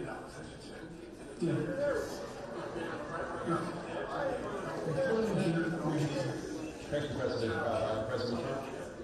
It was ready to defeat Medicare, beat it to death, and it's destroying Medicare. Because all of these people are coming in, they're putting them on Medicare, they're putting them on Social Security, they're going to destroy Social Security. This man is going to single-handedly destroy Social Security. These millions and millions of people coming in, they're trying to put on Social Security. He will wipe out Social Security, he will wipe out Medicare. So we reflect on the first sentence. And it's a shame. What's happened to our country in the last 40 years is not to be believed. Foreign countries, I'm friends with a lot of people, they cannot believe what happened to the United States of America. There's no longer respect it. They don't like us. We give them everything they want, and they think we're stupid. They think we're very stupid people. But we're doing for other countries, and they do nothing for us. What this man has done is absolutely shame. What's happened to our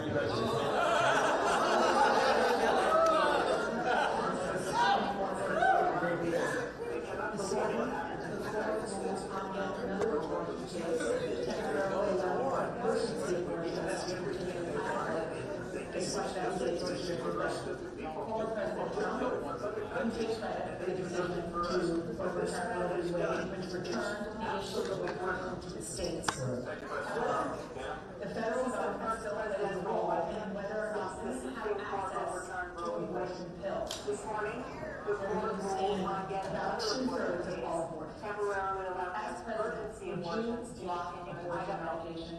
First of all, the Supreme Court just approved the abortion bill, and I agree with their decision to have done that, and I will not like it. And if you look at this whole question that you're asking, the complex, but not really complex. 51 years ago, we had Roe v. Wade, and everybody wanted to get it back to the states. Everybody, without exception. Democrats, Republicans, liberals, conservatives, everybody wanted back religious leaders. And what I did is I put three great Supreme Court justices on the court, and they happened to vote in favor of killing Roe v. Wade and moving it back to the states. This is something that everybody wanted. Now, 10 years ago or so, they started talking about how many weeks and how many this, and getting into other things. But every legal salary throughout the world, and most respected, wanted to go back to the states to do that. Now the states are working it out. And we look at Ohio, it was a decision, it was an end result. It was a little bit more liberal than you would have thought. Kansas, I would say the same thing.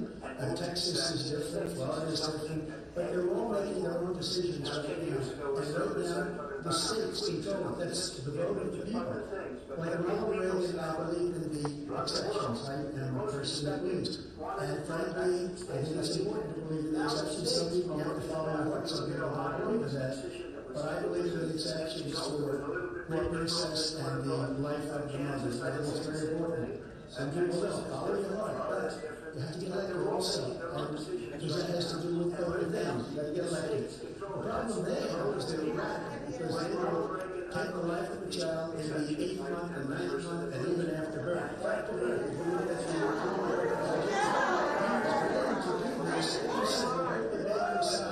and will determine what we do with it, and mean we'll kill the baby.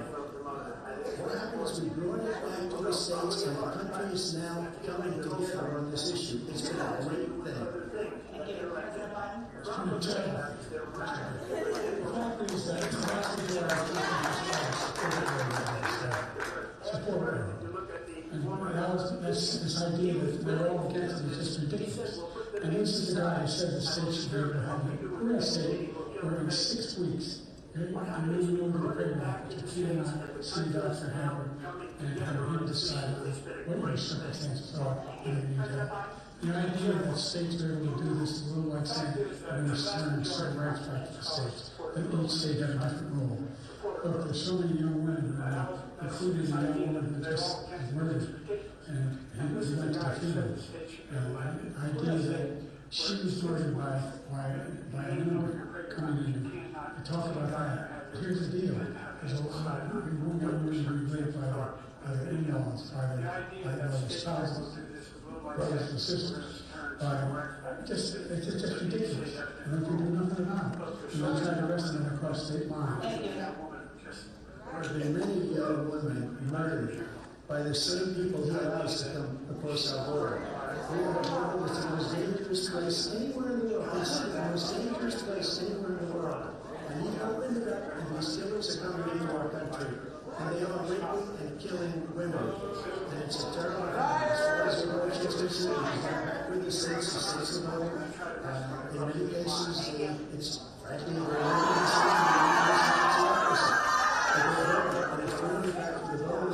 which is what everybody wanted. including the founders if they knew about this issue, which frankly they didn't. But they would have, everybody wanted brought back. Ronald Reagan wanted it brought back, he wasn't able to get it. Everybody wanted it brought back, and many presidents had tried to get it back. I was the one to do it. And again, this is the vote of the people, and that's where they wanted it. Every legal scholar wanted it that way. On the topic of abortion, 7 states, I'll let you do that. This is the same topic. 7 states have no legal restrictions on how far into a pregnancy a woman can obtain an abortion. Do you support any legal limits on how late a woman should be able to terminate a pregnancy? I support Roe v. Wade, which had 3 trimesters. First time is between a woman and a doctor. Second time is between the doctor and an extreme situation. The third time is between the doctor, between the woman and the state. The idea that the politicians, that the founders wanted the politicians to be the ones making decisions about women's health is ridiculous. That's the last. No politician is making that decision. A doctor should be making that decision. That's how it should be run. That's what you're going to do. And if I'm elected, I'm going to restore Roe v. Wade. He can take the life of the baby in the 9th month and even after birth, because some states, Democrat run, take it after birth. Again, the former governor of Virginia, put the baby down, then we decide what to do with it. So he's willing to, as we say, rip the baby out of the womb in the 9th month and kill the baby. Nobody wants that to happen, Democrat or Republican. Nobody wants it to happen. That is simply not true. The Roe v. Wade does not provide for that. That's not the circumstance. Only a woman's life is in danger, she's going to die. That's the only circumstance in which that can happen. But we are not for late-term abortion, period. Period. The Roe v. Wade, you have late-term abortion. You can do whatever you want, depending on the state. You can do whatever you want. We don't think that's a good thing. We think it's a radical thing. We think the Democrats are the radicals, not the Republicans. For 51 years, that was the law. 51 years, constitutional scholarship said it was the right way to go. 51 years, and it was taken away because this guy put very conservative members on the Supreme Court. Takes credit for taking it away. What's he going to do? What's he going to do, in fact, if the MAGA Republicans, he gets elected, and the MAGA Republicans control the Congress, and they pass a universal ban on abortion, period, across the board, at 6 weeks or 7 or 8 or 10 weeks, something very, very conservative. Is he going to sign that bill? I'll veto it. He'll sign it. Thank you. Let's turn now to the issue of immigration and border security. President Biden, a record number of migrants have illegally crossed the southern border on your watch. Overwhelming border states and overburdening cities such as New York and Chicago, and in some cases causing real safety and security concerns. Given that, why should voters trust you to solve this crisis? Because we worked very hard to get a bipartisan agreement that not only changed all of that, but made sure that we are in a situation where you have no circumstance where they can come across the border with the number of border police there are now. We significantly increased the number of asylum officers. Significantly, by the way, the Border Patrol endorsed my position. In addition to that, we found ourselves in a situation where when he was president, he was separating babies from their mothers, putting them in cages, making sure the families were separated. That's not the right way to go. What I've done since I've changed the law, what's happened? I've changed it in a way that now you're in a situation where there are 40% fewer people coming across the border illegally. It's better than when he left office. And I'm going to continue to move until we get the total ban on the total initiative relative to what we're going to do with more Border Patrol and more asylum officers. President Trump? I really don't know what he said at the end of this. I don't think he knows what he said either. Look, we had the safest border in the history of our country. All he had to do was leave it. All he had to do was leave it. He decided to open up our border, open up our country to people that are from prisons, people that are from mental institutions, insane asylum, terrorists. We have the largest number of terrorists coming into our country right now, all terrorists, all over the world, not just in South America, all over the world. They come from the Middle East, everywhere, all over the world they're pouring in. And this guy just left it open. And he didn't need legislation, because I didn't have legislation. I said, close the border. We had the safest border in history. In that final couple of months of my presidency, we had, according to Border Patrol, who was great, and by the way, who endorsed me for president, but I won't say that, but they endorsed me for president. Brandon, just speak to him. But Look, we had the safest border in history. Now we have the worst border in history. There's never been anything like it. And people are dying all over the place, including the people that are coming up in the President Trump. President Biden? The only terrorist who's done anything across the border is one that came along and killed three, under his administration, killed Al-Qaeda person coming in his administration, killed three American soldiers.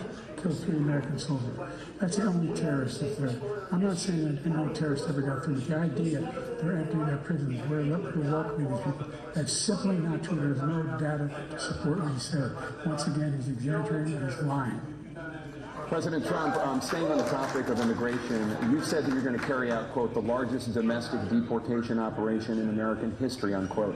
Does that mean that you will deport every undocumented immigrant in America, including those who have jobs, including those whose spouses are citizens, and including those who have lived here for decades? And if so, how will you do it? Just 1 second. He said we killed 3 people. The people we killed are al-Baghdadi and Soleimani, the 2 greatest terrorists, biggest terrorists anywhere in the world, and it had a huge impact on everything, not just border, on everything. He's the one that killed people with a bad border, including spouses are citizens, and including those who have lived here for decades. And if so, how will you do it? When they come in. We are living now in a rat's nest. They're killing our people in New York, in California, the 2 greatest terrorists, biggest terrorists anywhere in the world, that had a huge impact on everything, not just border, on everything. He's the one that killed people with a bad border, including hundreds of thousands of people dying, and also killing our citizens when they come in. We are living right now in a rat's nest. They're killing our people in New York, in California, and every state in the Union. There's no borders anymore. Every state is now a border. And because of this ridiculous, insane, and very stupid policies, people are coming in and they're killing our citizens at a level that we've never seen. We call it migrant crime. I call it migrant crime. They're killing our citizens at a level that we've never seen before. And you're reading it like these 3 incredible young girls over the last few days. Because they're going to destroy our country. Just take a look at where they're living. They're living in luxury hotels. 12 years old. This is horrible what's taking place. What's taking place in our country. Literally an uncivilized country now. He doesn't want to do it. He just doesn't know. He opened the borders. Nobody's ever seen anything like this. And we have to get a lot of these people out. We have to get them out fast because they're going to destroy our country. Just take a look at where they're living. They're living in luxury hotels in New York City. Our veterans are on the street. They're dying because he doesn't care about his veterans. He doesn't care about our veterans. Nobody can worse. I have the highest category of the veterans taking care of the VA. He has the worst. He's gotten rid of all the things that I agree with. Joyce, I got through Congress, all of the different things I agree with. They abandoned. We had by far the highest, and now it's them and less than half. Because he's done all these great things that we did, and I think he did it just because I approved it, which is crazy. But he's killed so many people at our border by allowing all of these people to come in. And it's a very sad day for President Biden.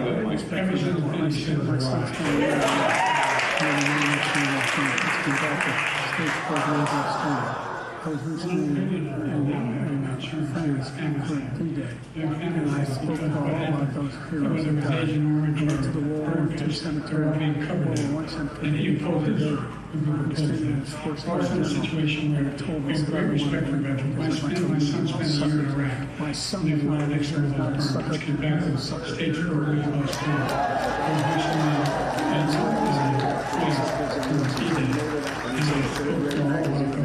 Like many of these magazines, we made that up. We put it in commercials. We notified them. We had people that said it and said, and think of this, who would say, I'm at a cemetery or I'm talking about our veterans? Because nobody's taking better care. I'm so glad this came up. So we brought it up. Because nobody was taking better care of our soldiers than I have. think that I would, in front of generals and others, say suckers and losers? We have 19 people that said it was never said by me. It was made up by me, just like Russia was made up, just like the 51 intelligence reports are made up, just like the nuclear with the 16 economists are talking. It's the same thing. 51 intelligence agents say that was Russian disinformation. It wasn't. That came from his son Hunter. It wasn't Russian disinformation. He made up the suckers and losers. He should apologize to them. Russia was made up, just like the 51 intelligence agents are made up, just like the nuclear with the 16 economists are talking. It's the same thing. 51 intelligence agents say that the laptop was Russian disinformation. It wasn't. That came from his son Hunter.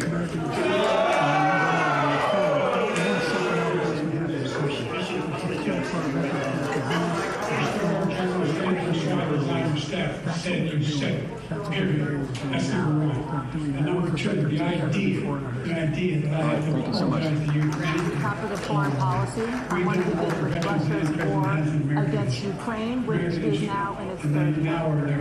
Former President Trump, Russian President Vladimir Putin says he'll only end this war if Russia keeps the Ukrainian territory it has already claimed and Ukraine abandons its bid to join NATO. All right, thank you so much. Are Putin's terms acceptable? Foreign policy, I want to begin with Russia's war against Ukraine, which is now in its third year.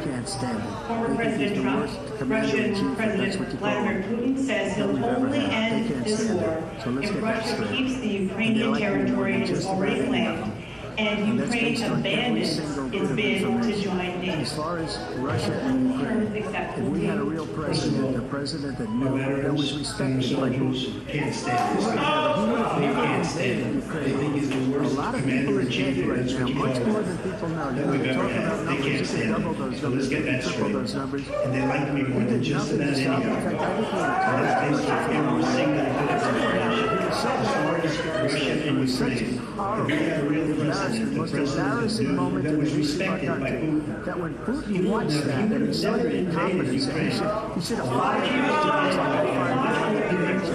So he's got no love lost. But he should have fired those generals. No general He did nothing fired himself. In fact, the I most think he encouraged embarrassing Russia. moment in the history of I was so sad Afghanistan. with Afghanistan. It was such a horrible, embarrassing, most embarrassing moment in the history of our country. That when Putin watched that and he saw the incompetence, and he should have fired those generals like I fired the one that you mentioned. And so he's got no love lost. But he should have fired those generals. No general got fired for the most embarrassing moment in the history of our country, Afghanistan, where we left billions of dollars of equipment behind. We lost 13 beautiful soldiers, and 38 soldiers were obliterated. And by the way, we left people behind too. We left American citizens behind. When Putin saw that, he said, you know what? I think we're going to go in and maybe take listen to his dream. I talked to him about his dream. The difference is he never would have invaded This place, the whole world is blowing up. just like Israel would have never been invaded in a million years by Hamas. You know why? Because Iran was broke with me. I wouldn't let anybody do business with them. They ran out of money. They were broke. They had no money for Hamas. They had no money for anything. No money for terror. That's why you had no terror at all during my administration. This place, the whole world was blowing up under him. There are so much more I can go on. The situation first. Iran attacked American troops, killed great damage for a number of these troops. And he did not recently, he was president. This guy told Ukraine, He said there just hadn't been anything part of this. But he didn't do a thing. And that's exactly what he's telling them. Number two, we got over 100,000 Americans out of Afghanistan during that. Number three, I found ourselves in a situation where if you take a look at what Trump did in Ukraine, This guy told Ukraine and told Trump, do whatever you want, do whatever you want. And that's exactly what Trump President did. Trump, I never said that. For 1 minute, I just want to go back to my original question, which is, are Putin's terms acceptable to you? Keeping the territory in Ukraine? No, they're not acceptable. That's what he wanted to reestablish. But look, this is a war that never should have started. We had a leader in this war. He let everybody along. He's given $200 million now or more to Ukraine. He's given $200 million. That's a lot of money. I don't think there's ever been anything like it. Every time that Zelensky comes to this country, he walks away with $60 million. He's saying this else than ever. And I'm not knocking him. I'm not knocking anything. I'm only saying the money that we spend on this war, we shouldn't be spending. We should have never had. I will have that war settled between Putin and Zelensky as president-elect before he took office on January 20th. I'll have that war settled. People being killed so needlessly, so stupidly. I will get it settled, and I'll get it settled fast before I take office. And we shouldn't be spending. It should have never happened. I will have that war settled between Putin and Zelensky as president-elect before I take office on January 20th. People being killed so needlessly, so stupidly. And I will get it settled, and I'll get it settled fast before I take office. The fact is that Putin he's killed thousands and thousands of people. And he has made one thing clear. He wants to reestablish what was part of the Soviet Empire. Not just a piece, he wants all of Ukraine. That's what he wants. And then you think you stop there? You think you stop, invitation grants? What do you think happens to Poland? What do you think happens to those NATO countries? And so if you want to moving on to the Middle East. In October, Hamas attacked Israel, killing more than 1,000 people and taking hundreds of hostages. Among those held and thought to still be alive are 5 Americans. Israel's response has killed thousands of Palestinians and created a humanitarian crisis in Gaza. President Biden, you put forward a proposal to resolve this conflict, but so far Hamas has attacked Israel, killing more than 1,000 people. Israel is continuing its military offensive in Gaza. So what additional effort will you use to get Israel's Hamas response has killed thousands of Palestinians and created a humanitarian crisis in Gaza. President Biden, you put forward a proposal to resolve this conflict, but so far Hamas has not released the remaining hostages, and Israel is continuing its military offensive in Gaza. So what additional leverage will you use to get Hamas and Israel to end the war? You have 2 minutes. Everyone from the United Nations Security Council straight through the G7 to the Israelis and Netanyahu have endorsed the plan. What's happened? Which is 3 stages. The first stage is to train the hostages, a ceasefire. Second phase is a ceasefire with additional conditions. Third phase is the end of the war. The only one wants the war to continue organized. The world against Iran and pushing hard to get them upset. In the meantime, what's happened in Israel, the only thing that killed was 2,000 stopped. They don't work very well. Having everything provided some people support the weapons they need and when they need. By the way, I'm the guy that organized the war against Iran when they passed the full-blown intercontinental ballistic missile attacks on Israel. No one was hurt. No one Israeli was accidentally killed, and it stopped. We saved Israel. We are the biggest producer, supports Israel of anyone in our population. So those are 2 different things. Hamas cannot. We continue to send our ocean separating us. The European nations together have spent $100 billion or maybe more than that, less than us. Why doesn't he go there and say you got to put up money like I did with NATO? I got them to put up hundreds of millions of dollars. The Secretary General of NATO said Trump did the most incredible job I've ever seen. We were going out of business. We were spending almost 100% of the money was paid by us.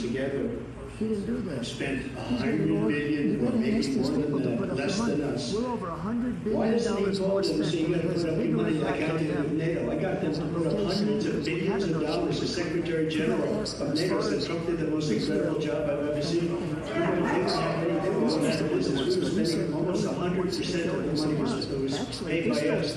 And you should let him go and let him finish the job. He doesn't want to do it. He's like a Palestinian. We're over $100 billion more spent, and there's a bigger impact on them because of location, because we have an ocean in between. You got to ask them, as far as Israel and Hamas, Israel's the one that wants to go. He said the only one who wants to keep going is Hamas. Actually, Israel is the one, and you should let him go and let him finish the job. He doesn't want to do it. He's become like a Palestinian, but they don't like him because he's a very bad Palestinian. He's a weak one. President Biden, you have a minute. This one's foolishness. This is a guy that wants to get out NATO. You understand NATO? You pull out NATO. The idea that we have our strength lies in our alliances as well. There may be a big ocean, but we're able to avoid a war in Europe, a major war in Europe. What happens is that we have to continue to go into NATO. We have an Article 5 agreement. Attack on one is attack on all. We want to start with the war he's talking about. Go ahead.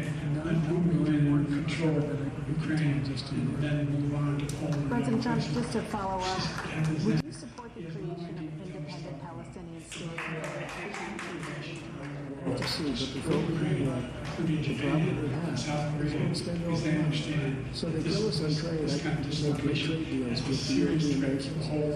Because if you add them up, they're about the same size economically. Their economy is about the same size as President Trump, just to follow up, would you support the creation of an independent Palestinian state in order to achieve peace and freedom? Their agriculture. I changed that. But the big thing I changed is they don't want to pay. So the killers of trade, that make great trade deals with the European nations. It's because I got them to put up hundreds of billions of dollars. I said, and he's right about this. I said, no, I'm not going to support NATO. They don't pay. They asked me They don't want that anything that we question. have. We're supposed to take their cars, their food, their everything, their agriculture. I changed that. But the big thing I changed is they don't pay. And the only reason that he can play games with NATO is because I got them to put up hundreds of billions of dollars. I said, and he's right about this, I said, no, I'm not going to support NATO if you don't pay. They asked me that question, would you guard us against Russia? And a very secret meeting with 28 states at that time, the nations at that time. They said, no, you don't pay, I won't do that. And you know what happened? Billions and billions of dollars came flowing in the next day and the next month. But now we're in the same position. We're paying everybody else. Let's turn to the issue of democracy. Former President Trump, I want to ask you about January 6, 2021. You rallied your supporters that day. Some of them stormed the Capitol to stop the constitutionally mandated counting of electoral votes. As president, you swore an oath to quote, preserve, protect, and defend the Constitution. What do you say to voters who believe that you violated that oath through your actions and inaction on January 6th and ruled that you were doing it? Why do they continue to believe that? Let me tell you about January 6th. On January 6th, we had a great voter. Nobody comes to you very including weaponization, which is the lowest taxes ever. We had the lowest regulations ever. On January 6th, we respected all over the world. Seconds left. My question was, what do you say to And then he comes in and I'm not like that. A bunch of stupid people. The United States' reputation under this man's leadership is horrible, including weaponization, which I'm sure some of the people which goes after his political opponent because he can't beat him fair and square. You have 80 seconds left. My question was,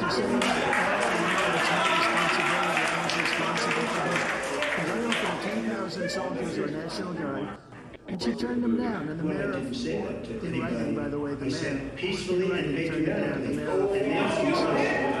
turned it down. I offered 10,000 because I could see, I had virtually nothing there. They asked me to go make a speech. But she's I can saying, see what was happening. no, it's my Everybody says they're going to be there responsibility, I on was January 6th. responsible for this. Because I ordered 10,000 soldiers or National Guard. And she turned them down, and the mayor, and I said, in writing, by the way, the mayor, in writing, turned it down, the mayor of D.C. And she now They turned it admits down. I offered 10,000 because I can see I had virtually nothing to do. They asked me to go make a speech. She said, "I'm going to be there January 6th. And I said, you know what? There's a lot of people coming. You can feel it. You can feel it too, and you can feel it." I said, "They got to have some National Guard or whatever." And I offered it to her, and she now admits that she turned it down. And it was the same day she was, I don't know, you can't be very happy with her daughter because it made her into a liar. She said, "I take full responsibility for January 6th. He encouraged us I sat in the dining room off the Oval Office. He sat there for 3 hours. 3 hours watching being begged by his vice president and one of his colleagues and one of his guys to do some call for response to end it. Instead, he talks to the young people, patriots, this guy is the greatest patriot of America. In fact, he says he'll not forgive them for what they do. So they've been convicted. He says he wants them to commute their sentence. And saying that he went to every single organization. I don't know how many cases. President Trump. And they said, to some people that are so innocent, you ought to be ashamed of yourself. What you have done, and you destroyed the lives of so many people. When they ripped down Portland, when they ripped down many other cities, you go to Minnesota, Minneapolis, what they've done there, with the fires all over the city, President Trump destroyed. But they've done to some people that are so innocent. Big chunks of it. They saw them coming and they left. When they ripped down Portland, when they ripped down this whole subject is many other cities, Minnesota, Minneapolis, what they've done there, with the fires all over the city. If I didn't bring in the National Guard, that city would have been destroyed. When you look at all of it, they took over big chunks of Seattle. I was all set to bring in the National Guard. They heard that, they saw them coming, and they left immediately. What he said about this whole subject is so off. Peaceful patriotic movement, the Unselect Committee, which is basically two horrible Republicans that are all government and Democrats, they destroyed and deleted all of the information they found because they found out we were right. We were right. And they deleted and destroyed all of the information. They should go to jail. If a Republican did that, they'd go to jail. Thank you, President Trump. President Biden, I want to give you a minute. I'm not sure these stages are going to get the federalist man.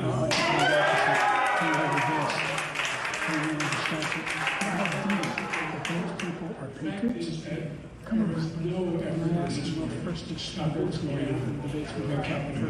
And all of us, everyone was convicted, deserves to be convicted. The idea that they didn't kill somebody just when they broke down doors, broke the windows, occupied offices, turned over desks, turned over statues. The idea that those people are patriots. I'm going to give you a minute, President Trump, for a follow-up question I have. After a jury convicted you of 34 felonies last month, you said when you elected, you, quote, have every right to go after, unquote, your political opponents. You just talked about members of the Select Committee on January 6th going to jail. And your main political opponent is standing on stage with you tonight. Can you clarify exactly what I'm going to give you a minute, President Trump, for a follow-up question I have. After a jury convicted you of 34 felonies last month, you said that members who, quote, have every right to go after, unquote, your political opponents. You just talked about members of the Select Committee on January 6th going to jail. But your main political opponent is standing on stage with you tonight. Can you clarify exactly what it means about you have every right to go after your political opponents? Well, I said my retribution was going to be success. My retribution is going to be success. But when he talks about a convicted felon, his son is a convicted felon. His son is a convicted felon. Should have been convicted before, but his Justice Department let the statute of limitations lapse on the most important thing. But he can be a convicted felon as soon as he gets out of office. Joe can be a convicted felon with all of the things he's done. These are horrible things. All of the death cause of the border, telling the Ukrainian people that we're going to want $1 billion, you can change the prosecutor, otherwise you're not getting $1 million. If I ever said that, let's quit the We're not going to do anything. We're not going to give you $1 billion unless you change your prosecutor having to do with the son. This man is a criminal. This man, you're lucky. I did nothing wrong. We have a system that was rigged and disgusting. I did nothing wrong. Thank you, President. President Biden, you have said, I'm coming right to you, sir. One the idea that anything is wrong relative to what you're talking about is outrageous. It's simply a lie.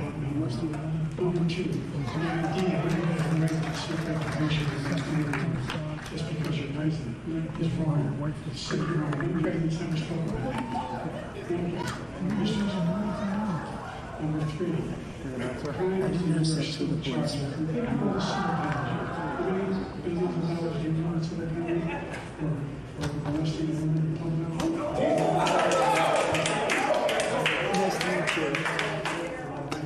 Sorry. How are you doing? I appreciate talking with you. I didn't have sex with the board. Maybe 5. Probably going to be 5 since it's me, but...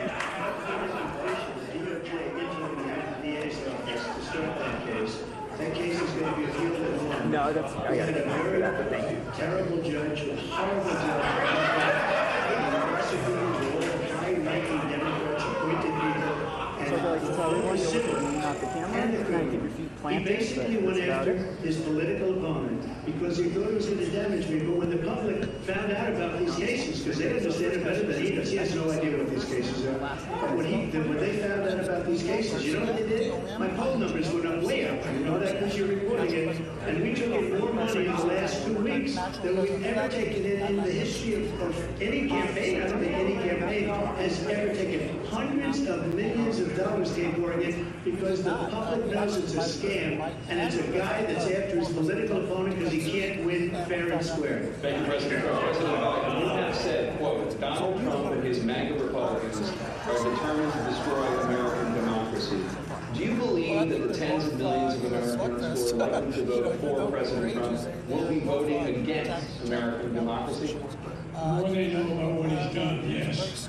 The more they know about what he's done. And there's a lot more to it. He's got a lot of cases on there. He's got a whole range of issues he has to face. I don't know what the jury will do, but I do what he has for a problem. And so the fact that you have a country come in and say that I'm going to seek retribution, I'm going to the president say that I thought he had some good ideas, but got me involved around the first place after my son died. I decided in Iraq because of Iraq. I said I wasn't going to run again until I saw what happened in Charlottesville, Virginia. People coming out of the woods carrying swastikas on torches, and singing the same anti-Semitic Bible they sang when we were back in Germany. And the young I spoke to the mother, and they asked him, they said, what do you think of those people? The one that tried to stop it, and the one that said, I think they're fine people. What American president ever said? Nazis coming out of fields carrying torches, singing anti-Semitic Bibles, carrying swastikas. This is a guy who says he found some good things. I think what they are. Good things that we've done, that's what he said. This guy has no sense for them. Jake, both of you know that story has been totally wiped out. Because when you see the sentence, it said 100% exoneration of this. So he just keeps doing it since he ran because of Charlottesville. He didn't run because of Charlottesville. He ran because it was his last chance. He's not equipped to be president. You know it, and I know it's ridiculous. We're trying to justify his presidency. His presidency is, without question, the worst presidency in the history of our country. We shouldn't be having a debate about it. There's nothing to debate. He made up the Charlottesville story, and you'll see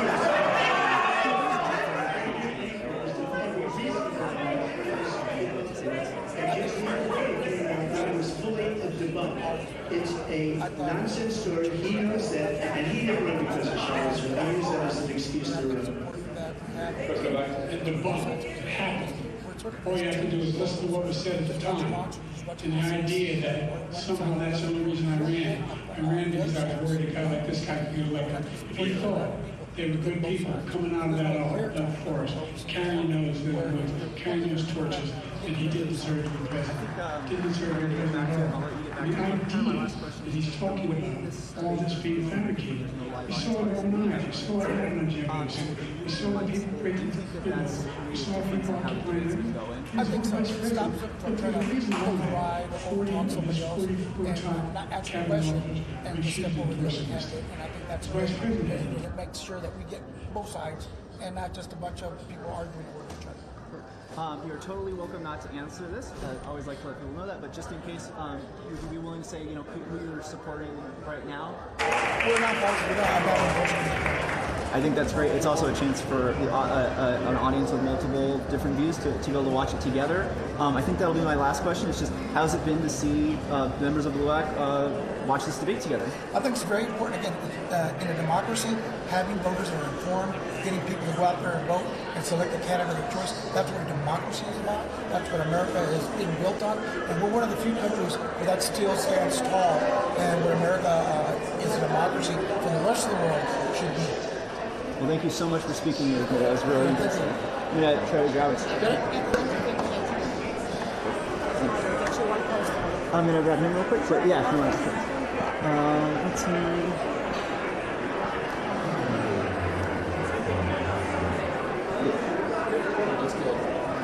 Oh, it's casino lighting. None of it. But I think. Actually, let's have him down there because I think. Yeah, let's do that. I'll just walk over there. I don't know why I'm pointing from here. Right on where the carpet meets the tile. Oh, on this side, sorry. Yeah, a little better. Little better. Okay, so just to give you a heads up, you'll look at me, not the camera. Let me raise it up just a little bit. Yeah, I always like to say, if I ask a question you don't want to answer, just say like, hey, can we skip that? That is totally fine. I just like to let people know. Be right here. Tell me first of all your first and last name.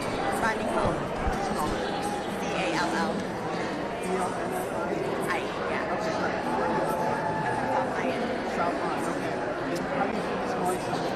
I think Trump is actually doing really, really well and showing that big disparity between the two. And you'll see me look over at the camera, but you'll kind of just stay right on me. First question is just going to have you say your first name. He cannot think on his feet at all. President Trump is just on it. He knows exactly what he's talking about. And President Biden just doesn't seem like he's with it at all. He doesn't have any answers at all. How important do you think this debate is for deciding who will be the next president? I think it's super important, and I think people are going to be able to see the difference. At least I hope they can see the difference. And what do you think about the atmosphere in here tonight? How would you describe it for people who aren't here? I think everybody here seems to be very excited and just very pumped up for this election. It's obviously a pro-Trump crowd here. Obviously it is, yes. Are you having a good time? How are you feeling? Oh yeah, I'm having a great time. Okay, wonderful. Thank you so much for your time. Could I ask you a couple of questions? Okay, wonderful. Your name, please. Terry. Okay, can you spell it for me, please? Yeah, T-R-R-Y. Okay, and your last? Lyon Township. Lyon Township. Your general thoughts so far? I think Trump is killing it. Can you be more specific?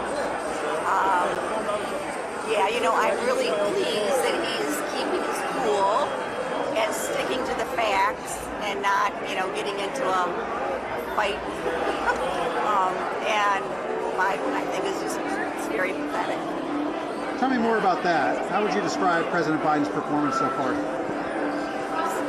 Cognitively deficient and, not able to compose his thoughts clearly. In fact, the hosts are cutting him off a couple times now. It's kind of sad.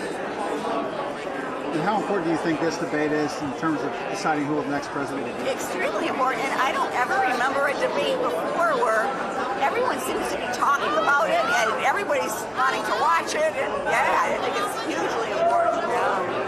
Is it living up to what you thought it would be? Yeah. In what ways? Well, let me get it back. Thank you so much.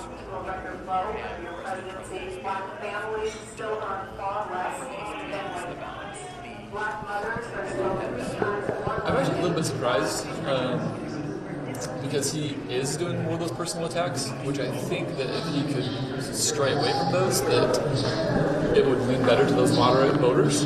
But he has been doing a lot of personal attacks, a lot of straw man attacks, and it's not a good look, and it's definitely not the cards that he should be playing. Interesting. You mentioned, we talked about a little bit about the AI, but I was wondering if you could expand on the nuclear war part a little bit. Yeah, so I don't think we've ever been this close to nuclear war, at least in my lifetime. I definitely think that the world was a much more peaceful place under Trump's leadership. He has a very strong personality, he's not going to mess around. And so if you were messing around, he's going to come deal with you quickly and decisively. And so I think that, as rightfully said, that our pullout of Afghanistan was terrible and it was botched, and I think that gave a lot of confidence to different world leaders that are bad actors. And I think that's why we have different wars happening right now, especially with Ukraine. And I think that the Western powers telling Ukraine not to negotiate early in the war was a disaster. It was a terrible idea. I think that Putin's made clear multiple times that he's willing to negotiate or willing to stop the war, but we keep it going, and we keep wanting it to be there, thinking that, we're going to save Ukraine, we're going to get all this land back. But all that's really happening is hundreds of thousands of men are dying, and Ukraine is just advancing further and further. Russia's just advancing further and further, and it's really a travesty. And now we've got a nuclear-powered submarine just sitting off the coast of the eastern United States, one of Russia's, and it's scary. And they did talk about Ukraine. Is there anything you heard that gave you optimism, or anything that made you kind of concerned what one of the candidates had to say? I think the most concerning thing is just that there doesn't really seem to be an end in sight for the Democrats, and even a lot of people here that were in the crowd were cheering, we got to protect democracy, we got to protect democracy. Ukraine is literally one of the most corrupt nations in the world, and it has been for a long time, and it's not that we don't need to protect them, but it is that we need to allow people to protect themselves, and it's not America's job to be the world police. We like to think we are, and it spurs our economic activity, and the military-industrial complex loves it, and all that, but there are diplomatic solutions that don't involve hundreds, if not millions of people dying. Sounds like it's getting started again, so I want to let most of us get back to it. So my last question is just, we've still got probably halfway there. If you had to put one above the other right now from what you've seen, who do you think's taking the... it's hard to say it's a victory because it's not a boxing match at the end, but who do you think's kind of presented themselves better? It's very interesting because this event that we're watching, sorry, I'm going to go. Yeah, of course. So in this setting that we are right now, a lot of the people that I'm surrounded by are Democrats. And so hearing them cheer at different things and hearing them say that Trump is lying at different times is really surprising because I know that a lot of the things he's saying are true.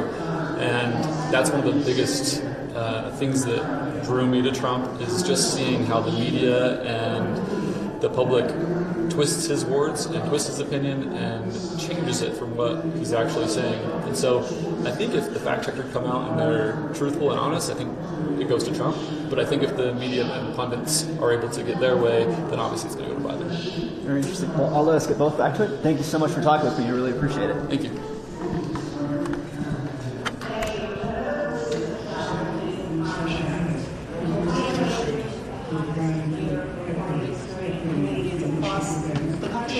The devastating effects of extreme heat, intensifying wildfires, stronger hurricanes, and rising sea levels.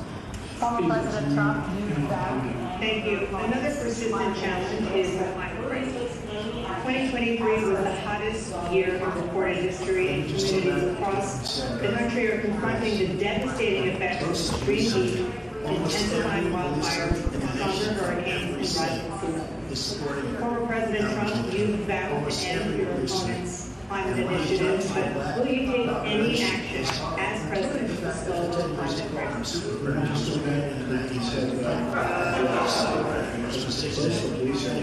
Almost every police force in the nation from every state is supporting demonstration. Almost every police force. And what he's done to the black population is horrible. Including the fact that for 10 years he called them super great. He started in the 1990s.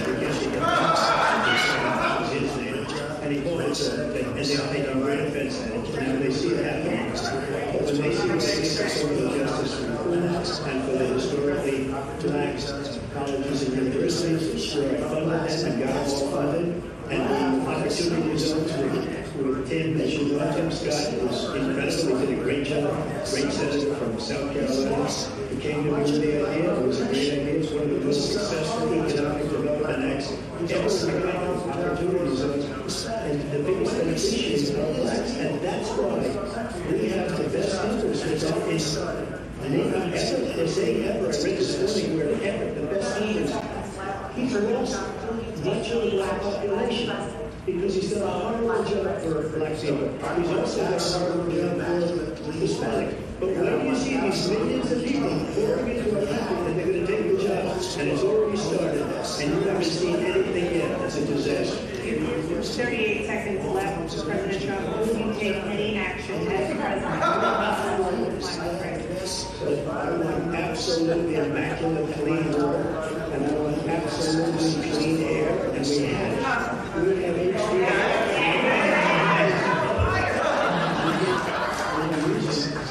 all forms of energy, all forms of everything. And yet, during my 4 years, I had the best environmental numbers ever.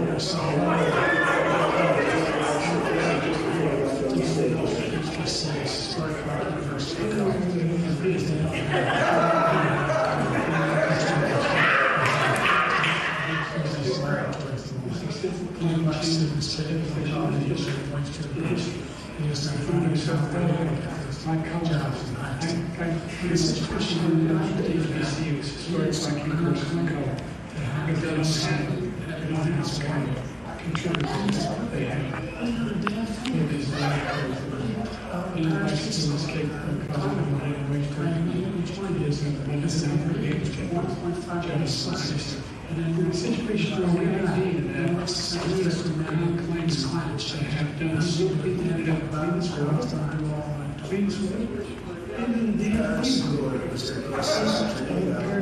and China nothing, and Russia nothing, and India nothing. It was a real offer from the United States, and I ended it because I didn't want to waste that money because the traders are the only ones who were supposed to invest money, nobody else was paying into it, and it was a disaster. Paris Accord was going to cost us $1 trillion, and China nothing, Russia nothing, India nothing. It was a ripoff of the United States, and I ended it because I didn't want to waste that money because they treated us horribly. We were the only ones who were supposed to invest money, nobody else was paying into it, and it was a disaster. Everything that you said just now, even the instant, I'm the one that got the instant now for the seniors. He's the one that's destroying all of our medical programs because the migrants coming in, they want everybody this part of the stage in Europe, and I don't think it's but we're destroying our country. They're taking over our schools, our hospitals, and they're going to be taking over Social Security. He is destroying Social Security, Medicare, and Medicaid. By 2035,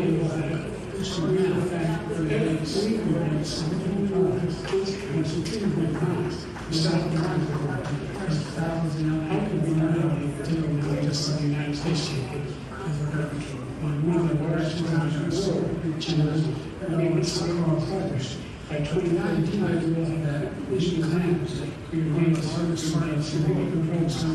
we'll continue on progress. We still have climate goals, thousands of people on vacation, deal with combustion, peace to heart, and we're going to prescription moving in the direction that we're going to significantly change the elements and do some practice. But the idea that in terms of I need a serious effort company in the world, 75% can and by the way, I've not seen any indications. So every day, millions of Americans struggle to make ends meet. For many older Americans, Social Security provides a critical lifeline. President Biden, nothing is done to Social Security seniors willing to their benefits cut in just over 10 years. Can you name tonight one specific step you're willing to take to keep Social Security? So every day, millions of Americans struggle to make ends meet. For many older Social Security provides a critical lifeline. President Biden, nothing is done to Social Security seniors will see their benefits cut in just over 10 years. Will you name tonight one specific step you're willing to take to keep Social Security solid? Yes, make the very well and really there's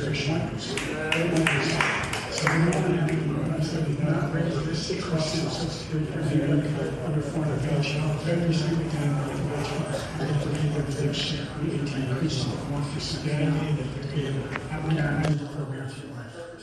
So you still have 82 seconds left. Are there any other measures that you think that would be able to help keep Social Security on, or just that one?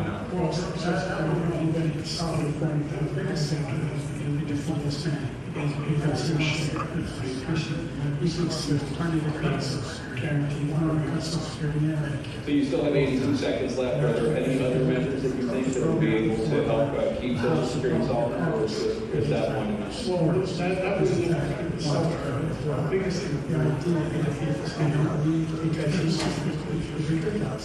He thinks that we're trying to cross the record. American Social Security Medicare probably today that if you look at the HCO got simple, now it's so much the whole way to focus. 400,000 euros, 440 million people not having HRD because they approve this obligation, it only allows them to have impeachment. In fact, we evaluated that our American Civic has provided by the other agencies for a situation where employees can share. We're like to use the evaluators. 400,000 amount of money from the government, $40 million to make sure that because of the previous $70,000 living in the house that they have it, which is $15,000 for protection. Thank you, President Vice President Trump. So I've dealt with politicians all my life. I've been on this side of the equation for the last 8 years. I've never seen anybody like this. Some of the other things too. We mentioned the laptop, we mentioned Russia. So I've dealt with politicians all my life. I've been on this side of this equation for the last 8 years. I've never seen anybody like this.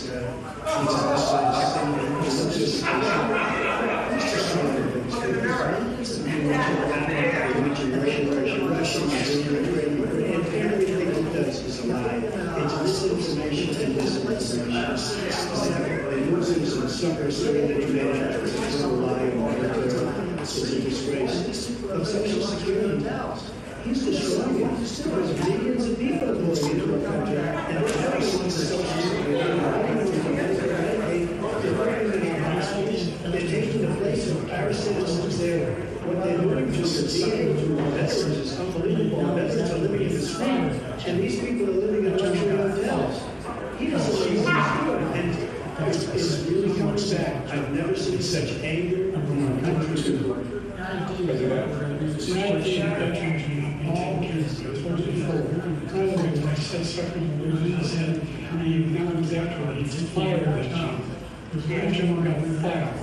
Because he's the one that he's understanding what he said. And number two, the idea that we're in a situation where all of these millions of ways to come, they said that if the country that we're taking a recession, there's reasonable inflation when it comes to one of the worst presidents in history. There's 359 presidential scholars voting the worst president is always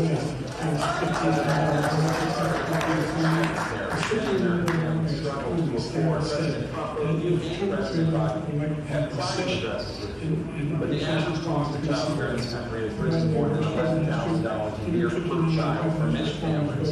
The cost of child care for 2 children is more than their rent. President, I think so. Let's turn to the cost of child care, which many American families struggle to afford. President Trump, both you and President Biden have tried to address this issue. But the average cost of child care in this country has risen more than $11,000 a year per child for many families.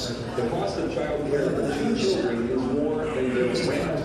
In your second term, what will you do to make child care more affordable? I did fight a lot. I fought COVID because it was just good. I fought a lot of the time because we were just slow. And when they said that, that's what I fought. But we have 19 people that said I didn't say I didn't have very expensive respect the country we saw that. The other thing is, this guy just gives in front of you.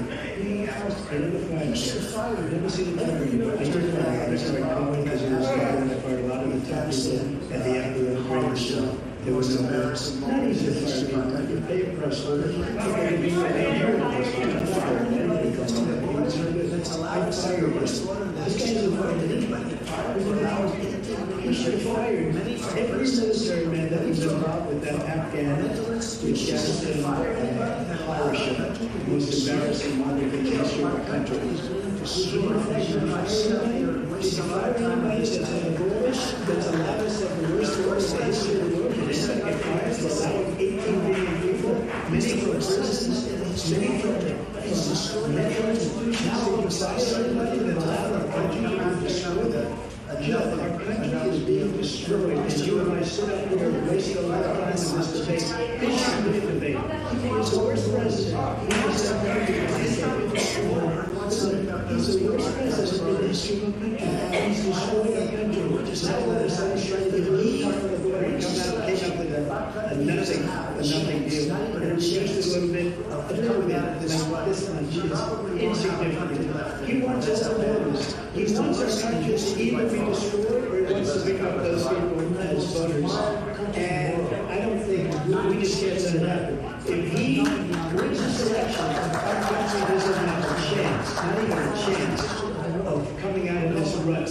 We probably won't have a country left anymore. That's how bad it is. He's the worst in history. We're the most largest country in the world. The United States of America. The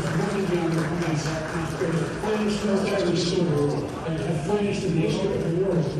No one exists in American history. No one. That's the world. No, it's number two, the idea that we're talking about worst government. I was joking. We're going to 150 million from 58 million back to the presidential historian. They had reached the vote. It was the worst government in American history. One of the best words. They said he's the worst in fall of American history. That's a fact. That's not conjecture. If you're going to argue wrong, that's what they vote. The idea that he was not right. He was about child care. He did very virtually not. We should significantly increase the child care tax credit. We should significantly increase the availability of children and people should be able to check their work. We should encourage business. Mr. President Trump, the question was about what would you do to make sure taxes on we are so things that they raise the first is what he's doing so bad. And they rate me, I'll show you, and they rate me one of the best. And if I give it another 4 years, I will be the best. I think I'll be the best. Nobody's ever, we had an economy like this, nobody's got taxes like this. He said, I want to know, he wants to raise your taxes by 4 times. He wants to raise everybody's taxes by 4 times. He wants the tax cuts to expire. So everybody, including the people that pay 4 to 5 times, nobody ever did this before. All I know is and I see politicians talking about cutting taxes. When we cut taxes, as I said, we did more business. Apple and all these companies, they were bringing money back into our country. The worst president in history, like everybody knows. Well, the fact of the matter is that he's increased the tariff. He's increased the tax and all that. I said I never raised the tax. He's in a situation where he talks about these tariffs, 10% tariffs. Everything goes on the economists said, that's going to cost the average American $2,500 a year. Because they don't pay the difference. It's not fundamental bank. And the largest deficit in he's in a situation where he talks about how he has nowadays China. We are the largest trade deficit with China since 2010. Let's discuss an epidemic impacting millions of Americans who have made a top priority in your first term. The opioid crisis. For both of you, the number of overdose deaths in this country has gone up. Under the war term, it went up. Under the war term, it has gone up. Let's discuss an epidemic impacting millions of Americans who have made a top priority in our first term. The opioid crisis. For both of you, the number of overdose deaths in this country has gone up. Under Bush, it went up. Under yours, it was Rogers. Former President Trump, despite the efforts that both of you have made, there are now 100,000 Americans who are dying of overdoses every year, primarily from fentanyl and other opioids. What do you do to help Americans right now in the throes of addiction or struggling to the streets later? So much money to finish up.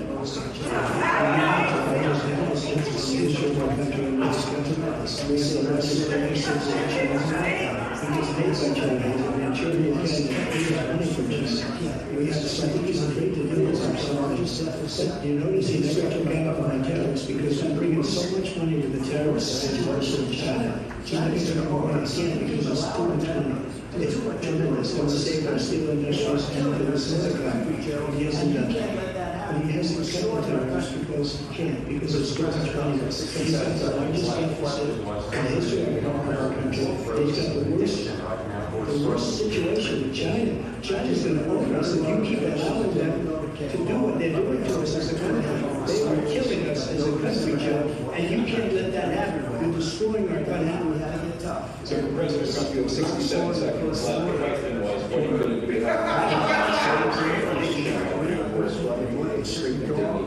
Jake, we're doing very well in elections until Republican came along. 2.5 years nobody's ever had before any country in every way. And then we had to get tough. And it was the drugs flowing across the border. It started to happen. We still got the great crowd. We bought a certain dog. It's the most incredible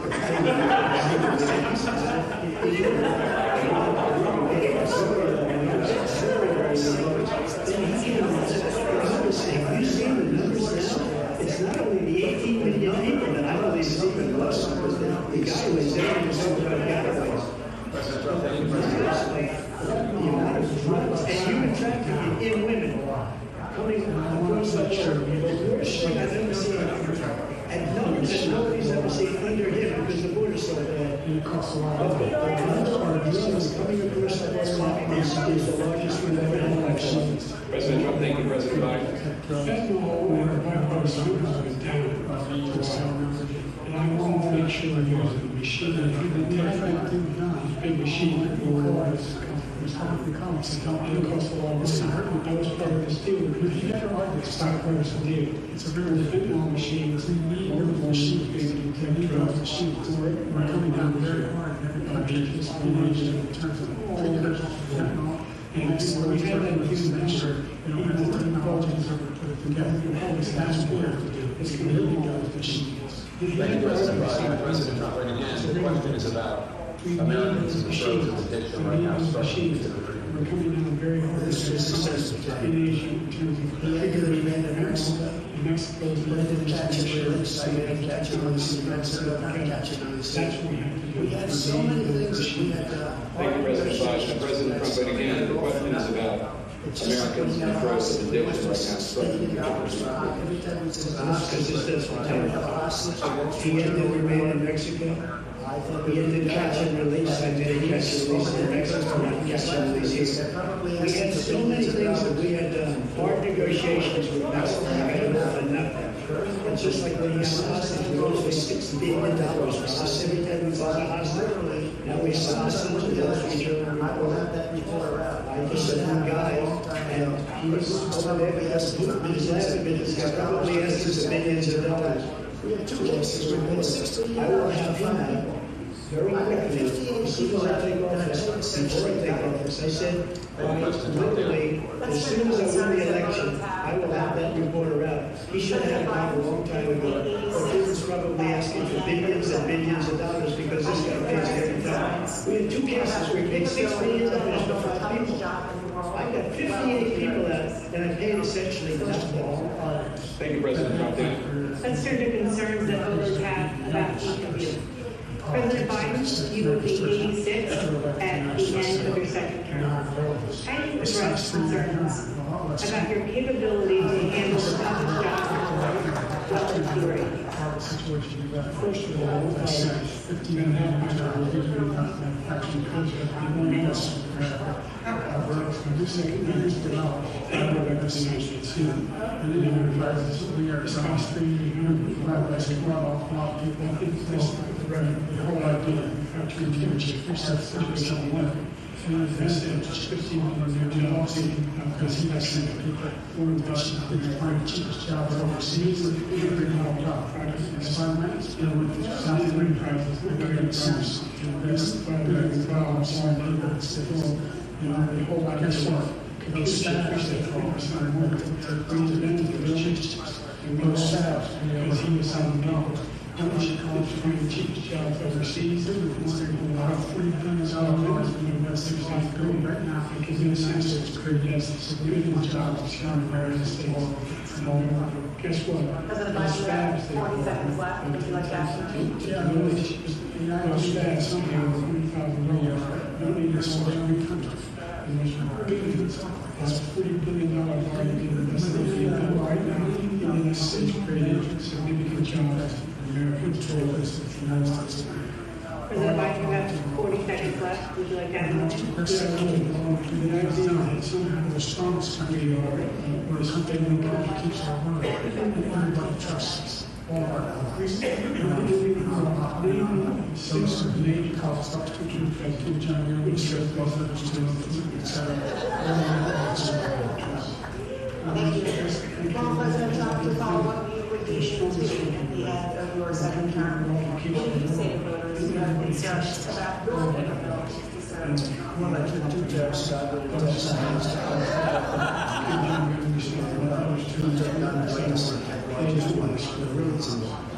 Thank you. Former President Trump, to follow up, you would be 82 at the end of your second term. What do you say to voters who have concerns about your capabilities to serve?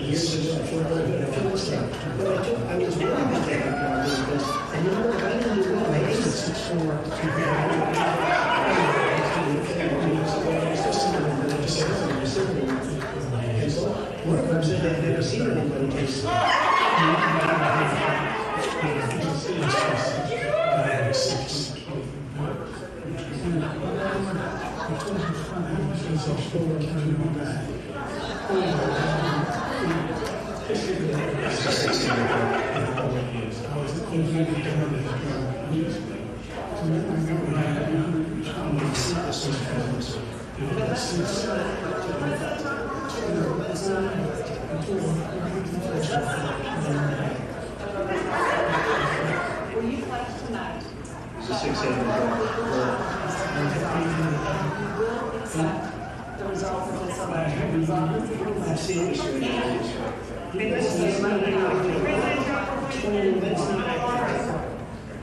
Specific concern that voters have about you. Will you pledge tonight that all legal challenges have been exhausted, that you will accept the results of this election, regardless of who wins, and you will say right now that political violence in any form is unacceptable? Nobody ever talks about it. Well, I shouldn't have to say that in the process. And if you would see my statements that I would have some clear as that, and also my statement that you made in the Roosevelt conversation, that strongest statement you've ever seen, and it's usually the speech I made, in first, I believe that just that what was spoken to, and I will tell you, nobody ever talks about that. They talk about a relatively small number of people that went to the Capitol. In many cases, the question is about police, and as Nancy Pelosi, there was her responsibility, not mine. The answer is, if the election was fair, first, yes, I'll tell you something. I wish you would president. Because I was out here, so happy, and one of my many places, enjoying myself. I wouldn't be under indictment because I wouldn't have felt the nation because I was disappointed. I wish he was the great president. I would never have that. I wouldn't be here. I would not be here. The only reason I'm here is he's so bad as a president that I'm going to make America great again. We're going to make America great again. We're a failing nation right now. We're a seriously failing nation. And we're a failing nation because of him. His policies are so bad. Military policies are insane. They're insane. These are wars that will never end with him. He will drive us into World War III, and we're closer to World War III than anybody can imagine. We are very, very close to World War III, and he's driving us there. And Kim Jong-un and President Xi of China, Kim Jong-un of North Korea, all of these people, they don't respect him, they don't fear him, they have nothing going for this gentleman, and he's going to drive us into World War III. World War III. It's because of the people's stewardship. It's because of America's legal order for command. You attack on the one you attack on right now require response. The idea I can't think of a single major war to start trade bill and shot it. So we have a powerful nation. We have one place because of the people. Because of the people. We can't manage to respect and right now, we need to get the world to resolve the state. And again, we're going to have a war. This is a short see what happens to a lot of that very much. President Trump, as we come back to you for a follow-up, the question was, will you accept the results of this election regardless of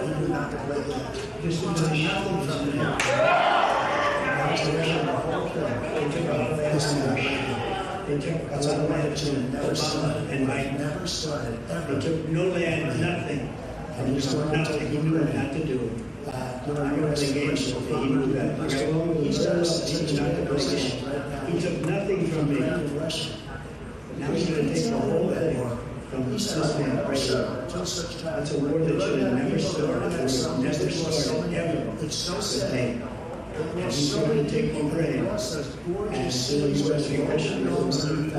He's got us in such a bad position right now with Ukraine and Russia. Because Ukraine's not even Russia. He's the whole Russia. They're running out of people, they're running out of soldiers, they've lost so many people. It's so sad. They've lost so many people that have lost those gorgeous cities with the golden mountains, 30,000 years old. Because of him and stupid decisions, Russia would have never attacked. President Trump, the question was, will you accept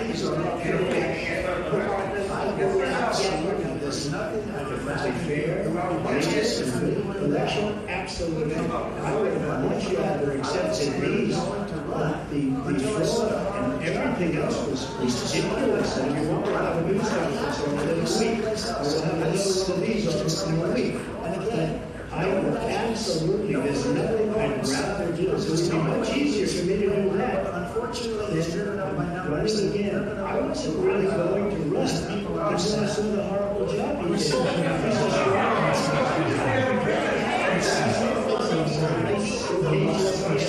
And again, no indictments and no political opponents, because it's the only way he thinks he can win. But unfortunately, it's turned out by numbers and because the people understand. Let's see what your numbers are. This election. Let's see. Let's go away and touch the all the safety records. We should continue to have a human first partners. One single report in America said any American state or will stop none. You will continue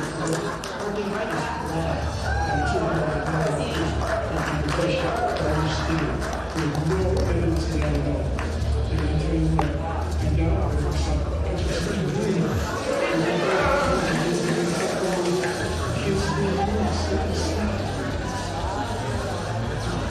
We'll be right back.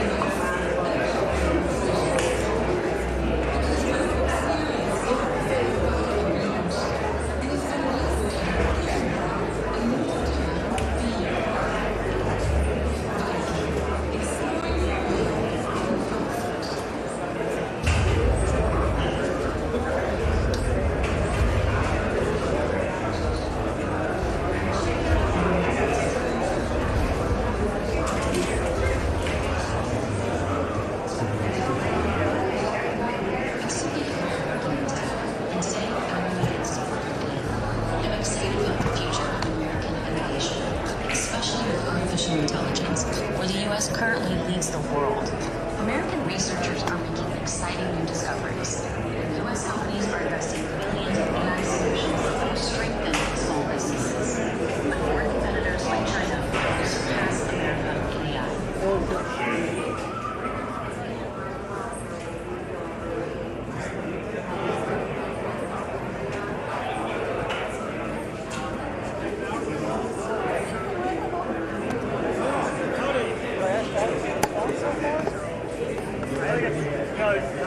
We wanted to find out whether either one of them that we expected would actually be the person showing up. And I think we've seen that the current president can barely finish a sentence without gasping for breath, and that the person from New York that we thought was such a bombastic Bullard is not the case at all. He's a really thoughtful and capable man. I think it's been a wonderful evening.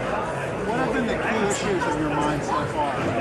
Key issues are that Trump is on stage, outnumbered by 3 or 4 people, and never really given a chance to complete what he has as a valid perspective.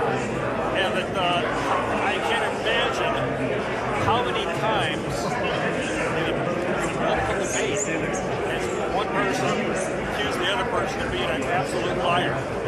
This is absolutely outrageous. So where is the truth?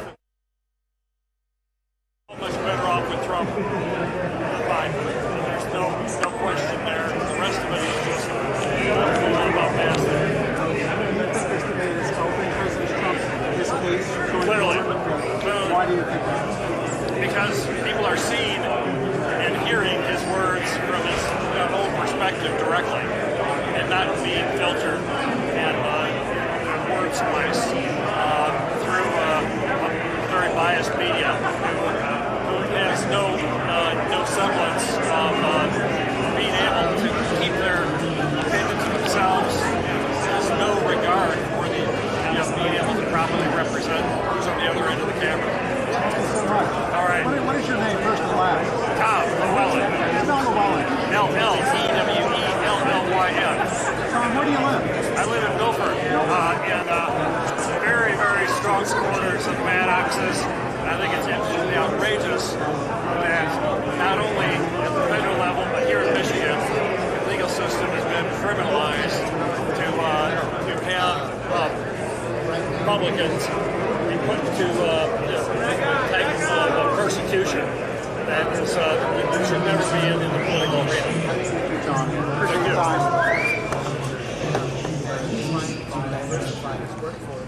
And having just look at one of the most diverse in U.S. history. So that's kind of what's calling me a little bit more my attention. But I mean, if it was my preference, I was not looking forward for a rematch. So watching Biden tonight, how do you feel he's done on the debate floor? So far, surprisingly good.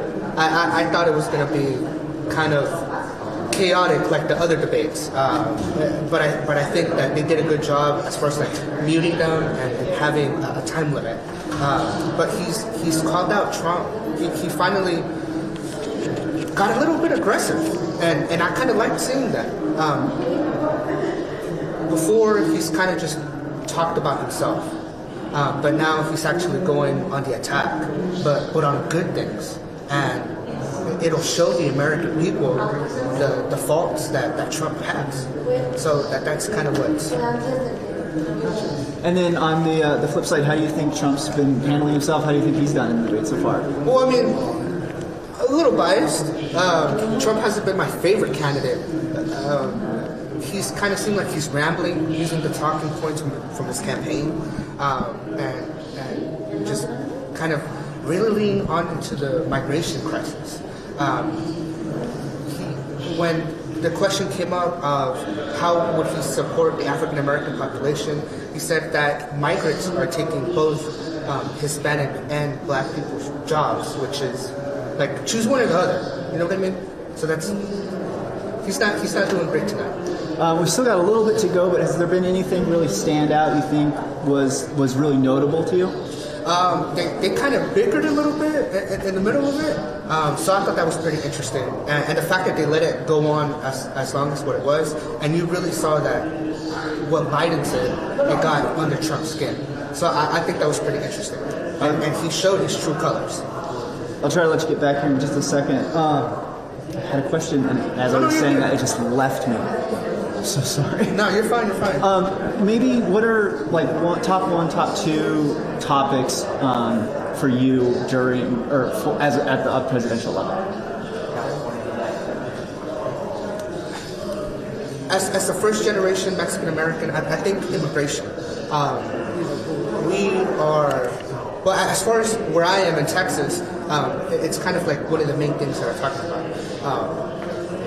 There was a bipartisan bill supported by both Democrats and Republicans to do a reform on immigration. But then Trump said no, and it got killed. So Trump is saying that, he's wanting to reform, he wants to change the immigration process. But when that was on the table, it was completely dismantled. So he's not, I don't think he's just wanting to kind of shoot themselves in the foot and let it crumble down on its own. I don't think he actually cares. Were you happy to see it come up during the debate? Yes. And I think that's one of the issues that everybody here is thinking about. Just because, when Biden came in, everybody said, he had an open door policy, but nothing didn't really change. It was just like migrants thinking there's a Democratic president, he's more welcoming to our town. And now we've seen past few months ago that Biden signed an executive order kind of restricting it, bringing the Trump era policy back in. So and I think he's just doing that to get crossover votes. Because we're a few months away from the election. They're both. I think I saw a recent poll that they're like 0.04 chance of from the polls. So I think right now everybody's just trying to do whatever they can do to kind of bring in the crossover vote. So with the debate, there isn't really a winner and a loser, but do you feel like one of the candidates has maybe stood out a little more than the other one so far? Yeah, definitely. And for me, it's Biden. And I'm really surprised by it. Because usually, Trump is very outgoing, outspoken, and he's not afraid to really show his true colors. But Biden has really kind of put some sharp teeth in and really been on it. You could really see Trump's facial expressions and going off in the camera because he's getting under his skin. So, I think Biden has been doing a pretty good job on calling him out on his errors. Second to last question. Last question, I guess. If you're willing, could you share your age with me? Yeah, I'm 21. Awesome. Oh, so this will be your first presidential? Yes. I guess then I do have one more question. Yeah, go ahead. One of the most famous debates is the John F. Kennedy and Richard Nixon debate. It was the first televised one, and lots of things like that. Do you think this one, maybe not to that level, but do you think this will be a debate that kind of makes the history books? From what I've gathered from other people, they are interested in this debate. There's some people are going to be like, it's kind of chaotic. It's going to be like, the reason I came because I thought it was going to be funny. But I was surprised that actually the dialogue they have been having. But I think it's going to reach historical records. Just from kind of the memes that people have been reaching out to. And everybody's wanting to know. I feel like this election is really going to set the precedent for the next 10, 15, 20 years. Because a lot of things can happen in one administration. Well, thank you so much for talking to me. I really appreciate it. Did it end? Oh, it ended? Is that it? I don't know. Did it end? Did the debate end? Oh. I'm sorry. It was just... Oh, awesome. Thank you. Thank you, sir. Oh, you're going to do the other thing. Okay. All right. Say your next. Okay, I'll stand on this side right over here. We're going to have her first and then you. Oh, okay. Sounds good. Fantastic. Hello, I'm Ty. It's nice to meet you. Thank you for talking with me. I appreciate it. So the only thing I'll ask in the interview is that you'll look at me and not the camera. Other than that, that's about it. Try to take. They're getting everything, but it's not what makes people really Was there a key moment or key issue that came up tonight that really jumped out at you? There's some issues. I just think our country. I think our country. The embarrassment. I think we are very embarrassing right now, and I don't think we are safe at all. I think our country is very vulnerable, and I think people know that it's a joke that we're safe and whatever the right is, that it's a joke. Thank you so much for your time. Ma'am, what is your name? Your last name?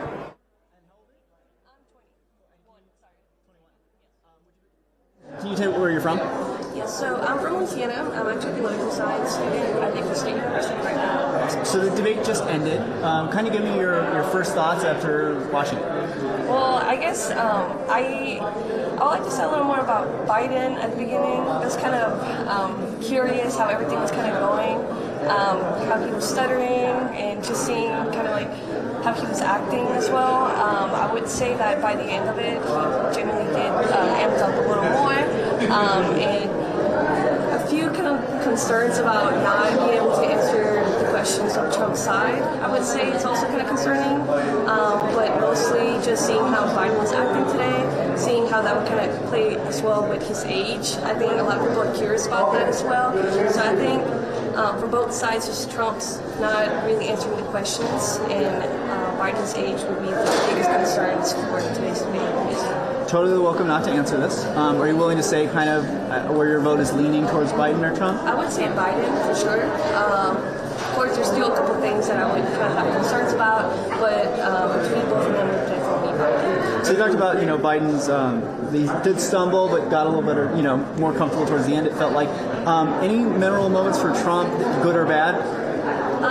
Like I said before, I would definitely say not answering these questions. Of course, if there's questions, you would really like to see the answers to them. And kind of going back to the topic of immigration was kind of the biggest thing that he was doing the entire time. So I know that a lot of people from his party would kind of want to hear mostly about immigration, mostly with Biden's open border policies as well, open border policies, and their stance on that. For sure, though, just not answering the questions as well and just trying to tackle immigration was kind of what he was doing the entire time. So I don't think there was much background giving on his values or what he was standing on certain things. So I think that would be my biggest concern when it comes to Trump. So speaking on that, you mentioned it a little bit, but we did have, there was no live audience. They cut the mics. What was your thought on that, and kind of good or bad? I would say that it kind of generally helped Trump, since we do kind of know that he's what you would kind of say bully to certain times when it comes to debates. So him getting muted, his mic muted, I would say that kind of helped him. But I think that was kind of the way to go, because oftentimes in debates they don't really stay in topic. A lot of the time it's just wasted going back and forth. I mean, we saw that when it came to the golfing. There's really no reason for them to have been debating or having an argument over golfing when it's a political debate over the presidency. So I would say that was generally smart from CNN to have muted the mics and not let them speak up and changing the camera as well. Awesome. What did you think about not watching it, not only just watching it, but getting to watch it, with a lot of people at a watch party, with very different, sometimes political views? How did that play into it? Well, we are here a lot of Latinos. I would say that a lot of us more lean on the democratic side of things. However, it's kind of refreshing to see how many people are still kind of really have a huge value on presidential elections and just elections overall. We do see that there's a number of people that actually voting go down every year.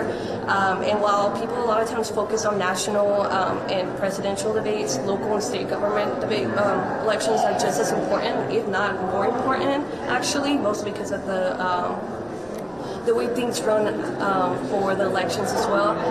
We don't really run on a popular vote, of course, so it's kind of refreshing to see that there's still people that really do have a huge importance on political debates and just really trying to get new sources coming from the people that are actually running rather than just reading it online where a lot of times can be changed.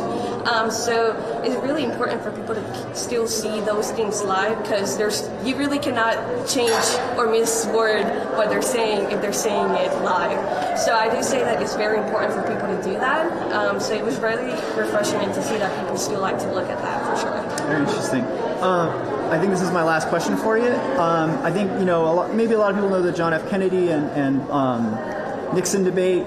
It's very famous. Do you think this one will live up to being remembered in the historical record, or like most presidential debates kind of just fade into a bygone thing? I think it's kind of funny that you mentioned that because, with the way that things were running first for Biden, how he was stuttering, how he was kind of losing his rain of thought, I would say, I can see the comparisons from the Nixon debate and JFK debate. I think a lot of people know that JFK ran and he won because he was more young, and if people know the background of that debate, they kind of like do some makeup for JFK as well to look better on camera. So I don't know. I think it's kind of funny that you mentioned that, honestly, because how people kind of act on camera, how they look is very important, and I think that kind of did bad for Biden at the beginning. Like I said, he did amp up a little bit more by the end. I would say it's generally I wouldn't say as big as the Nixon and JFK debate, but I would say it's very interesting to see how they can kind of be put hand in hand, and kind of you can see how actually what happened with JFK's side could actually be reflected back to Biden and Trump's debate as well. So definitely an interesting debate, probably just not lived up to JFK's and Nixon's debate for sure, though. Well, thank you so much for sharing your thoughts with me. I really appreciate it. Thank you so much. That was great. I'll just need 1 second. Yeah. Give me like 1 minute. I've got a little bit of a gear issue.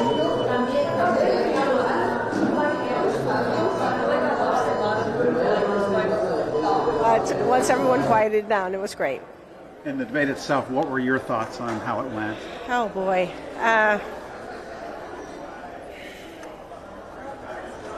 Wow. I think it's really hard for any reasonable human being to watch that and know that Mr. Biden is fit to be our president.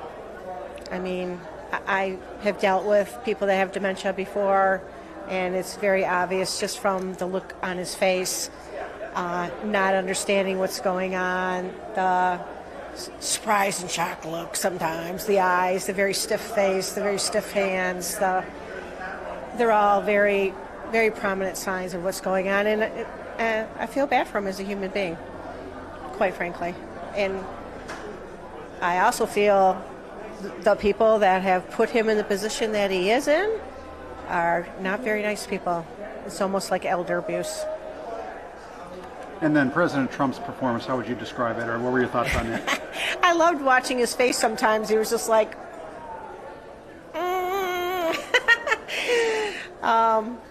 I thought he did really well. There were obviously, when you're looking at it, you're just like, why didn't you say this? Why didn't you say that? But I think he did very well. He is a man that is full of emotion and loves to express himself, and I think he did a really good job at kind of restraining back and listening to what Mr. Biden had to say and trying to counteract the lies that were coming out of Mr. Biden as much as he could.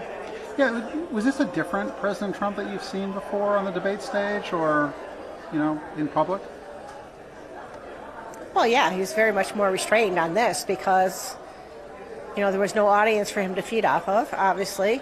And but I thought they did really well. They knew that the mics would be cut at their time. How many times did the moderator say, well, you have 82 seconds left or 64 seconds left? So, no, I think he conducted himself really well. Was there a key moment or key moments that really jump out at you as being important in what happened tonight?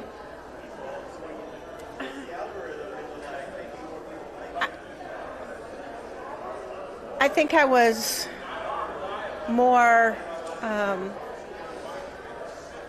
not to use the word shock would be wrong, but to say Mr. Biden his performance is so handicapped by what's going on in his physical and mental health. It's very disheartening.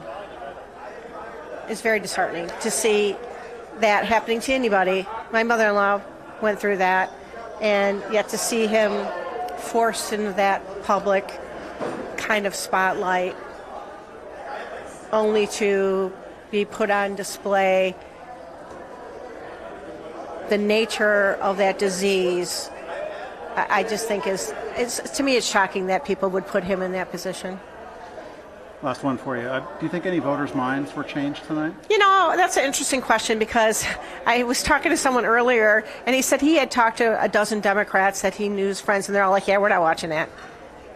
And so I don't know if any voters got changed, because I don't know if any Democrats really watched it, because they kind of already suspect or know what's going on, and so they don't want to see it again firsthand. And so maybe some independents watched it, and then again his dementia was on full display. So I don't know if it did or not, or maybe it was just all Trump people that watched it and we were shouting in their living rooms going, yay, yay, yay. Thanks, Roseanne. That was great. You're welcome. Really appreciate your time, and thanks for letting me come by tonight. Yeah, you're welcome. Thank you. You have a great night. Okay.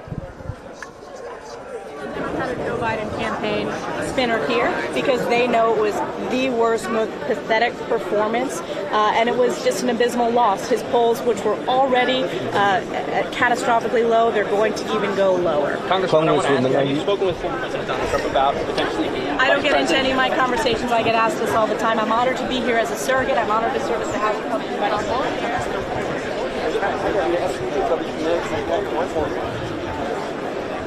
I would get back to you.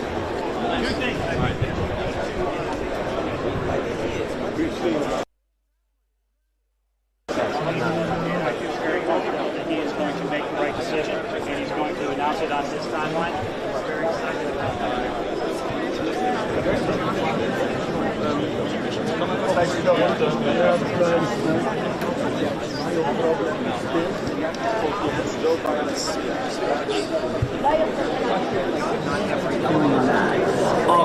I do feel that there was a candidate that was much better at addressing the questions that were being asked. And to me, that weighs more in my perspective when it comes to picking for a candidate when it comes to voting, right? If they're being sincere, they have straightforward policies, and they know what they want to do, that's great. If someone's just talking in absolutes but doesn't have anything to pinpoint to, I'm going to be concerned.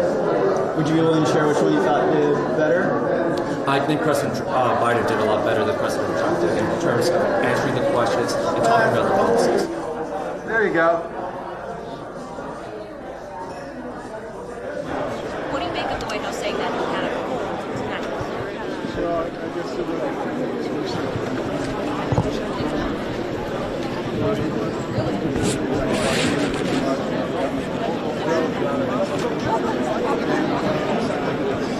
I really felt sorry.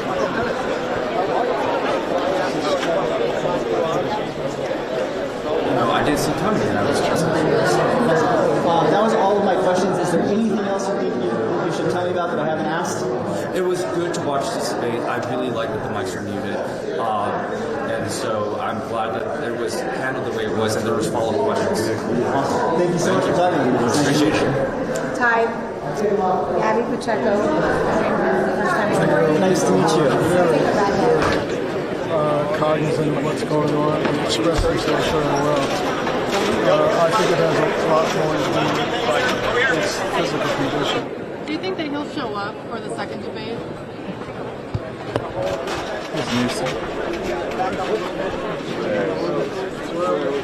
Gavin's looking, they're all lined up. They're all lined up together. Take a little step back. Take a little step back. Excellent. You're doing great, guys. You're doing great. I'm going to move back just a little bit.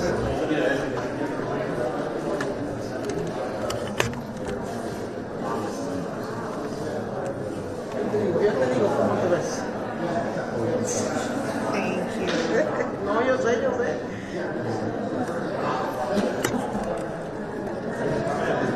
One second.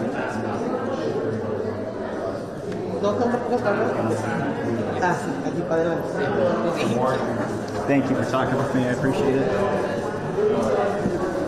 Ty. Yes. So first question. Watch me look at you, right? Yes. Thank First question is just, could you tell me your first name, your last name, and then spell it for me? Yes. Gabby Pacheco, Gabbypachecco. And where are you from? I'm from Miami, Florida. And what's your relation to LULAC? So I have been participating in different LULAC conferences, convention, and I also run a nonprofit organization that supports streamers. So tell me a little bit about what got you involved with Dreamers. So I'm a former dreamer. I came to the United States as an 8-year-old, and for 30 years, I was in a limbo status. I was actually able to benefit from the DACA program, and eventually, through a marriage petition, was able to get a green card, and just last year, I was able to become a United States citizen. So this will be the first presidential election you're voting in, correct? That's right. Is that outside of politics? Is that exciting to be able to get your voice heard about these issues? It's beyond exciting. I have been waiting for this moment my whole entire life. I believed and have known to be an American my whole entire time, living in this country. And when I learned about my immigration status, it was a real big shock. And I have been fighting really, really hard to be allowed and to belong into this country. And so now voting has been something that I know wasn't a given once upon a time, and for women and people of color being able to vote, I feel it's beyond our responsibility. It's what we have to do because people fought for us, and also because it's our democracy. So I think maybe the most talked about discussion tonight was immigration. Can I get your thoughts on what you heard? Any standout moments for you? Yeah. It really angered me because the issue of immigration is an issue that is a serious one that we have to tackle as a country, one that we have not brought forth policy that modernizes our immigration system. And there is some huge problems in our immigration system. There are individuals who are like my family, like myself, here without status and don't have a way to regularize themselves. We do have a border that needs to be modernized, that there is issues there. And yet everything that I heard tonight was reduced specifically from Trump to fear-mongering. And when the question was not around immigration was brought in. When there was time that there was asked a question around deportation. 26,000 women that were impregnated in the state of Texas alone in the last year since the Dobbs decision as a result of rape. That is unacceptable. You all know the story of Kate Cox. You know the story of Dr. Denard. You know the story of women that are potentially losing their lives. And so there is only one clear choice, and that clear choice is Joe Biden and the blue team. And that's exactly why we're here. All right, Senator, we are now going to Senator Warnock. Can we talk about the president's performance? You're not going to take any questions? We're going to go through the run. Thank you. Elections are about the character of a nation. They are about jobs, they're about the economy, they're about war, peace, a whole range of issues. But at the end of the day, it's really about the character of a country.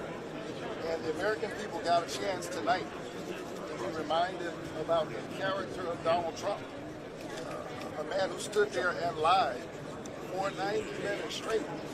But what I was also struck by was by what he did not say. Every time he was asked a question that had something to do with the lives of the ordinary working class people that I represent here in the state of Georgia, did you notice he never answered the question? When he was asked about child care, which is a real issue in this country. A lot of people can't get to work because they don't have child care. He didn't have an answer for that. He tried to take credit for capping the cost of insulin and prescription drugs. Well, I know that's a lie because that's my bill.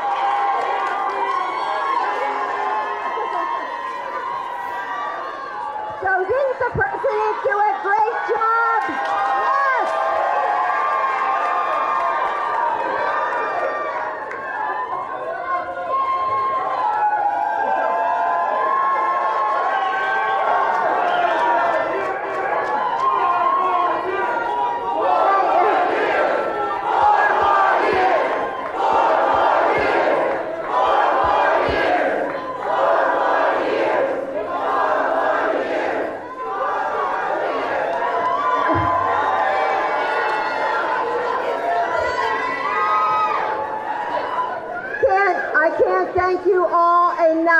staying and for being here and for all your support.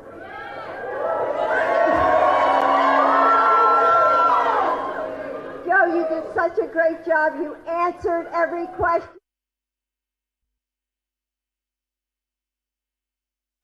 And let me ask the crowd, what did Trump do? Lied! Yes. So, Joe, I'm going to hand it over to you because we have such a great group of supporters here. So thank you all for coming. Thank you, thank you, thank you, thank you, thank you. I appreciate it. You've been here the whole time. I see it. I see that patch there. Look, folks, you know, I shouldn't say this, but my brother always uses lines from movies. There was a famous movie about John Wayne, and he's working for the Northern military, trying to get the Apaches back in the reservation. And they were lying like hell to him. And they're all sitting on a bluff. And John Wayne was sitting with two Indian, they were Apaches. And one of them looked at John Wayne and said, "These guys are nothing but lying, dog-faced pony soldiers." Except he's just a liar. Look, folks, what's going to happen over the next couple of days is they're going to be out there fact-checking all the things he said. I can't think of one thing he said that was true.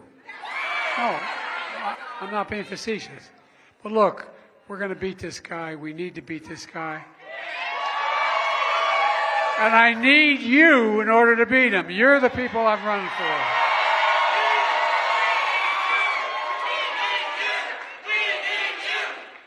Here. He says he's going to be the retribution for his supporters. You are the reason why America's as good as we are. We're the finest nation in the whole damn world. And no one's close. Nobody's close. So let's keep going. See you at the next one.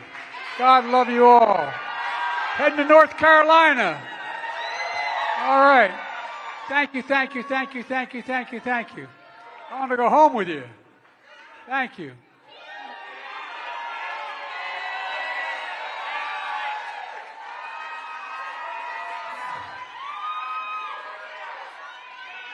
This ain't Texas. Ain't no hold'em.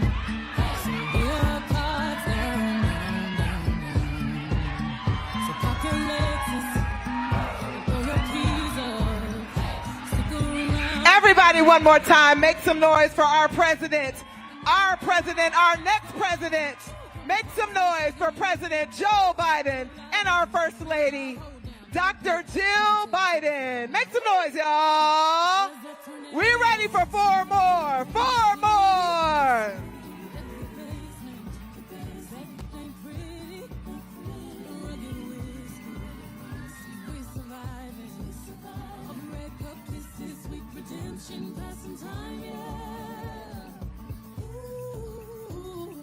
One step to the right, we headed to the dive bar we always thought was nice.